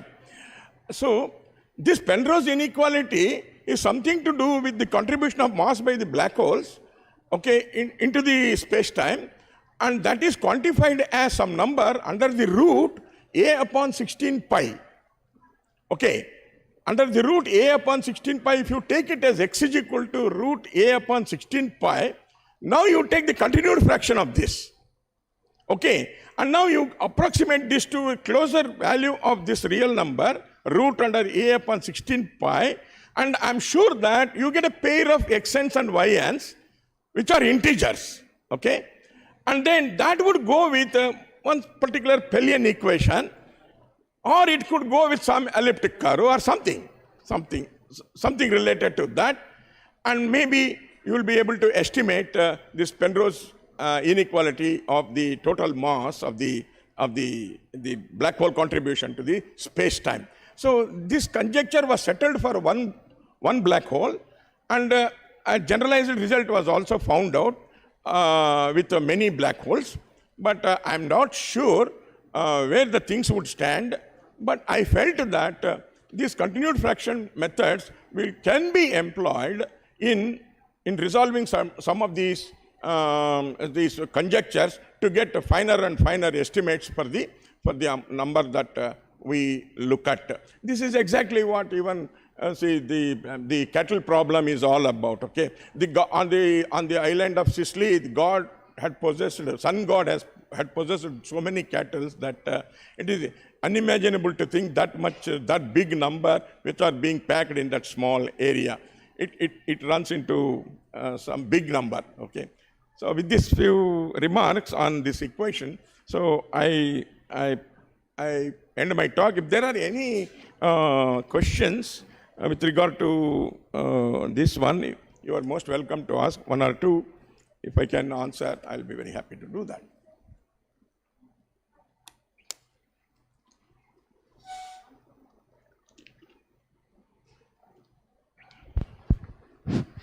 Thank you, sir, for your insightful talk. As a small gesture of our heartfelt gratitude, I invite Dr. Sanaijas to present a token of appreciation to our honorable keynote speaker, Dr. T. Venkatesh.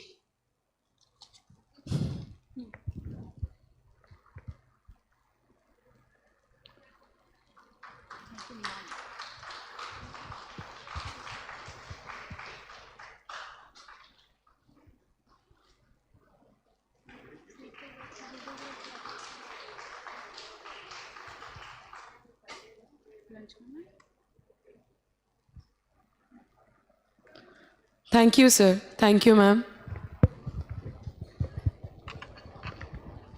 We will break for lunch.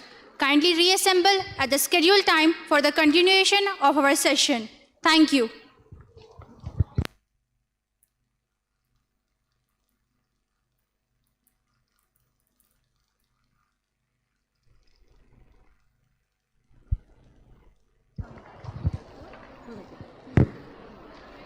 Please come back before 2:30.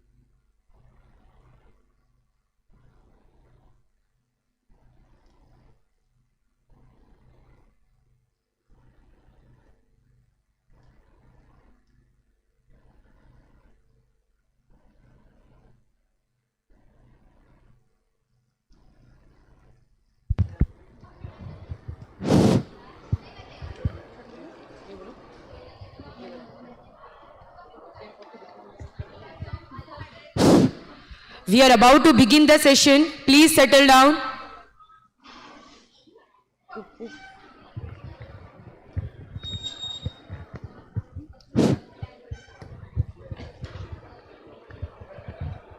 Now we have lecture 6. Without mathematics, there's nothing you can do. Everything around you is mathematics. I invite Dr. Mahalakshmi Belagampi, Assistant Professor, Department of Mathematics, Khaja Bandanawaz University, to take over the session. Dr. Mahalakshmi Belagampi is a dedicated academician and researcher in the field of mathematics. She holds a PhD from Gulbarga University and a master's degree in mathematics from the Central University of Karnataka. She has published several research papers in reputed international journals, with her work focusing on areas such as nanofluids and heat transfer. She is also a recipient of the Global Young Research Award 2024 and Best Paper Presentation Award 2024. With valuable teaching experience and strong expertise in computational tools, she continues to contribute actively to both research and academics. She is a life member of Agriculture Technology Development Society and also a life member of the Institution of Scholar.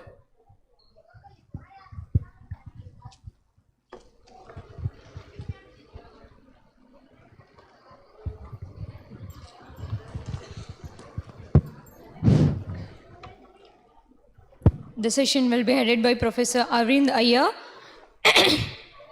It's my immense pleasure to introduce Professor Arvind Iyer, a distinguished mathematician and a physicist currently serving as a professor in the Department of Mathematics at the Indian Institute of Science, Bangalore. Professor Iyer academic journey is marked by excellence, having earned his integrated MSc in physics from IIT Kanpur before completing his PhD at Rutgers University under renowned supervision of Joy L. Lebowitz and Doran Gilbert. His professional experience spans prestigious institutions globally, including the University of California, Davis, and Institute of Physics in France. His research expertise lies at the intersection of several profound fields like probability theory, combinatorics, statistical and mathematical physics, experimental mathematics. An accomplished scholar, Professor Iyer has authored over 70 publications in leading journals and is recently elected Fellow of National Academy of Sciences, India. His leadership in the mathematical community is further evidenced by his roles as a convener of IISc Mathematics Initiative and his service on the Executive Committee FPSAC, Formal Power Series and Algebraic Combinatorics. Beyond his research, he is a dedicated mentor who has supervised numerous PhD and postdoctoral and master students and has been an active contributor to the mathematical software like Sage publications. Sir has honored with the many awards and honors like Fellow of National Academy of Sciences, India, elected in 2024, Associate of Indian Academy of Sciences in July 2014 to December 2017, Graduate Assistantship, Department of Physics and Astronomy, Rutgers University, and many more. Sir has got a research grants from IMI CDC grant for organizing FPSAC 2022, INSA conference support grant for organizing FPSAC, serve financial assistant for seminar and symposia, and Royal Society Yusuf Hamid International Exchange Award from 2019 to 2022 and more. We are delighted to welcome you, sir. Look forward to the invaluable insights. Thank you.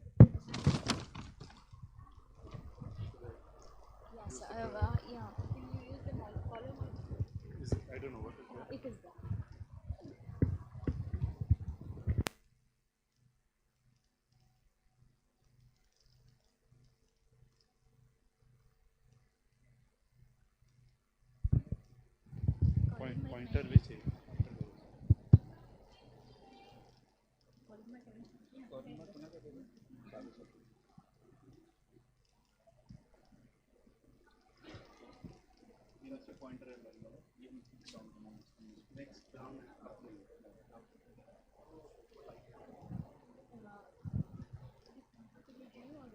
No, it's fine. It's fine. नहीं चलेगा चलेगा. First of all, I would like to thank the organizers. ये light कम कर सकते? हाँ, ये नहीं तो दिखेगा नहीं. हाँ, good. Thank you. Okay, so first of all, I would like to thank the organizers for inviting me to this nice place. So I want to make my talk a little more interactive. So I'm going to ask some questions to you. And I request the faculty in the first two rows not to answer. I want the students to answer. So can you come forward? I won't be able to hear you. Come forward. पास आइए. आप भी पास आइए please.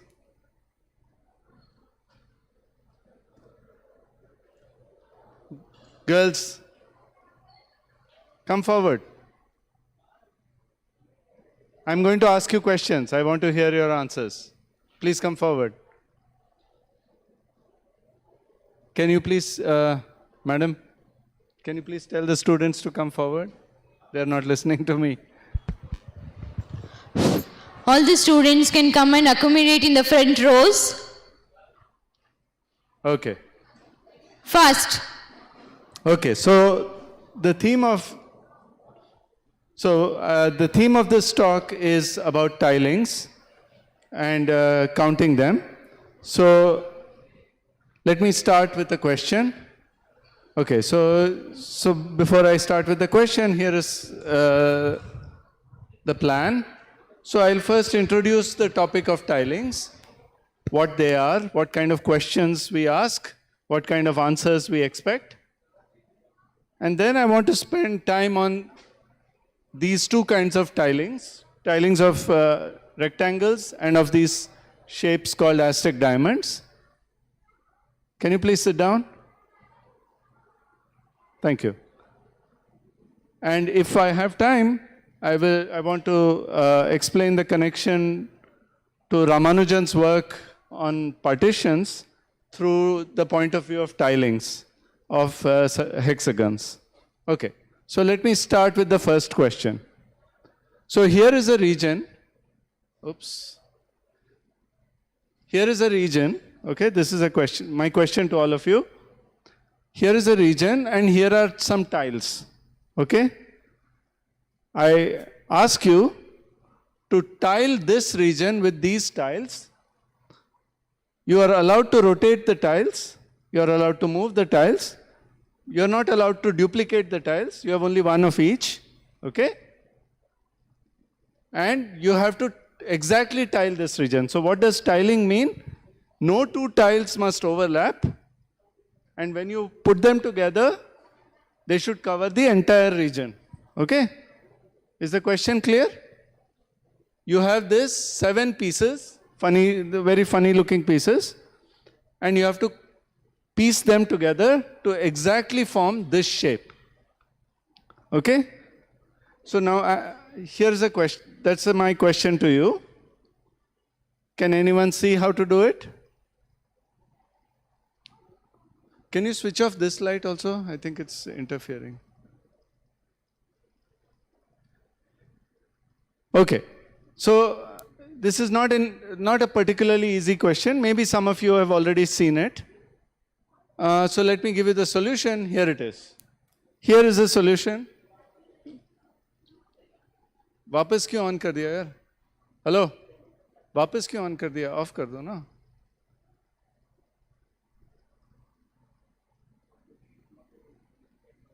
But then they can't see the. Can you guys at the back see it? It's okay? At the back? Okay, fine. Let's continue this way. Okay, so here is the solution to the question I asked you, right? It's a tiling because it covers, so all the 7 pieces are used. All of the pieces are used exactly once, right? There is no overlap. Each of the tiles is disjoint from the other. and they cover the entire region, so there's no holes left. Okay? But this is not mathematics. This is like recreational puzzles. This is not an interesting problem, right? So I want to tell you what is an interesting problem. This is not an interesting problem because why would you care to solve this? There's nothing particularly interesting about either the region or the tiles. It's like a jigsaw puzzle, right? You have played with jigsaw puzzles, right? It's like that. It's just a bunch of pieces that you arrange. But this is not interesting. So we want to now look at what makes a tiling problem a mathematical problem. What makes it interesting and beautiful? So let me give you some definitions. So a tiling problem gives us a region like before and a set of tiles. That's the same as before. In general, you are asked to cover the region using these tiles, this region using these tiles. Depending on the problem, you are either given exactly one of each, like in our first question, or you are allowed to repeat. That's also okay. You are allowed to move the tiles. You can move them left to right, up, down, you can do all that. In some situations, you are allowed to rotate them, not always. But you cannot cut them. You cannot do other things. You cannot cut the tiles, or you cannot reflect the tiles. Usually that's not allowed. Okay? And what are the kinds of questions you can ask? So the first question a mathematician asks is whether something exists, the existence problem. So if I give you a region and some tiles, the first thing you want to ask is, does the tiling exist? Okay? Now suppose that you try very hard and you don't seem to find any tiling. Can you mathematically prove that there is no tiling? Okay? Suppose you tried quite a bit and you did not seem to find anything. Can you give a proof? So that's one question. On the contrary, suppose there is a tile. Suppose you can find a tile. Can you count how many there are? This is what I'm going to spend most of the time on, counting. Okay? And in many cases, you will find that you can count them. You can't give a nice formula, but can you count them approximately? So, in the sense that if the region is very large, can you say roughly how many there are? Okay? And I'll give you examples of that also. And again, suppose there is a tiling. Can you please sit down? All of you.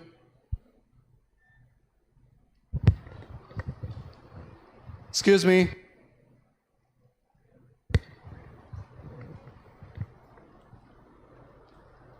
Okay.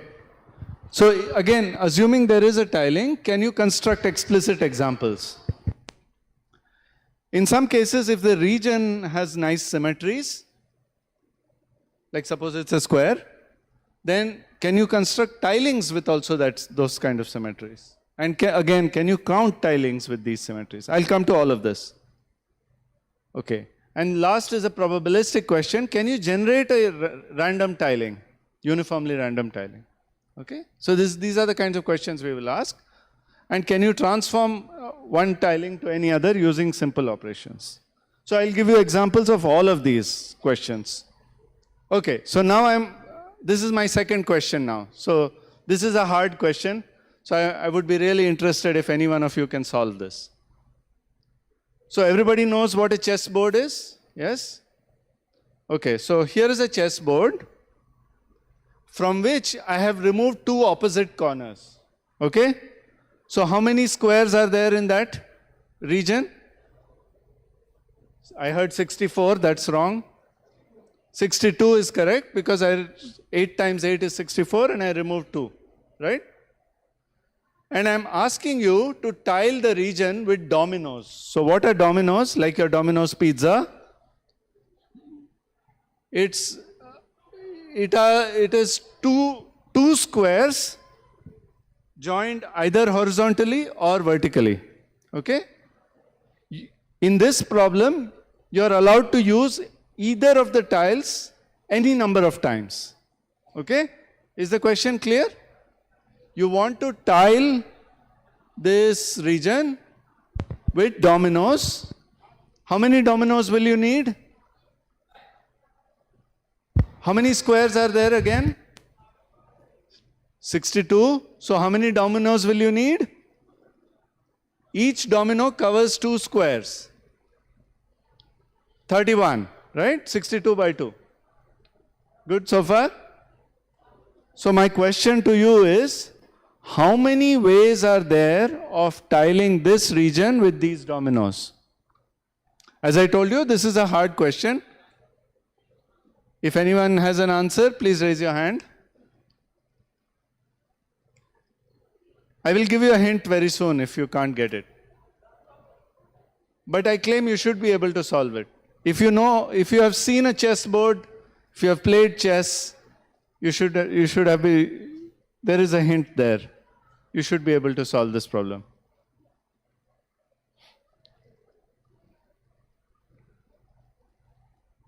So 62 squares, so 31 dominoes. You're allowed to use, you can use all horizontal if you like, all vertical, anything. You can do whatever you want. 15 horizontal, 16 vertical, whatever you like. Anybody? Can anybody see the answer? No? Okay. So let me give you a hint. The hint is that a chessboard is not a chessboard until you have colored it properly. Now, can you see the different colors? Okay, good. So now I have given you a very, very big hint that will solve the problem for you. So you want to tile this region with dominoes.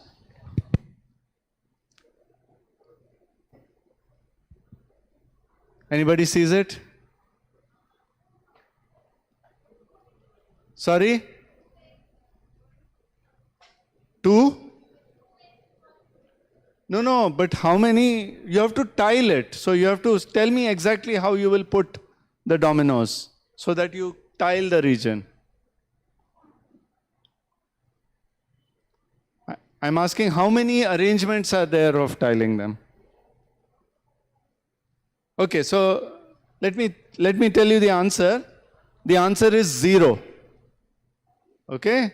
There is 0 ways of tiling this region with dominoes. This seems very surprising, but let me tell you why. And this is a proof. I'm going to give you a mathematical proof that it is impossible to tile this region. Okay? Now, you could take these dominoes and you could try for a month and you won't find anything, but that's not a proof. I'm going to give you a proof now. So, sorry. So look at this.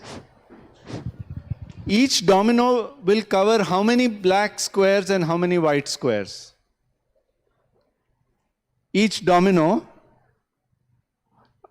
is connecting 2 adjacent squares, right?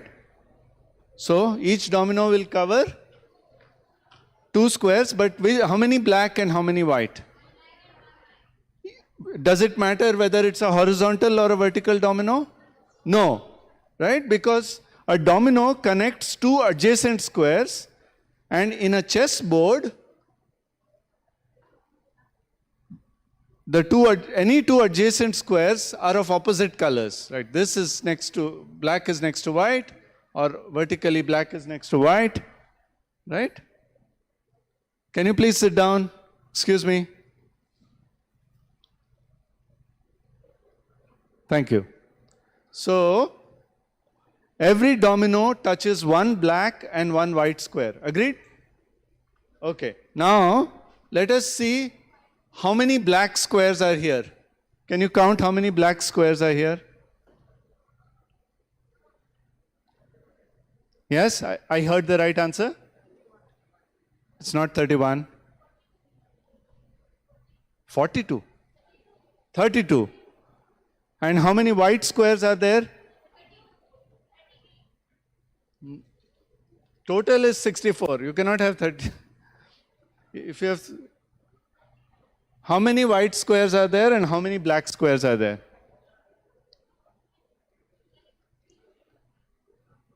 32? 30 what? 30 white squares and 32 black squares. Each domino touches one white and one black. So if this were tileable by 31 dominoes, you should have the same number of whites and blacks, no? Otherwise, how is it possible? But this region has 32 black and 30 white. So even if you manage to put 30 dominoes, the last domino will have to cover 2 blacks. That is impossible, right? Do you understand the argument? So this is a proof that it is impossible to tile this region with dominoes. No matter how hard you try, the fact that you don't succeed is not because you're not smart enough or you didn't try hard enough. It's because it is impossible. And here is a proof. Okay?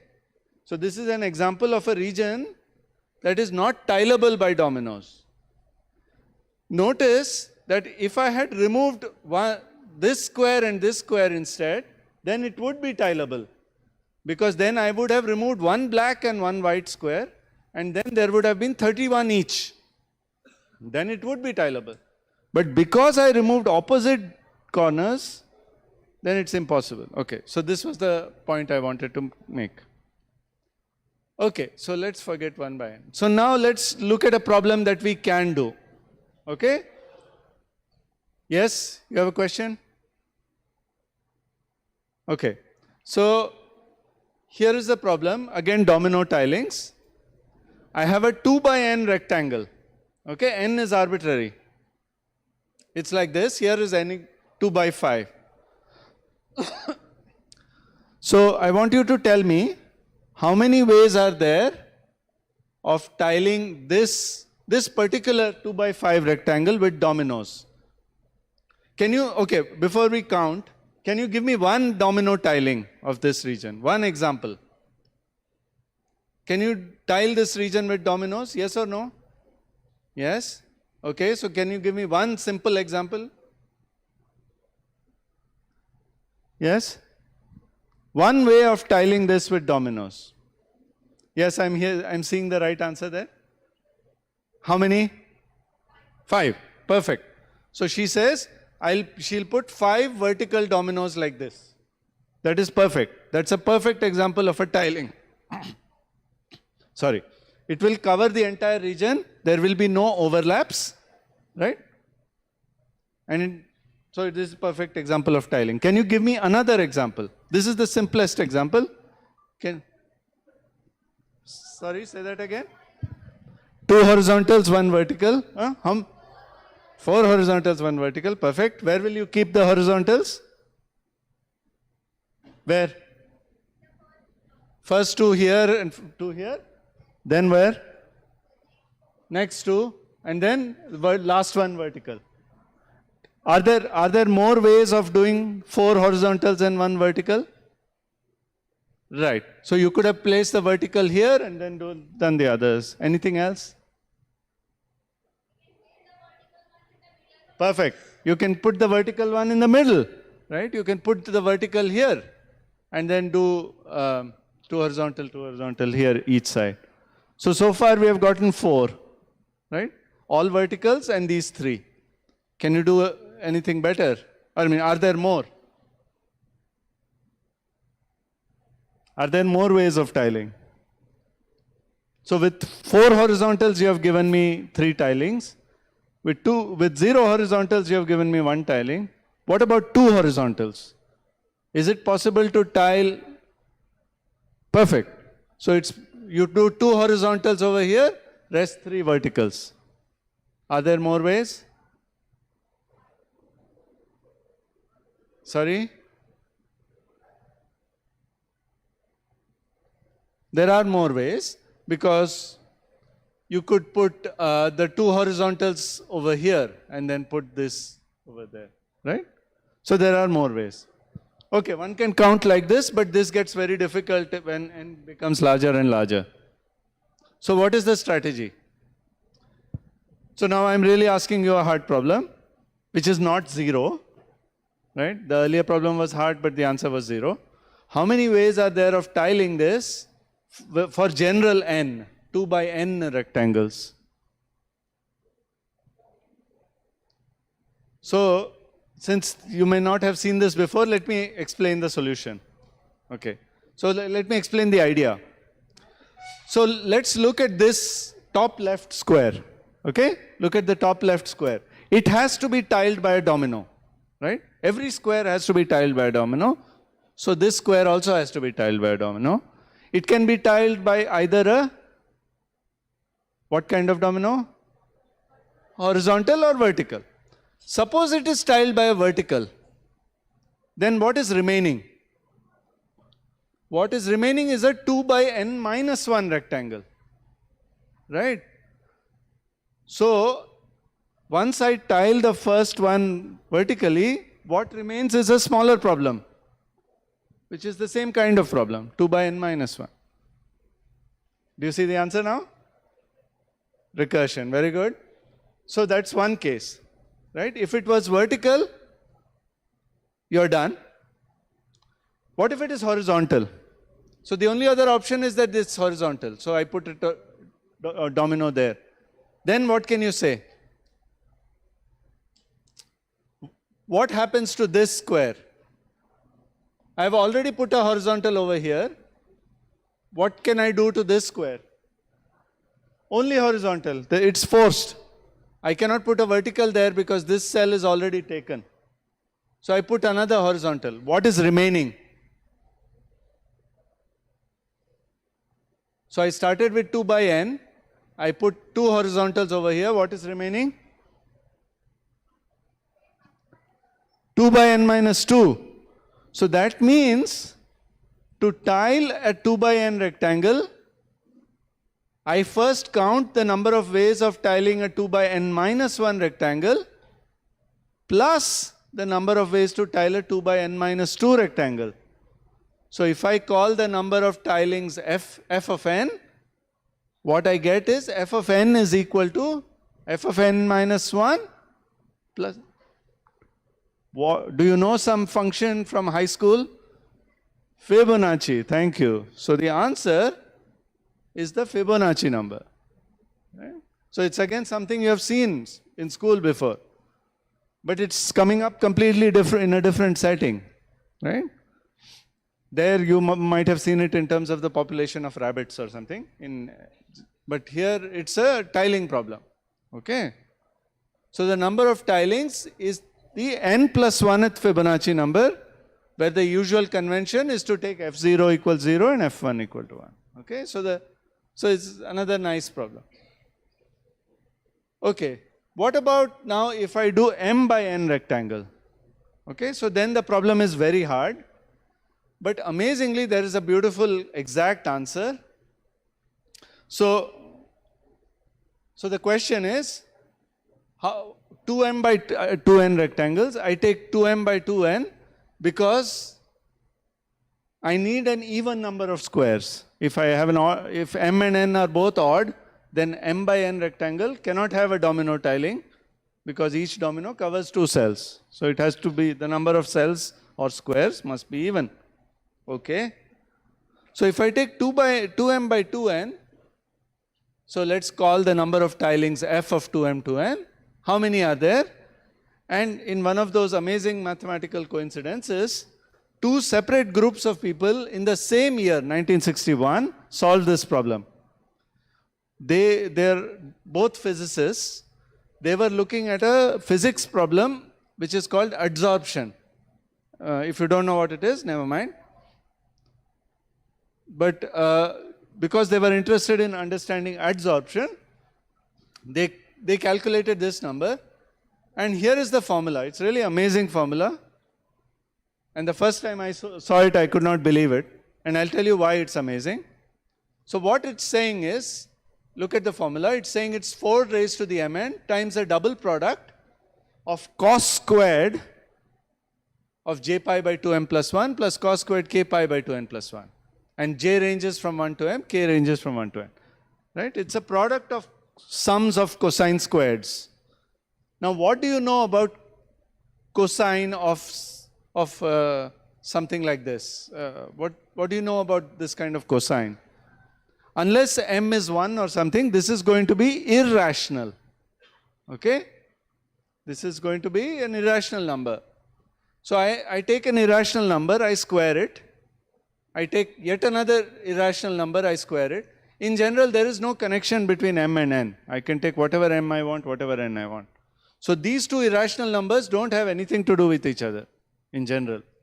So I take these two irrational numbers, square them, add them, and then I do that for all possible j and k, and then I multiply them. So in general, when you add irrational numbers, you get an irrational number. And when you multiply irrational numbers, you get irrational numbers, right? So this product, by any natural rule, should have been an irrational number. But the amazing thing is that when you multiply by this power of 4, it is not only a rational number, it is an integer. Okay? It's a real miracle. And this holds for every m and n. Okay? So it's really stunning. So let me give you an example. So as I said, it's not even clear that this is a rational number. But it is not only is it a rational number, it's also an integer. So in this example, let's take m equals 3 and n equals 2. So that's a 4 by 6 rectangle. Here is the formula. It's 4 raised to 6 times this cos squared pi by 5, cos squared pi by 7, all this product of all these things. All of these are irrational. Okay? 5 cos pi by 5 is irrational, cos pi by 7 is irrational, and so on. So 4 raised to 6 is 4096. And then each of these factors is some irrational number. I multiply them all, and miracle of miracles, I get 281 exactly. If you do it on a calculator, you will never get 281 because it will have round off errors, or a computer. Because there is, the usual computer programs will not know that this will be exactly an integer. It might tell you it's 280.9999 or 281.0003 or something, but it's exactly 281, and that is exactly the number of tilings. Okay? So it's a real miracle. And this happens, as I said, for every m and n. Okay, so how much time do I have? 15 minutes. Okay, good. So, so here is a large tiling. So I have taken a 40 by 40 rectangle, or square in this case, and I have done so. I have put a random tiling. Okay. And the question is, does there look anything special about this tiling? And the answer should be no, it sort of looks the same everywhere. There's nothing special about any of the tiling. Okay, so this region looks more or less the same as this region, etc. Okay. So there is a way to get from any tiling to any other tiling using very simple moves, and these are called flip moves. So what you do is you take a pair of horizontal dominoes which are adjacent to each other, and you forming a 2 by 2 square, and you just rotate it by 90 degrees. So then you get 2 vertical dominoes. If the original one was a valid domino tiling, this one will also be a valid domino tiling because you have only changed it locally. Now it's amazing but true that if you start with any domino tiling of this rectangle and just do these local moves, you can get to any other domino tiling. So just in this small example, let me show you. So here is a 2 by 4 tiling. So it's all horizontals. If I flip the top 2 using this move, I get this one, the fourth one. If I flip the bottom 2, I get the second one. If I flip the middle 2, I get the third one, right?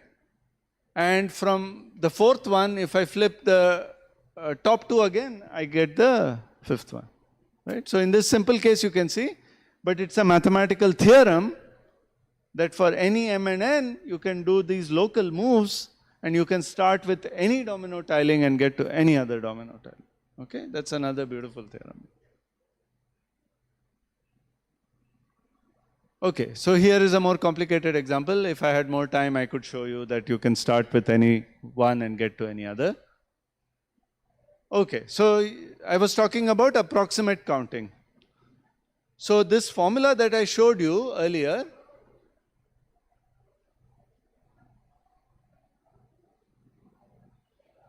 this one, is an amazing formula, but it doesn't tell us really how large it is for M and N, if M and N are large. Okay, so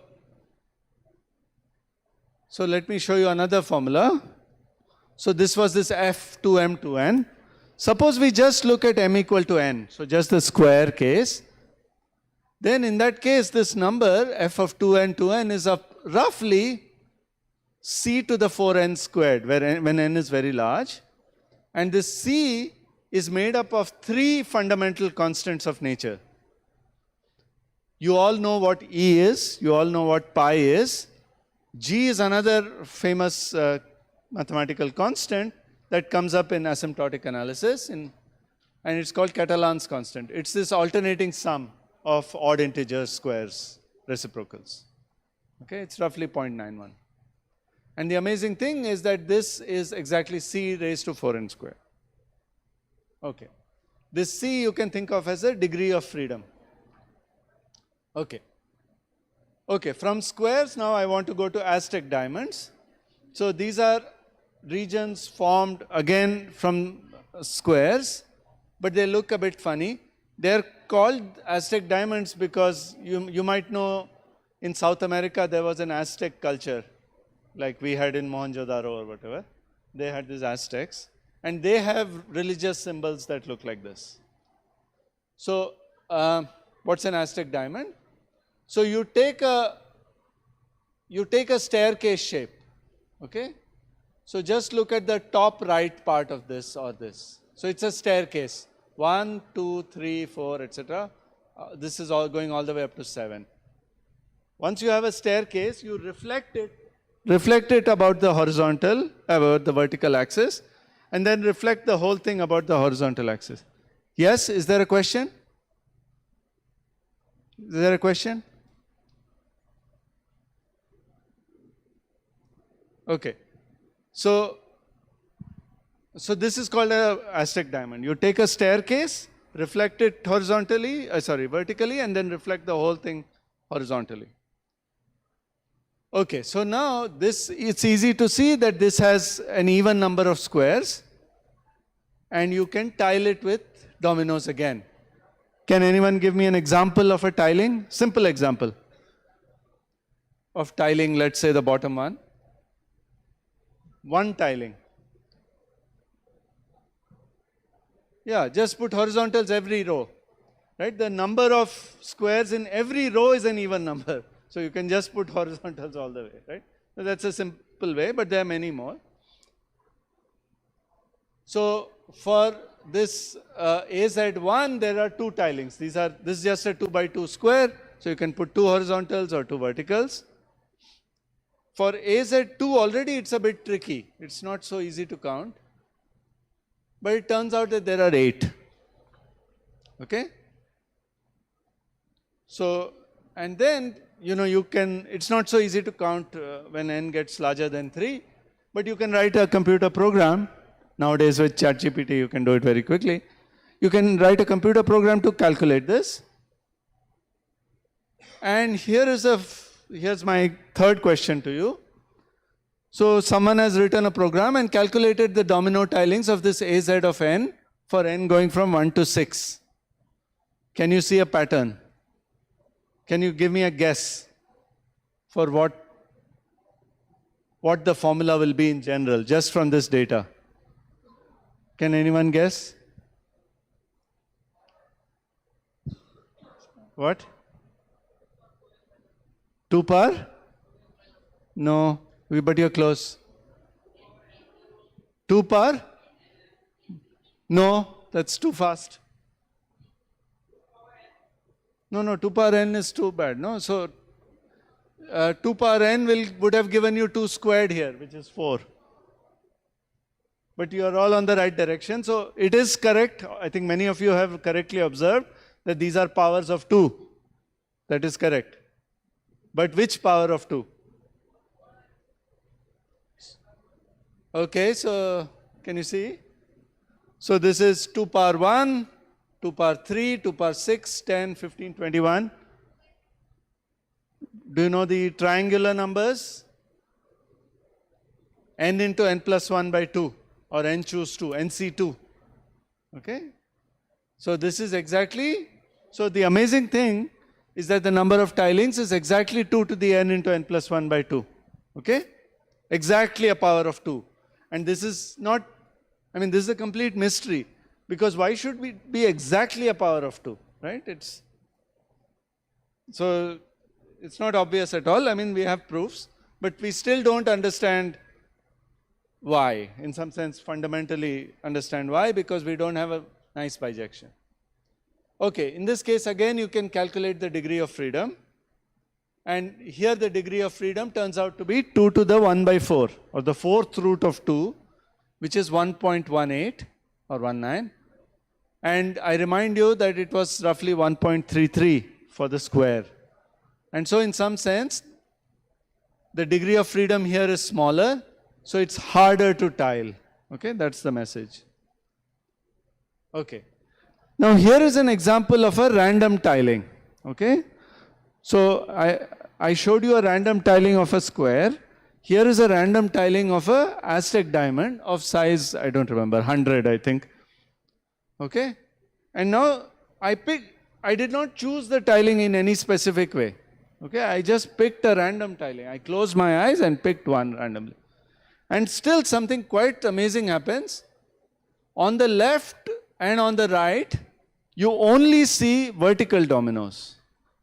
On the top and the bottom, you only see horizontal dominoes up to a certain point. And then as you go from, let's say, bottom to top, at some point you see something, and then in the middle it gets all muddled up. Okay? And you can see, if you look carefully, you can see like a curve tracing out the disordered region in the middle from the ordered region on the boundaries.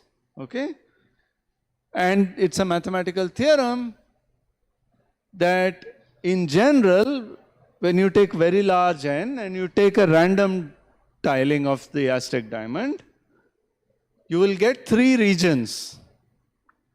Like in Earth's geology, you will get a frozen or Arctic region, because it reminds you about the Arctic where it's all ice.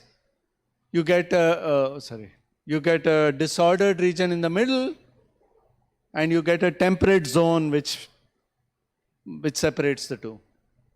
And there's also, you can also think in terms of states of matter from chemistry. There's the solid phase, which is regular. There's the gaseous phase, which is quite irregular. And there's the liquid phase that separates the two. In general, what will happen is that this temperate zone or liquid phase will become a curve. This is called the Arctic curve. And in this example, it's actually a circle.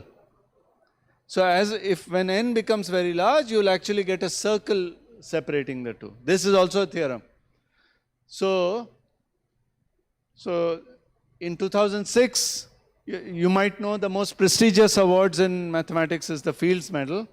That's awarded once in 4 years. It will be awarded this year in the US. And Okunkov won the Fields Medal for things related to this. Okay? So this business of tilings is very deep. It starts from something very simple, but can go all the way up to very advanced mathematics. Okay? So areas related to representation theory, algebraic geometry, even probability. Okay. 5 minutes? 5 minutes or done? Done. Done? Yeah. Okay, maybe I'll just say a little bit about, just 2 minutes? Okay, so far I've only been talking about domino tilings. I want to just quickly mention one more kind of tilings. This is related to the theory of partitions and the Hardy-Ramanujan formula, but okay, I don't have time. So there's a three-dimensional analog of partitions called plane partitions. Think of this as arrangements of boxes in a room, where you can think of a tiling of a triangular lattice by what are called lozenges. So maybe I'll quickly go through this. So if you have a hexagonal region, regular like hexagon, then, okay, let me go back here. So you see here, oops, you see every triangle is surrounded by three triangles, right? So what you can do is tile with lozenges of three kinds. You have either this kind of lozenge, or that kind, or this kind. And so there's a similar problem, just like we tiled squares with dominoes, you can tile hexagons with lozenges. And the amazing thing here is that when you do this tiling, your mind will play some tricks on you and it will automatically make the image three-dimensional. Okay? So here I tiled this region with lozenges and it looks like a three-dimensional array of cubes. It's just your mind playing tricks on you. This lozenge is this lozenge. That lozenge is over there. And this lozenge is over here. Okay, it's just lozenges. But because of the way our mind works, this converts it into a three-dimensional picture. So here are the 20 lozenge tilings of a 2 by 2 by 2 hexagon. And you can see that in the first one there is no box. In the second row there is one box, third row there is two boxes, all the way up to completely filled boxes. And here too there is a formula for the number of tilings, and it was discovered by someone called Percy McMahon. He was in the English army and he was even posted in India at some point. But then after he returned, he decided to give up all of that and do mathematics. He wrote the first book in combinatorics, for example. So he proved that the number of plane partitions or number of lozenge tilings of an A by B by C hexagon is exactly this beautiful formula. Okay, it's a nice product formula. And there are many consequences of this which I don't have time to explain. But here is a random lozenge tiling of a large hexagon. And again you see the same kind of pattern. So it's frozen over here near the corners. It's disordered here and there is a curve that separates the two. And in this case also it's a circle. One can prove that it's a circle. But for more general shapes, it's going to be much more complicated. Like in this shape, this funny looking shape, this is not even convex. The shape is a cardioid. It's heart shaped. Okay? The curve is going to be heart shaped. Okay, so with that I think I've given you enough of a glimpse of tilings, mathematical aspects of tilings. So I'll stop here and thank you for your attention.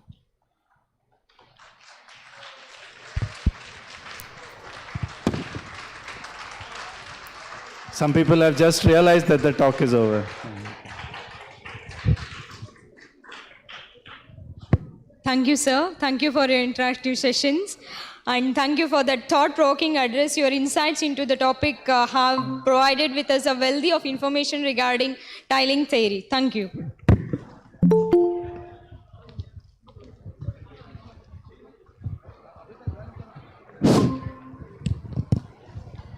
As a small gesture of our heartfelt gratitude, I invite Dr. Mahalakshmi to present a token of appreciation to our keynote speaker, Dr. Arvind Iyer.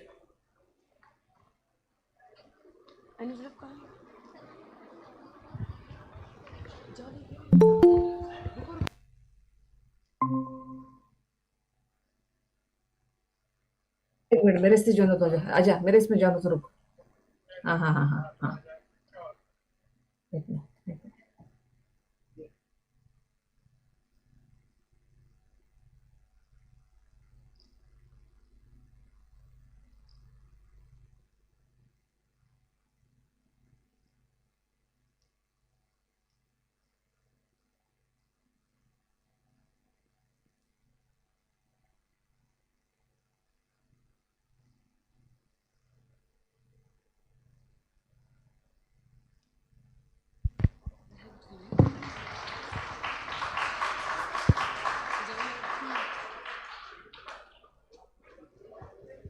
Thank you, sir. Thank you, ma'am.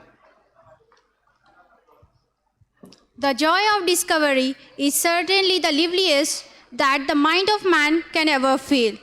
I invite Dr. Seema Jabin, Assistant Professor, Department of Mathematics, Khaja Bandanawaz University, to take over the session.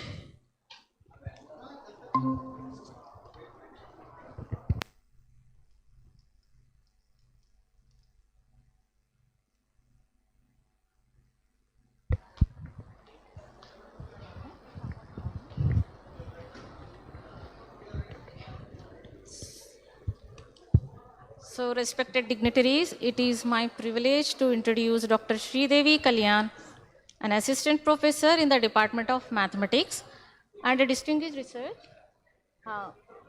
Okay.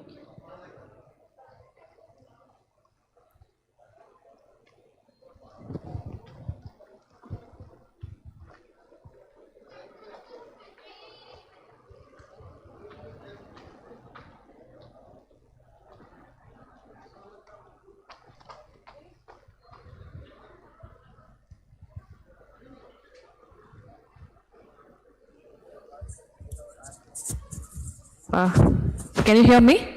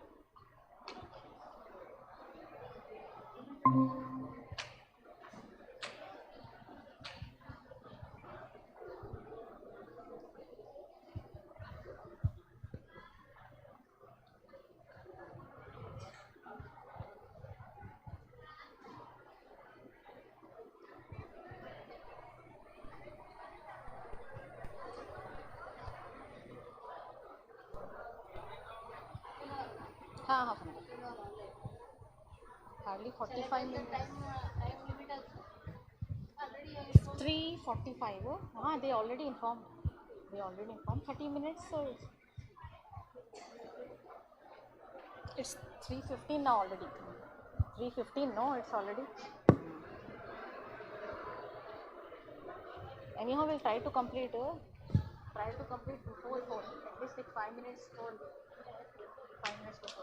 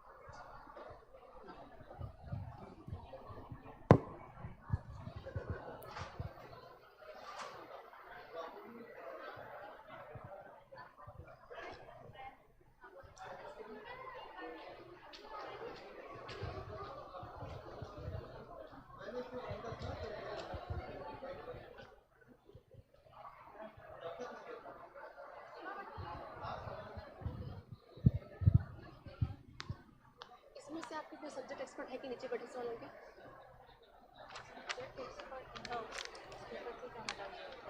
इनको time लगता है कि देर होती मेरे को एक subject expert होना वहाँ पे जज करने का सेम पोस्टर प्रेजेंटेशन कब होते हैं ना वही तो 10 मिनट भेजे मेरे को नहीं छोड़ सकते इधर कोई साड़ी पहन के बड़े वाली कौन है सब्जेक्ट कैसे कोई पीएचडी है नहीं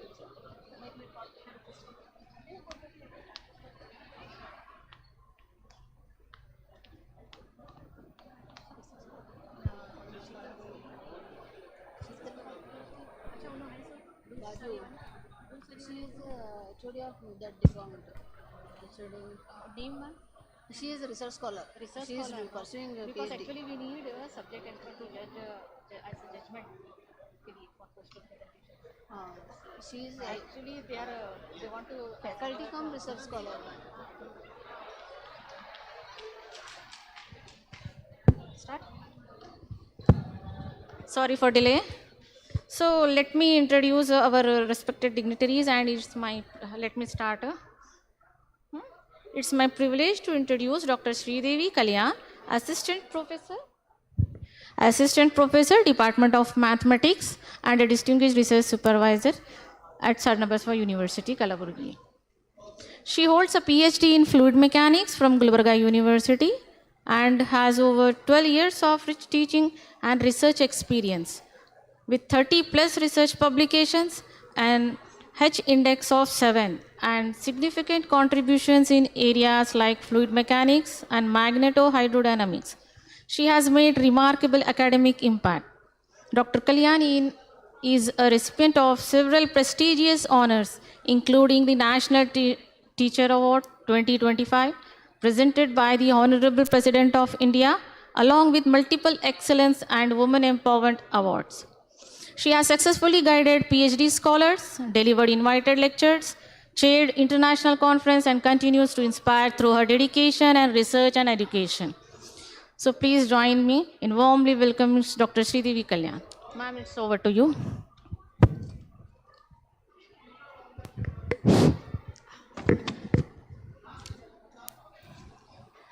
Good afternoon, everyone.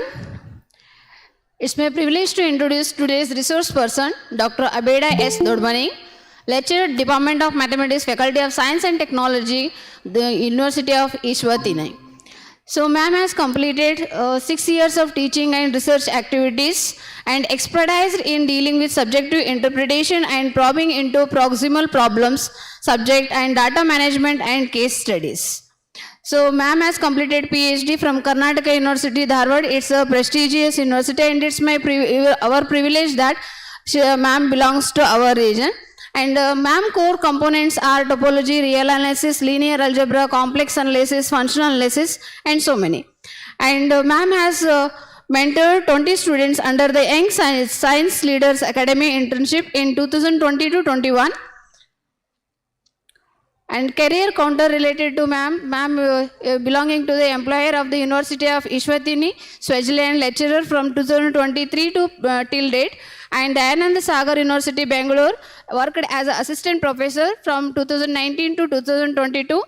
And ma'am as a resource person for various conferences organized in national and international level. And ma'am received prestigious awards, among them the Maulana Azad National Fellowship by UGC during the PhD from 2013 to 2018. It's a very prestigious award, and participated and received the first prize in many allocation and debate competitions. And ma'am completed the complete courses as reference to the online non-credit course Matrix Algebra for Engineering authorized by Hong Kong University of Science and Technology. And ma'am completed 7 projects. And ma'am is a member of International Association of Engineer member from 23rd January 2020, and the International Society of Muslim Women in Science member from January 16 to 2020. Ma'am has published very reputed journals, more than 13 reputed journals in national and international level. And ma'am has published books in the chapter, and ma'am has published 2 patents, and organized the various national and international workshop, FDP, and webinar conferences. So it's our privilege to have a great resource persons with us. So now I hand over the session to Madam. Madam, please, you can start your session. Thank you, Dr. Sridevi ma'am, for your wonderful introduction. And I would like to thank the convener and co-convener of today's international conference, AI, Discrete Mathematics and Fluid Mechanics 2026, which is organized by KBNU University. Thank you so much for inviting me here as a resource person. It's my privilege too. Today's my talk will be on a double lacunary statistical convergence in soft topological spaces via modulus function, and we will also see some of the applications as time permits, because they already told me it's 30 minutes, so I'll try to conclude it as early as possible. So basically, it has my talk starts with the soft sets, then the topological structures on the soft sets, and lacunary statistical convergence. And I'll also talk about the double lacunary statistical convergence and so on. So here, I want the young researchers there who are interested in the soft set. Let me try to tell you what exactly this soft set is, because it was recently introduced. In 2011 itself, the first paper started into the for topology, but in 1999, Dr. Moldosto introduced the soft set here. So it took almost around, a lot of time to come into the topological structure. So here in our classical studies, we used to go for the point sets where we will not go in detail about the parameterization form, and we don't focus much on that. But in soft set theory, what happens is here we talk about the parameter. For instance, I'll try to take a simple example. Suppose you have a friends like say A, B, C, D, and you want to classify them as the funny friends, maybe good at maths, and some of them, the words like tall, words like a short. If these are the parameters which you want to define with for your friends, and the friends which I'm considering as say A, B, C, D, I think for that I may also use a pen. Please do excuse me if the screen is not that visible. Please also let me know. Just a minute. Let me try to use the pen here.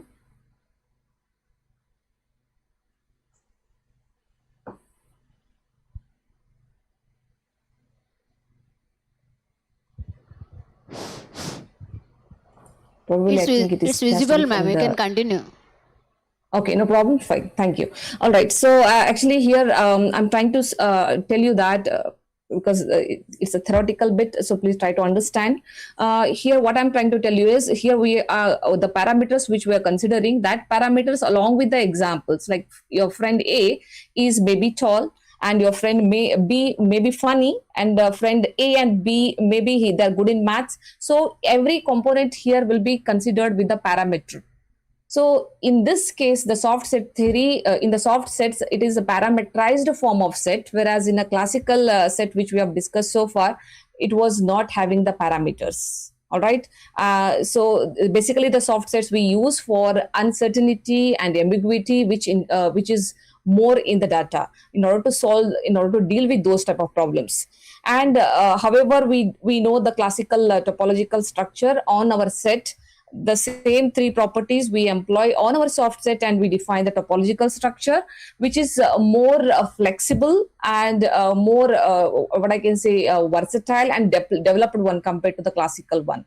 And then comes to the lacunary statistical convergence. Here we have also have the classical convergence, as we have seen, which in turn deal with the basic things. But whereas in the lacunary convergence, where we talk about the increasing intervals, and we define the convergence in a more generalized way compared to our classical statistical convergence. That is the basic difference here.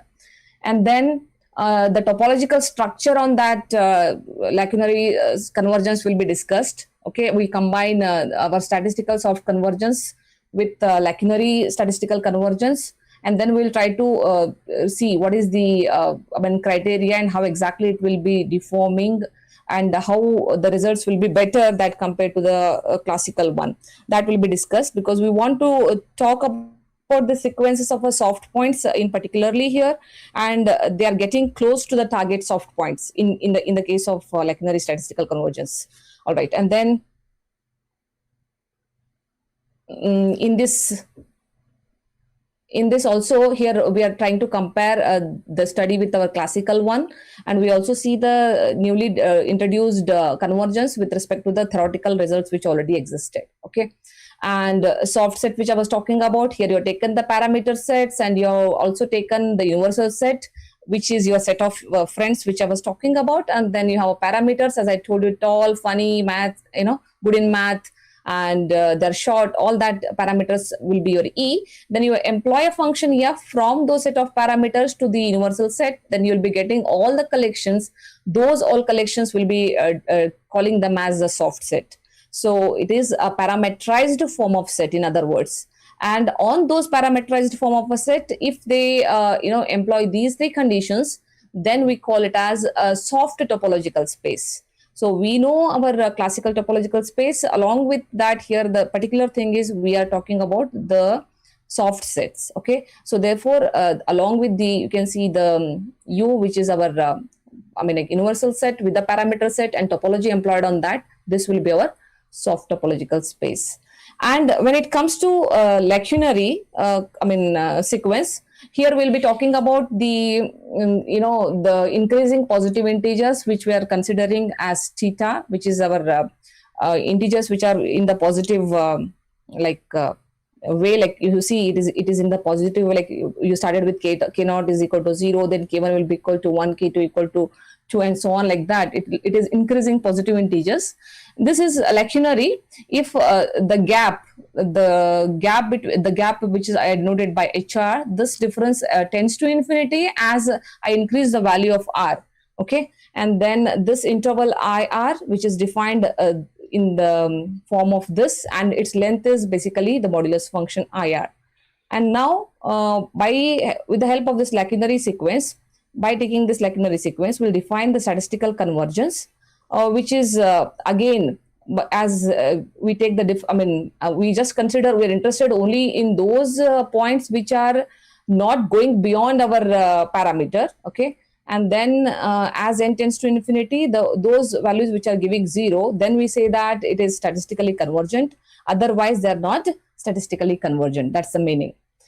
Then applying the same statistical convergence by considering the lacunary sequences. Here particularly we take the lacunary sequences and we try to apply our statistical convergence, and then we call that as lacunary statistical convergence. Okay, so that is also an important aspect in case of data handling.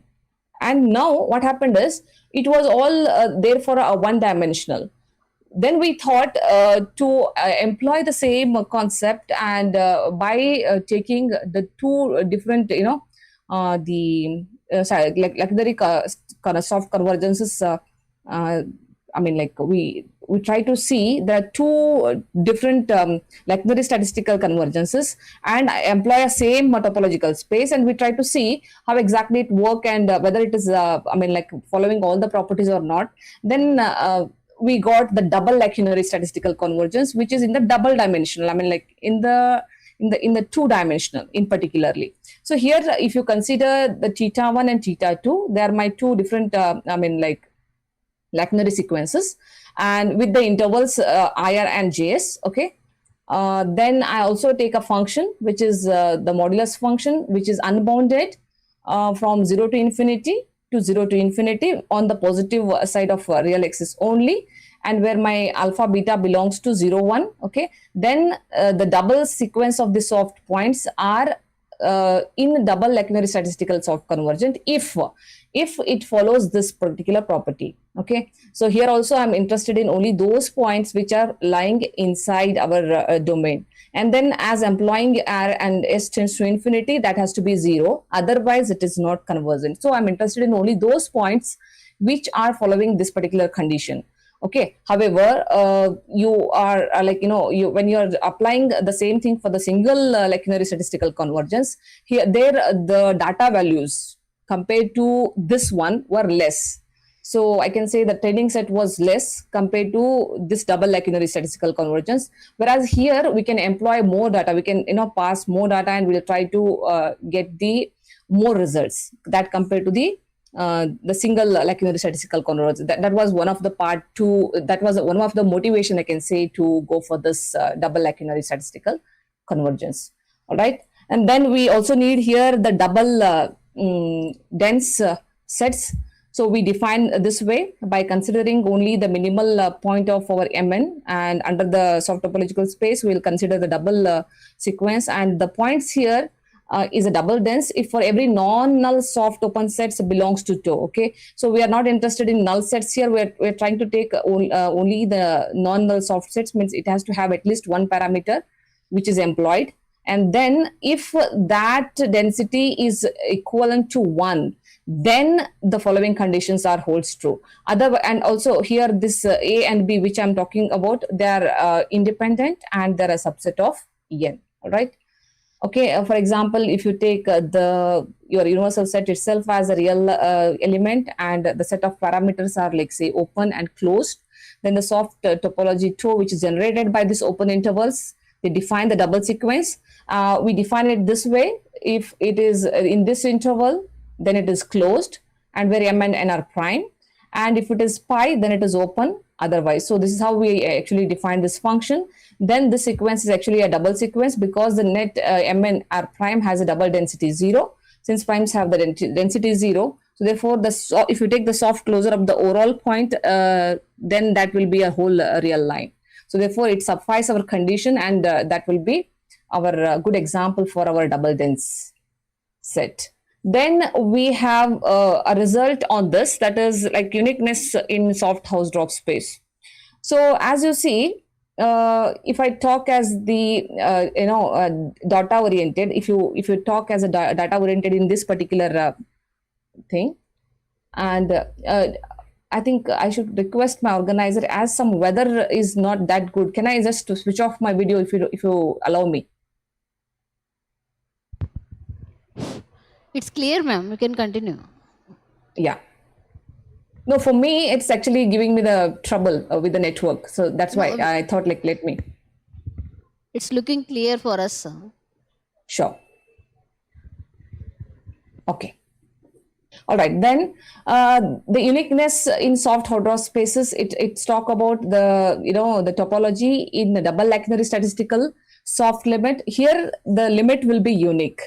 So as if you see that we also have a general theorem that if at all the limit exists, it has to be unique. The same theorem is applicable in the double lacunary system also, that if the space is Hausdorff space and it is double lacunary statistical following the double lacunary soft limit, then it has to be unique. So let us start with the proof says that if I assume there are two different limits, then let us also say that by using the soft Hausdorff property, there are some disjoint sets Let us take that as Fe and Ge. And if they belongs to those two elements from the convergence definition, our definition says by the double lacunary statistical convergence. This is a definition of a double lacunary statistical convergence. So this tends to 0 and this tends to 0 with respect to Fe and Ge, right? So I've taken two open disjoint sets. So with respect to them, this will be following. This result follows. Since our sets are disjoint, so therefore the intersection should be pi. So then we take our double box and then we will try to add this. So after adding this and then applying F and dividing by our these two conditions, okay. So then we will try to see that this is less than or equal to this function plus less than or equal to this function, which tends to 0, which is contradicting that to the fact that F is unbounded, whereas it has to be bounded in the beginning when we assumed. So hence our assumption Ex is not equal to Ey, which is wrong. So therefore we conclude that is Ex is equal to Ey. So that's how we'll be proving our uniqueness of our Hausdorff's theorem. And then we also have the property where we talk about the soft continuous functions with respect to the convergence. And here we talk about the two topological spaces. Okay, we are trying to understand how the soft continuous function with respect to this topological space is injective, and also it has the convergence nature. And here again we start with the element Fe, which belongs to the neighborhood of this function, which is soft continuous. And we also have another function that is pi, which is defined this way from one topology to other topology, which implies that its inverse also belongs to the part of the neighborhood. So from this inclusion, by the definition of our double lacunary, it actually follows that this particular set is a subset of this set. Okay, and it actually talks. It is talking about the continuous function, whereas it is talking about the inverse of it. So hence we got an idea that it is the subset of the inverse function here, and then we have concluded that this particular function is less than or equal to this function. Then I divide the whole thing by our parameter, this parameter, and take the limit as the result follows for the convergence. Okay, so again we got that this is going to converge to the double lacunary sequence theta. Okay, so it is bit what I can say, there are a lot of because of the double lacunary, we have a lot of different the notations. And the new notations, and also they are motivated by the old notation, which are already defined for the single double lacunary convergence. All right, and then this talks about the double lacunary sequence on the function, and we're taking here the modulus function, which is unbounded, and which is very in fact it is very much needed for us to go for the the structure in order to find out in terms of the continuity and in order to understand the convergence in detail. So these are the three results it has to follow. So from this theorem, let's see them. And then we are assuming our result, and then we use our neighborhood, and then we defined that it has to be equal to the whole universal set. And we also take at some parameters, which is giving us the null set, and in some parameters it is not equal to, on the other side it is not equal to E, which is a soft neighborhood of the given point. So by the double lacunary statistical convergence definition, we have this entity, and then we started with the double, and then it is a subset of our single parameter, which is nothing but our universal set, which gives us the ultimate idea about the universal when it is not belongs to universal set. And also it is actually the subset of the set we started with Fe. So, these two conditions are matching with each other. And then because our function F, which is increasing, then we have this property. Okay. Then divide both the side with our entity, and taking the limits, we obtain our condition for the double lacunary statistical convergence. All right. So same thing as in the same fashion, we are going to prove the other two conditions as well. Okay. So the proof of 2 and proof of 3 follows. Then there are some inclusions for orders. In double lacunary convergence with the mobilized function, we also have some including nature of the what I can say is some of the functions. So for a double if you see you started with a double lacunary, it can converge to a single point. This implies it can be like this can be included. For example, double lacunary sequence, if you understand, then no need to study the single lacunary in particularly. It can give you a generalized perspective of the double one. So that is basically inclusion theorem is talking about. So that is one of the important theorem actually we are coming across. The proof follows like this, where we are started with the neighborhood of a point, and then we take our parameters alpha beta between 0 and 1, and we try to employ these parameters again from the definition of double lacunary convergence. We have this, and which is less than or equal to this particular function.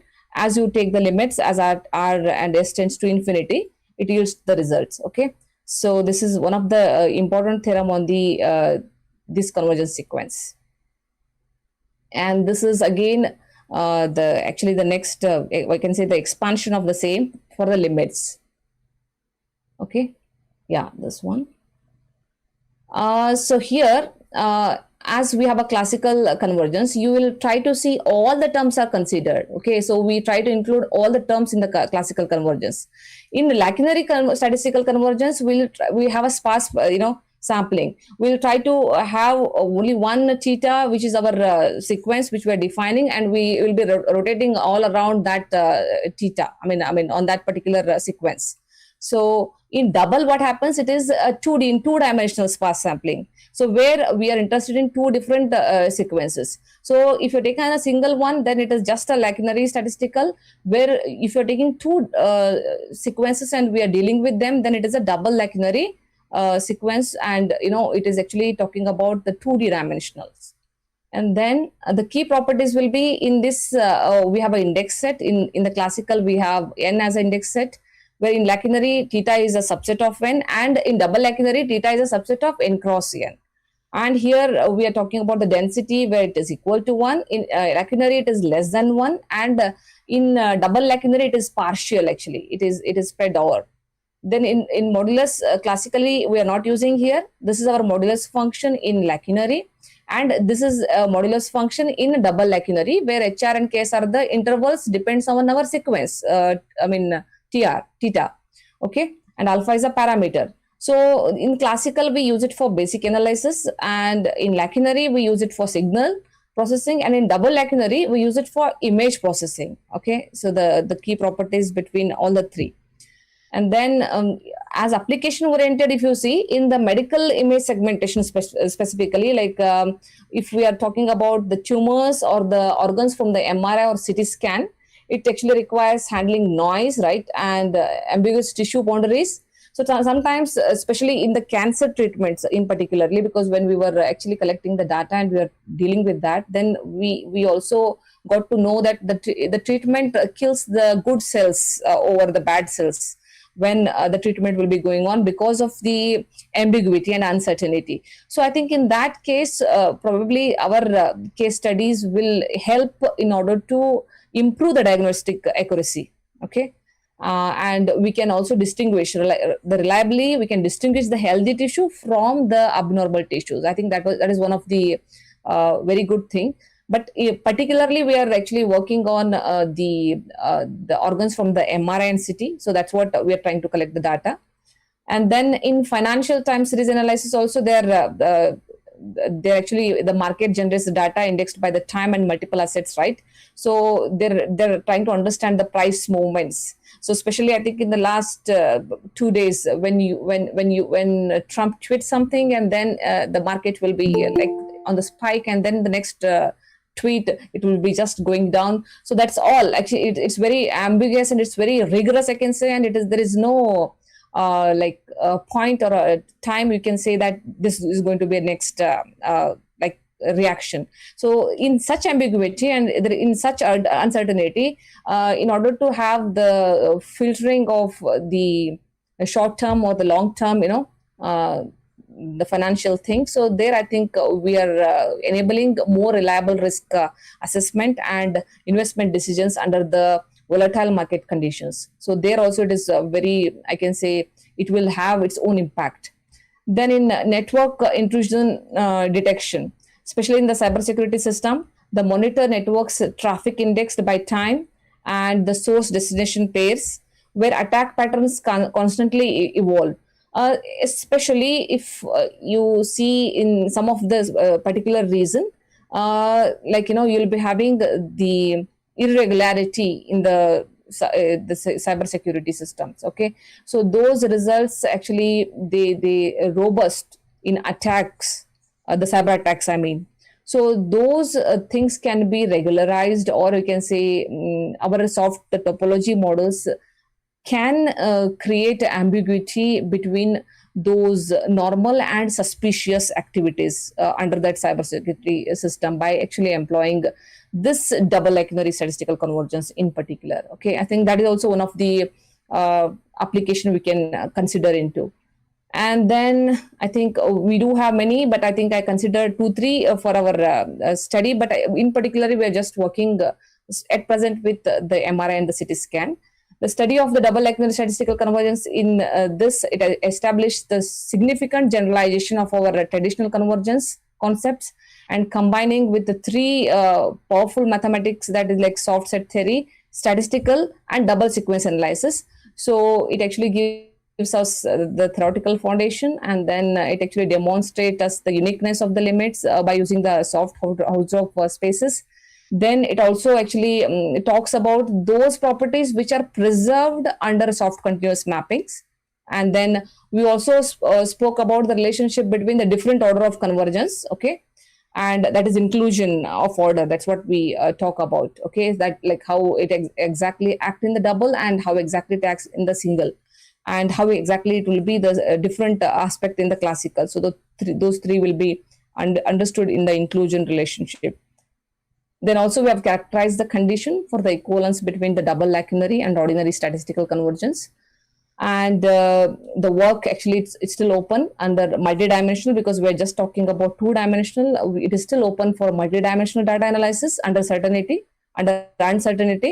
and image processing with soft topological features, and in higher dimensional signal processing with incomplete information.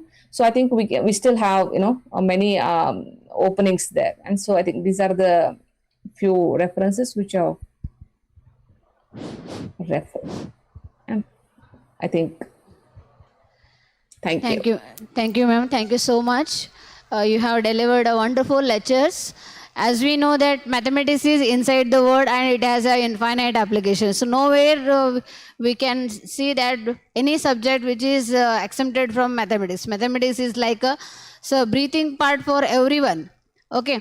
So, Yes. so fundamental definition, ma'am has explained in the form of a research how we can do. For a simple example, Hausdorff number, you have studied its definition. How you can use that definition for the research point, and how can implement the mathematical tool for the treatment of the medical.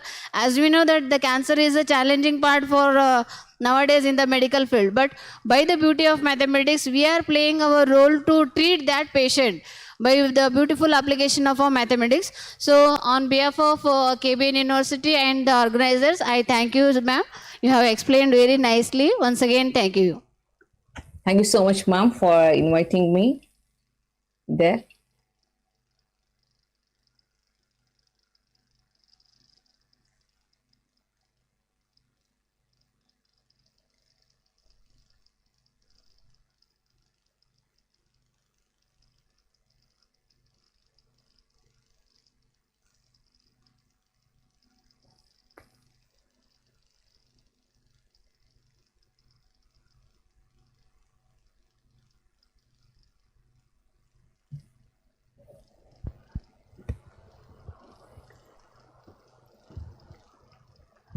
I request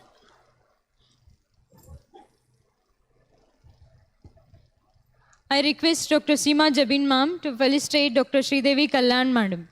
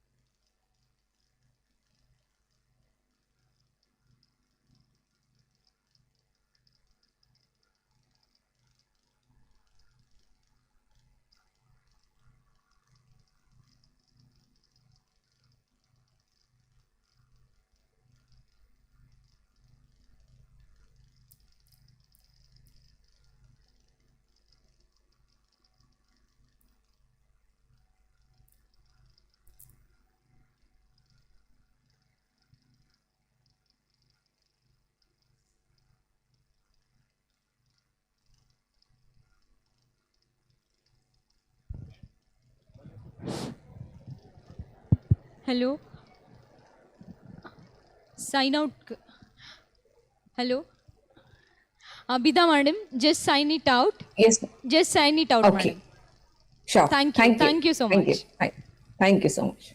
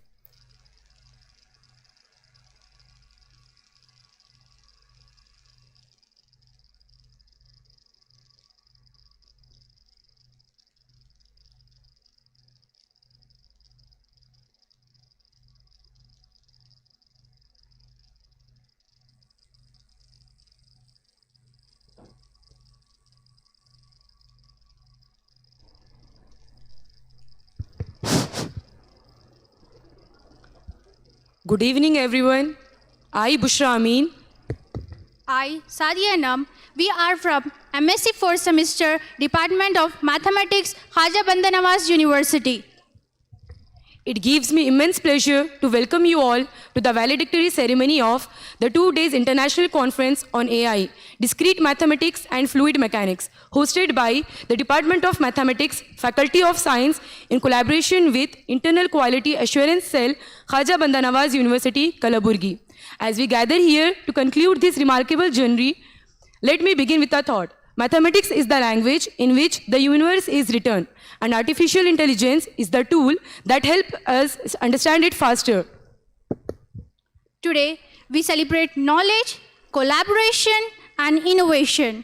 As we approach the most significant segment of today's program, the valedictory session, it is my honor to invite our distinguished dignitaries to kindly grace the stage. I request all the student volunteers to escort the respected dignitaries. Esteemed Chief Guest, Professor Ali Raza Musfi, Honorable Vice Chancellor, Khaja Bandanawaz University. Distinguished Guest of Honor, Dr. Bharat Kumar, Dean, School of Physical Sciences, Central University, Karnataka. Respected guests, Dr. Subhash Kamal, Dean, Faculty of Engineering and Technology, Dr. Iqbal Mattu, Dean, Faculty of Education, Dr. M.A. Basir, Convener and IQAC Director, Khaja Bandanawaz University, Dr. Sana Ejaz, Co-Convener, Assistant Professor, Department of Mathematics, Khaja Bandanawaz University.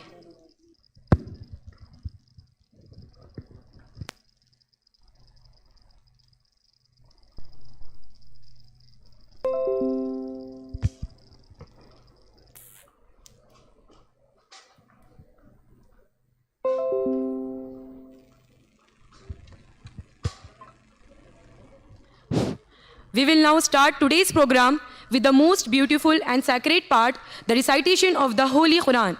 I respectfully invite Amara to come on stage and recite the Qirat.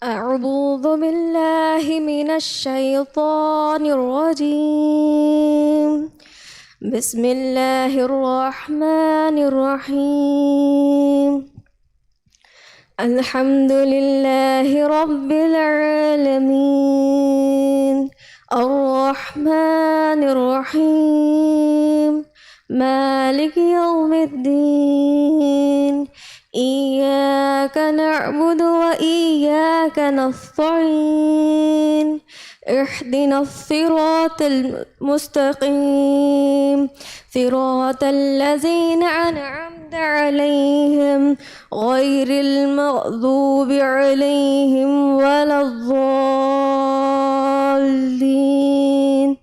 Amen. Its translation. In the name of Allah, the most gracious, the most merciful. Praise be to Allah, the Lord of all the world, the most gracious, the most merciful, Master of the Day of Judgment. You alone we worship and you alone we ask for help. Guide us on the straight path, the path of those who have received your grace, and not the path of those who have brought down wrath upon themselves, nor of those who have gone astray. Jazakallah. Thank you, Amara. Now, I request Dr. Seema Jabin, Assistant Professor, Department of Mathematics, Khaja Bandanawaz University, to kindly welcome the guest with her gracious words.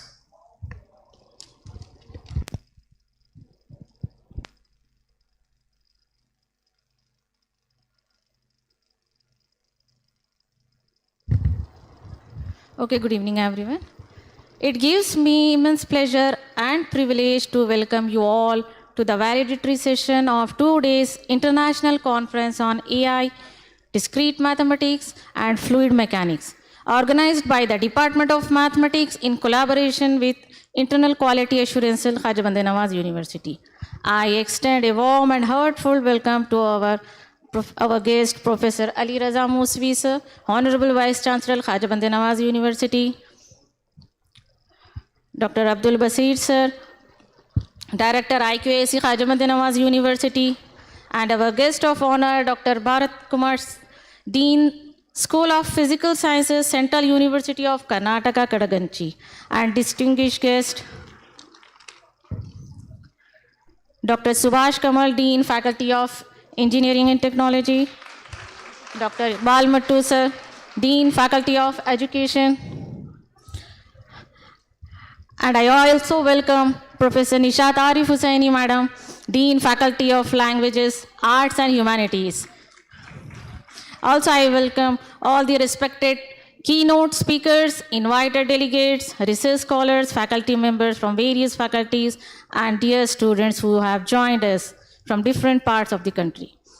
As this conference serves as a dynamic platform to exchange ideas, present innovative research findings, and engage in meaningful academic discussions. So once again, I welcome you all to this valedictory session. Thank you.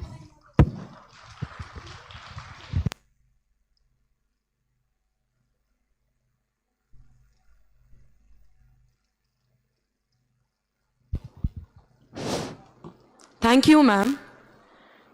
Distinguished guests, faculty members, and dear students, it is a moment where we pause to honor the visionaries and leaders who have graced us with their presence today. To begin, I would like to request Dr. M.A. Basir, Director IQAC, to kindly come forward to felicitate our chief guest, Professor Ali Raza Musvi, the Honorable Vice Chancellor, Khaja Bandanawaz University. Honorable Sir, your leadership and dedication to higher education are a constant source of inspiration for us all. We are deeply honored to have you here.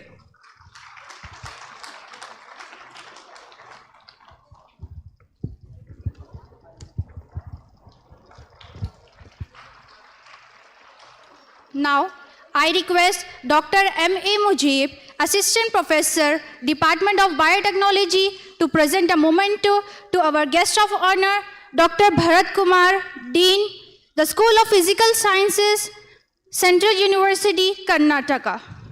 Your contribution to the field of sciences sets a benchmark for all aspiring researchers.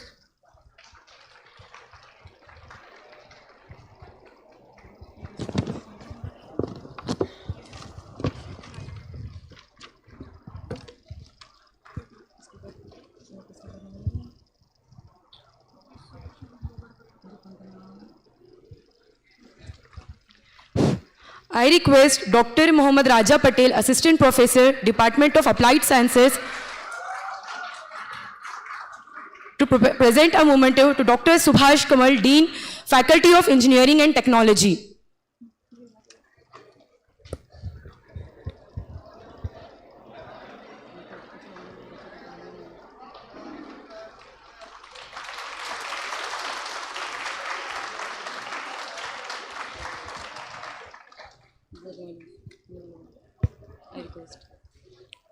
I request Dr. Azmat, Assistant Professor, Department of Sociology, to represent a memento to Dr. Iqbal Mattu, Dean, Faculty of Education.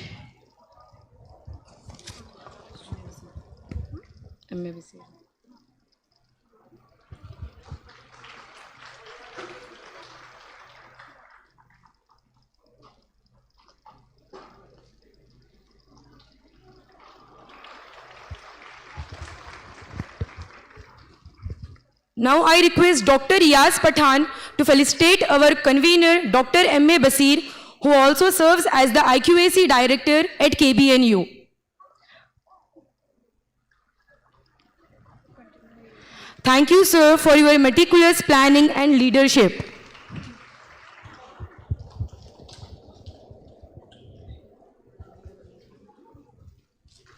Next, I would like to request Jahanara Qudsi to come forward to present a memento to our co-convener, Dr. Sana Ejaz.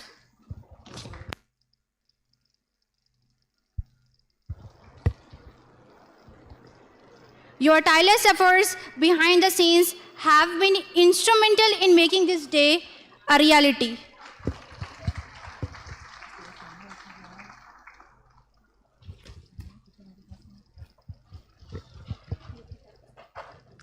Let us give a round of applause to all our dignitaries. Their presence today adds immense value to our collective pursuit of knowledge.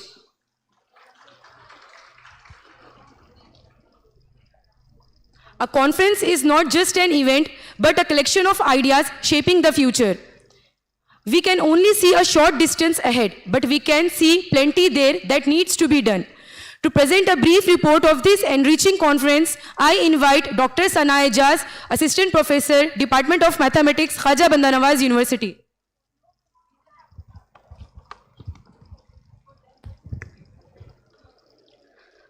It's my immense pleasure to stand before you all. Myself, Dr. Sanaya Ijaz, co-convener of this conference and head in charge Department of Mathematics, are very much privileged to stand before you.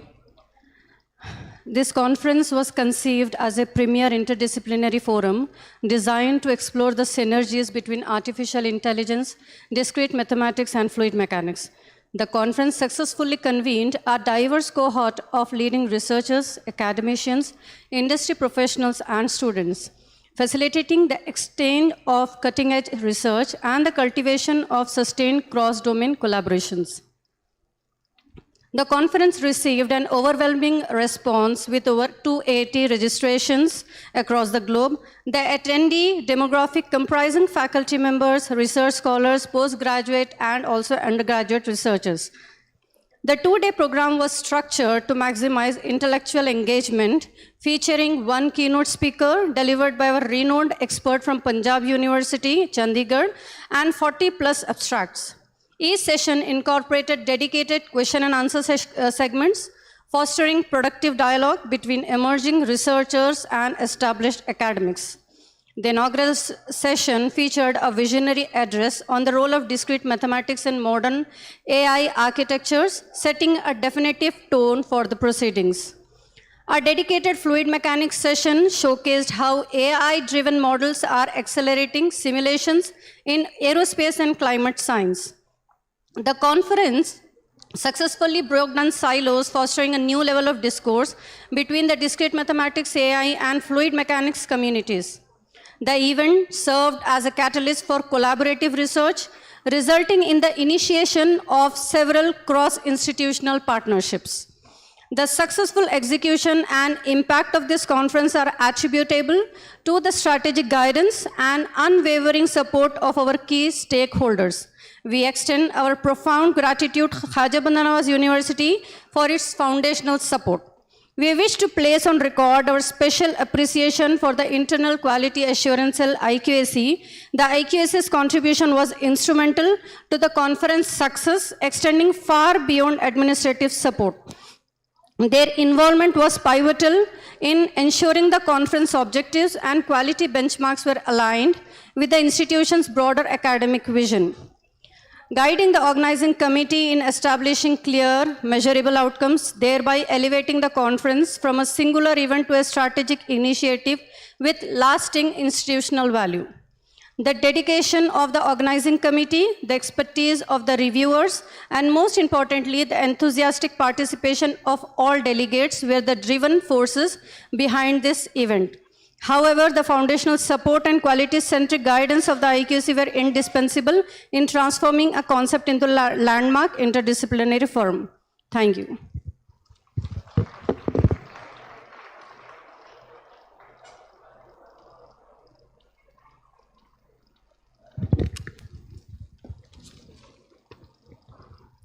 Thank you, ma'am, for the insightful report.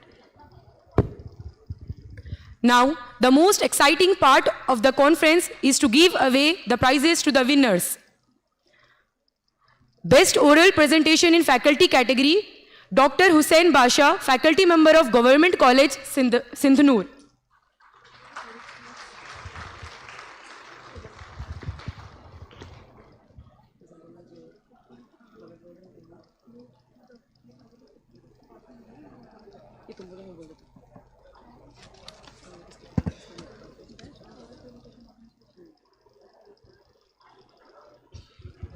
I request Pro Vice Chancellor to give away the prizes.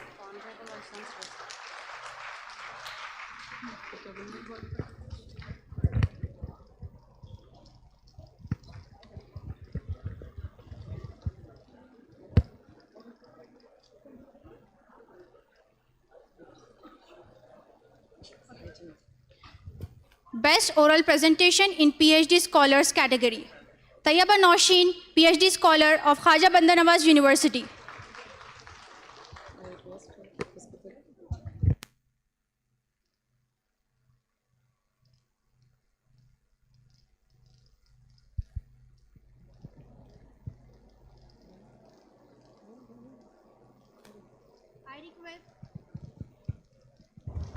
I request Honorable Vice Chancellor to give the prize.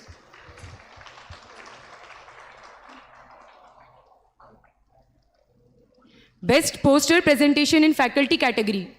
Miss Sarwar Sultana, Faculty, Government College, Gulbarga.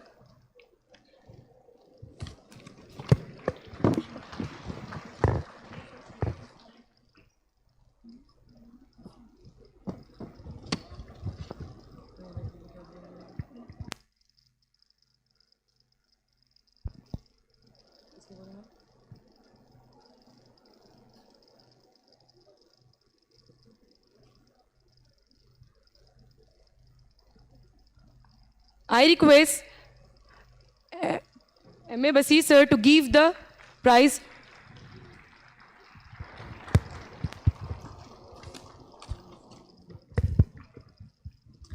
Next, Best Poster Presentation in PhD Scholars category. Miss Amina Hassan, PhD Scholar, Khaja Bandanawaz University.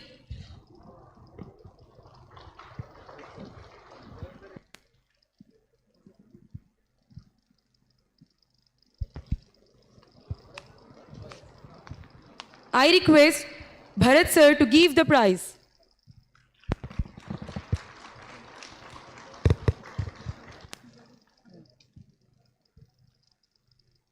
Thank you, sir.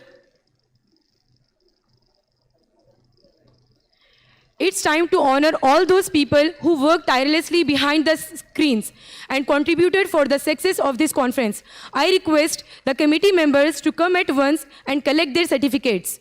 I request Honorable Vice Chancellor to give away the certificates.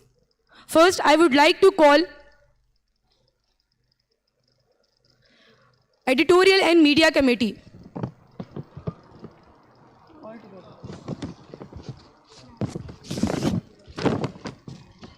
Editorial and Media Committee, Logistics and Hospitality Committee, Food Committee, Technical and Stage Committee, Registration and Poster Presentation Committee, Purchasing and Poster Distribution Committee.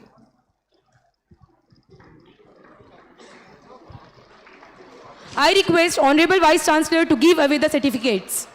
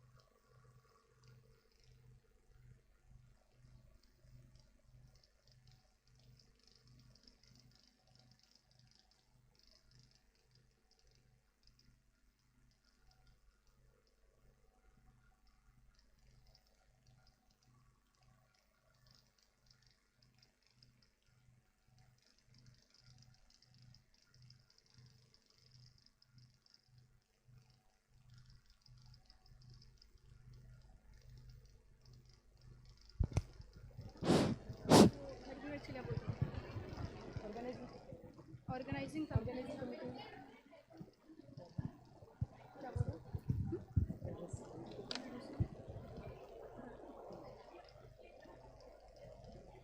Thank you, sir. Artificial intelligence is not a substitute for human intelligence, but a powerful extension of it.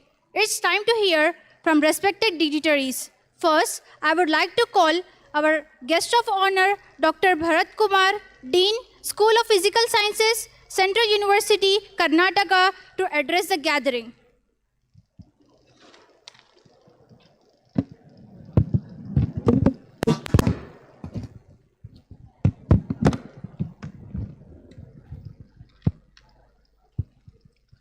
Good evening, everyone.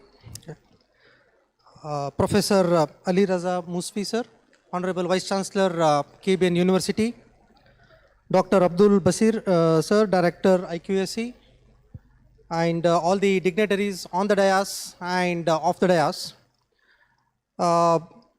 It's really been a pleasure for me to be here on this occasion of a valedictory function of a 2 days conference on international conference on artificial intelligence, discrete mathematics, and fluid mechanics.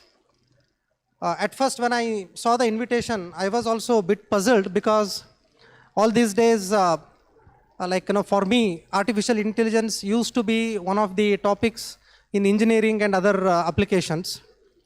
Of course, I had gone through some of the works where the integration between the artificial intelligence and applications of AI to sciences is actually growing. But I was really happy to see that we already have a conference on this integration of artificial intelligence and sciences. It's really a nice thing to know. I guess over past 2 days, you might have witnessed not just the exchange of ideas, but the convergence of two powerful domains.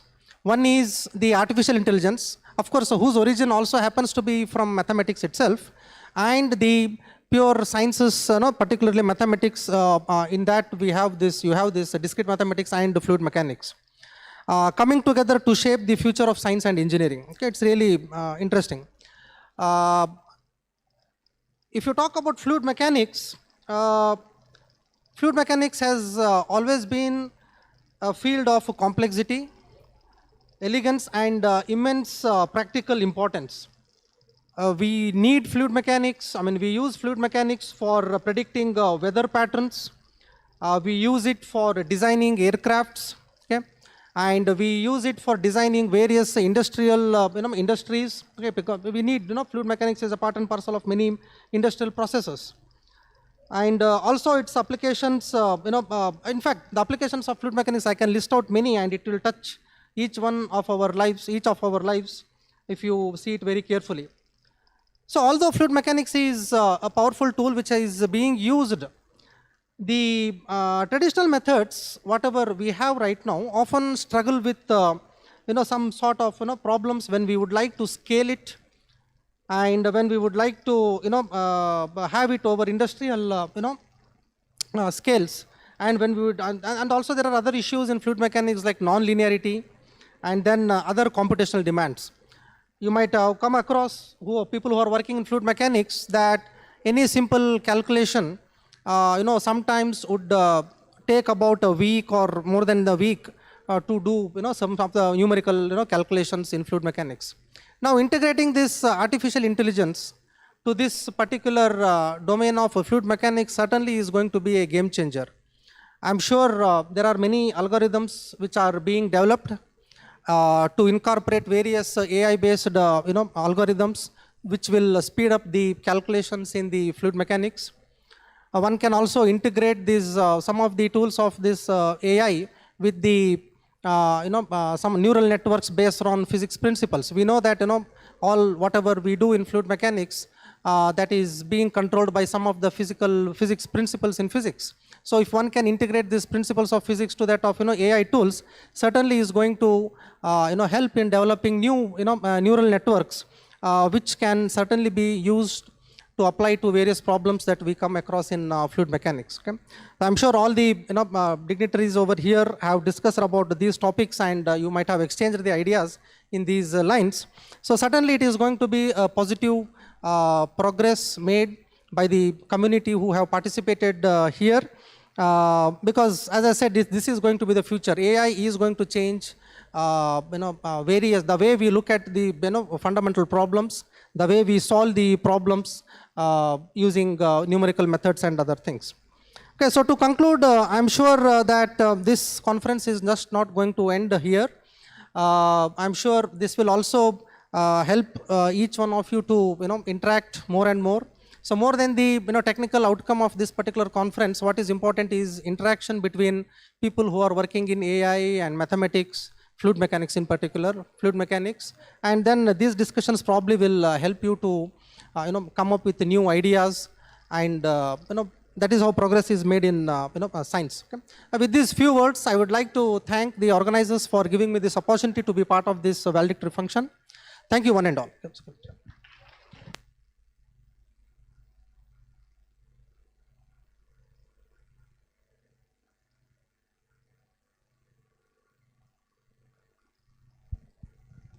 Thank you, sir, for your insightful and inspiring words. Your presence and valuable thoughts have truly enriched this conference.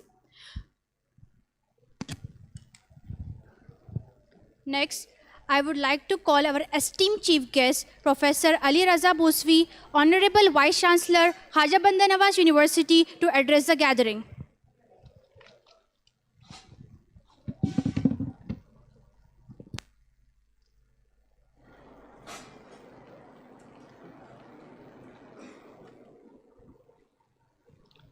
Dr. Bharat Kumar, my friend and colleague from COK, Dr. Abdul Basir, Director ICAIC, Dr. Kamal Iqbal Saab, Professor Arvind, Professor Dr. Arvind and Professor Agarwal Saab, heads, faculty members, staff and students. I think because seeing the number of empty seats, I know this has to be about mathematics, a subject which we never paid attention to and we always regarded as boring. I mean, not to you, I mean, you are doing a good job. But I was in this hall day before yesterday at the closing of another conference, and I could not come when this conference was initiated the yesterday morning, because as I said then, that both the beginning and the end both have to be good. Because many a times when we have these events, the main event happens to be the inaugural. We put a lot of time into it, lot of money, attention, but as soon as we finish with the inaugural, then half the fun ends. I think that as a university which is trying to go towards the initiation of research, we'll have to do more of such events, and as I've said earlier, these should not remain events but as part of a process where we build from one level to the next level to the next level. Frankly, be it AI or fluid mechanics, everything I learned from what you spoke about a few minutes ago. I am from the field of earth sciences, but humor apart, I know that the physical world that we live in is a world that is built up by theory which flows from physical sciences. Mathematics, I think, is one of the most important physical science, and we derive so much from it. We derive algorithms which run our life, equations which make our lives easier. Apart from all this, to the students here, I would like to say that mathematics is much more than arithmetic, algebra, geometry, and all these things. You need to be a philosopher to fully appreciate and understand this complex field. It is because numbers are the only truth in this world. Numbers don't lie. And all of us, some of us who are coming from more hazy fields of knowledge where ideas lie, those fields tend to be a bit hazy. It's not that they are not important, but they are a bit hazy. But mathematics brings a rare clarity. It brings a clarity, and I think it is one of those sciences due to which we can call ourselves as rational beings. The study of this subject adds on to our intelligence, rationality, and the ability to take objective decisions. Beyond these words, I would not like to take up more of your time. I know that we should have started at 4, but we started a bit late. So with these few words, I would like to end my interaction with you here. So very good show you have been, she has put up, and I would encourage every department in science. As I've said earlier, funds are not the problem. Please use the funds and ensure that throughout the year, every month we should have one such occasion. And I would also look forward that you have released that book yesterday, but the full length articles should also be collected, and I'm sure that we would like them to be put together in a book form, which we will pay for it. But please understand that we are in a stage in this university where funds are not the problem. The problem is lack of ideas. It is not lack of funds. It's lack of ideas. And that's the reason why when outsiders come here, we meet them, interact with them, we learn new things, and we build relationships which outlast 2 days or 3 days of seminars and this thing. I would like you all also to travel out, attend seminars, bring people here, fuel our teaching, research. But as I said, let these not be events. Let this be a part of a robust process that builds our university in terms of research and teaching. Thank you so much.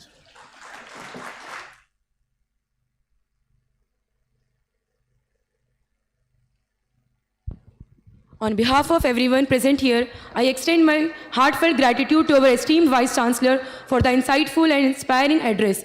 Your words have truly enriched this conference and motivated us all. Thank you, sir. To express our heartfelt thanks, I invite Dr. Mahalakshmi, Assistant Professor, Department of Mathematics, Khaja Bandanawaz University, to deliver the vote of thanks.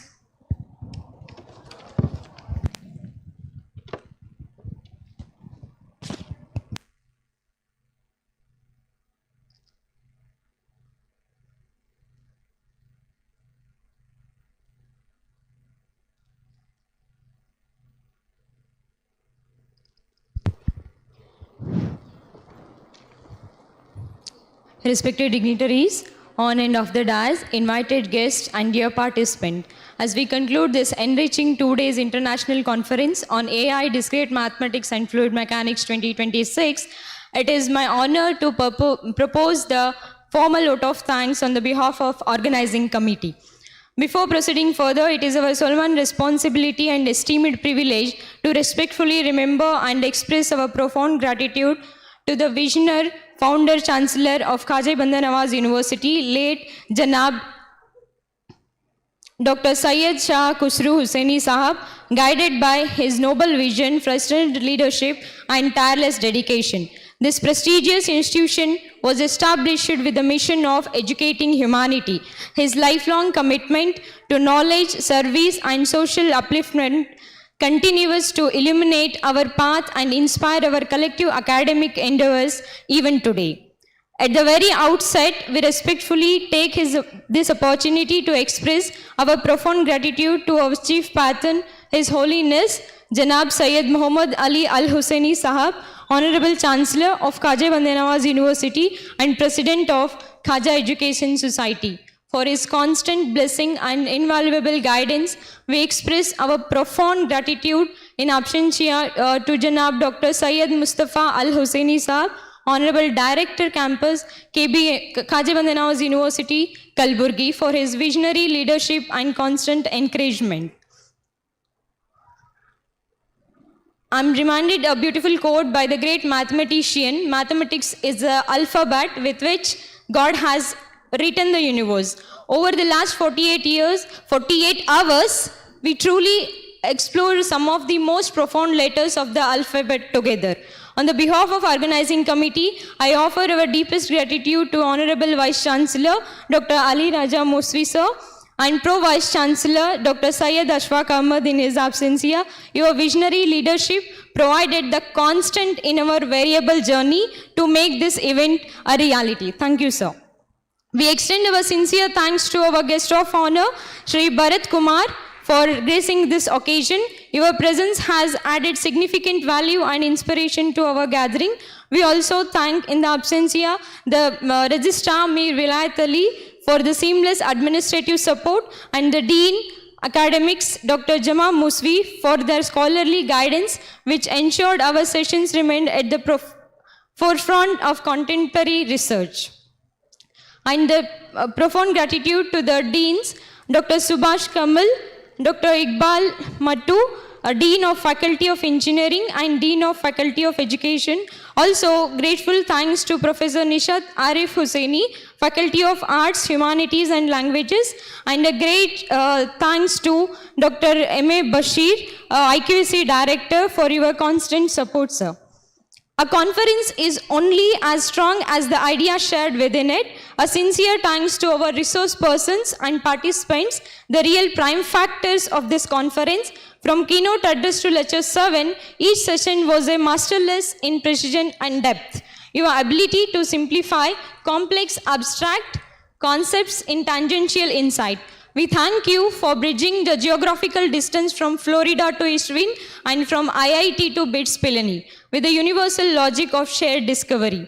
A special note, thanks to again the IQAC cell for their invaluable collaboration.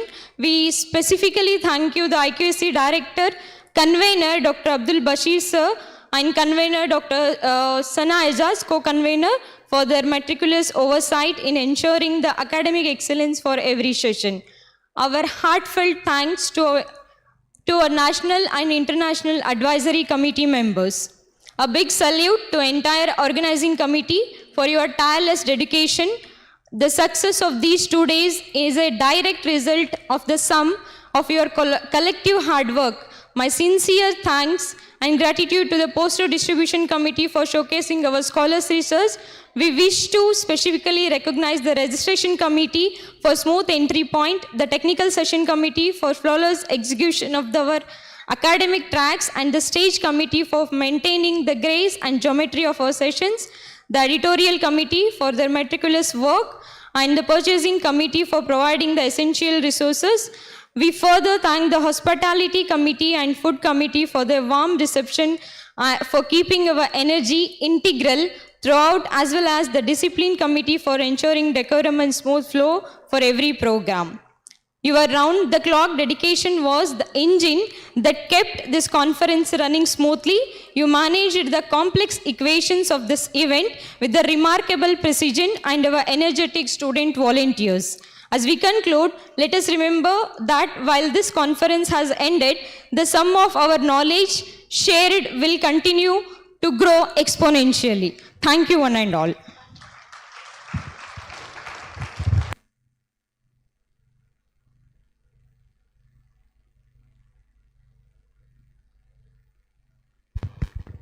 Thank you, ma'am. I request everyone present in the hall to stand as a mark of respect to National Anthem.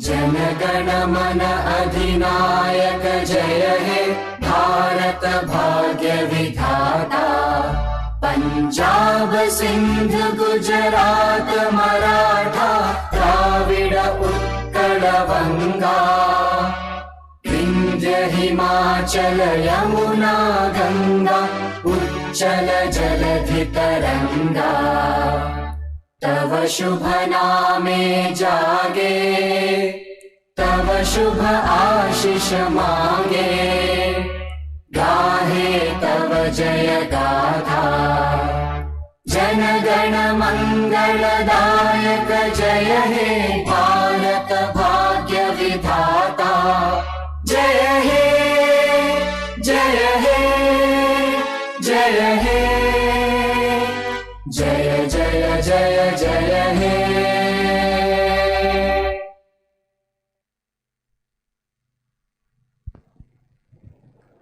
As we come to the end of this enriching conference, we reflect on the valuable insights, inspiring discussions, and meaningful connections we have shared here.